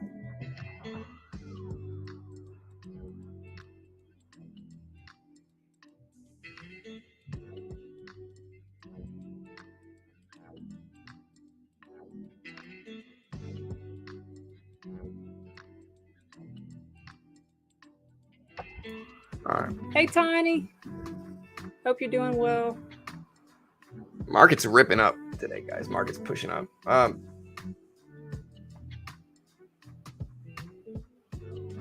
Yeah, 100K. Yeah, we did it. We're at 100.4K now, so we're almost up to 101K. We'll probably hit 101,000 by the end of the week. So you'll love to see it.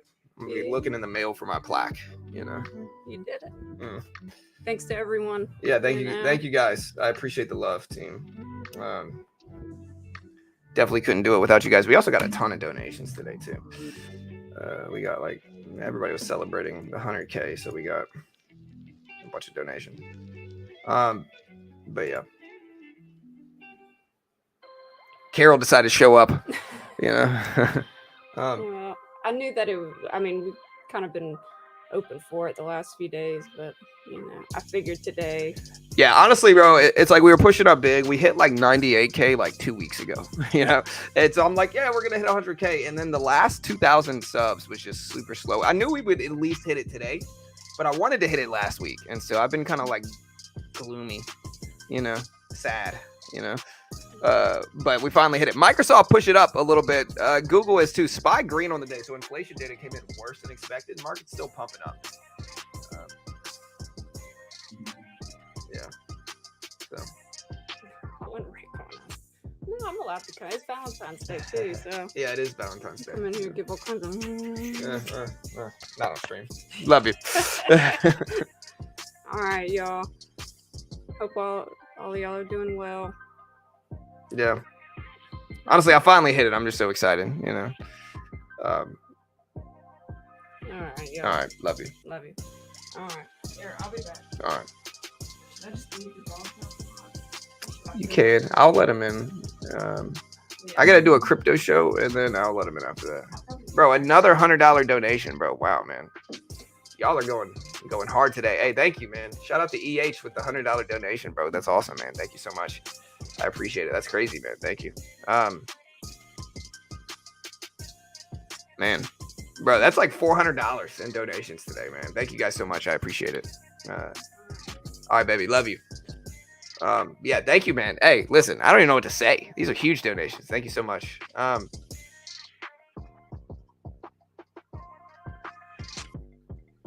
Hey, thank you, man. Yeah, we appreciate it. Hey, it's crazy, man. Market's pushing up. It's at 414s.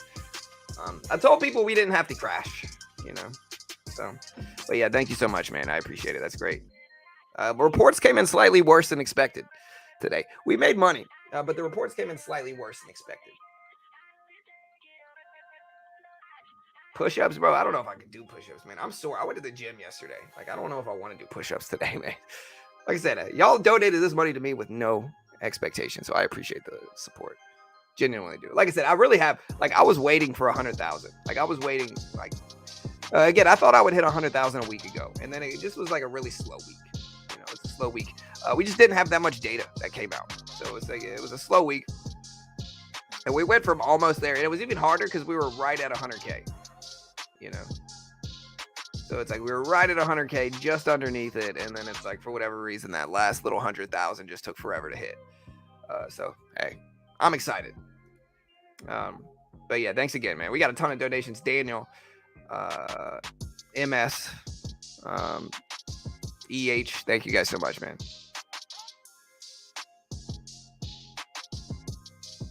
Hey, thank you, Jay.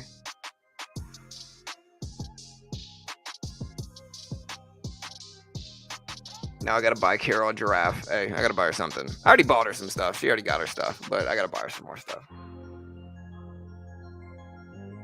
Bro, Ford.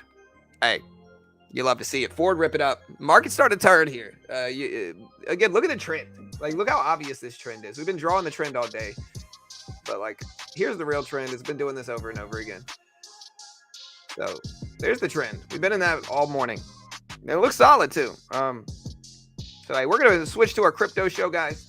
And so again, thank you guys so much. We broke 100,000. Thank you guys so much. I truly do appreciate all the support here, man, that we got. 100,000 is super cool to hit. And again, it really does show that you can give out free stock market data without claiming to be an expert, without acting like a guru. You don't have to lie to traders to do well on YouTube, and it really means a lot. I appreciate the love so much. Thank you guys so much. We're gonna go to our crypto show. Don't go anywhere. We're immediately going to switch to our crypto show. Y'all check out Top Step. Again, Top Step is a funded account program. On our Combine account, we are up right now about 700 on the day. Again, fighting about, exactly 700. So we're up about 7 on the day. It's been a great day. If you want to try out these funded account programs, and again, like I always say, most people are not going to be able to get funded, okay? Because most traders lose money in day trading. Most day traders lose, right? But this is the easiest way to get around the PDT. There's no PDT rule in the futures. Instead of putting up $10,000 or $15,000 yourself and risking thousands when you're trying out the futures market, you can try out this funded account program. They give you a demo. The base one's less than $140 a month. And if you can hit the targets on their paper or demo account while following their rules, and you pass their testing, they're going to test your profitability. If you pass it, they fund you between 50 to 150K. If you don't pass it, it genuinely builds you into a better trader, in my opinion. Learning how to follow rules and condition yourself through those rules, again, genuinely turns yourself into a better trader. You can check out the link in the description if you want to check it out. With that said, though, guys, thank you guys so much for all the big donations today, man. We got a ton of crazy big donations. That's not it for this week either. Shout out to Pawn, Douglas, all my mods that helped us grow. Again, it's not it for this week either. Later on this week, we got Thursday PPI data, which is the other side of today's data. Today's data was buyer inflation. Thursday, we get producer price index data, which is seller inflation. It will move markets as well. The markets look solid right now, guys. Thank you guys so much. I appreciate the love and support. Again, if you haven't already, hit that subscribe button. We're going to get ready to start the crypto show. It's about to start right now. Again, if you don't see it, go to youtube.com/beginnercrypto. Here is the link for it right here, youtube.com/beginnercrypto. But again, you shouldn't have to go anywhere. As soon as we end this show, it's immediately going to bring you to the crypto show. And so you shouldn't have to go anywhere. It should immediately bring you to the crypto show. So again, here is the link for the crypto channel if you want to check it out. But again, as soon as we close down this stream, it should immediately bring you to the crypto show stream with redirect. And so once you get there, subscribe, guys. We appreciate it. Again, I'm starting the crypto show now. Good luck. Love you all. And yeah, we'll see you guys later. We'll see you guys over at the crypto show right now.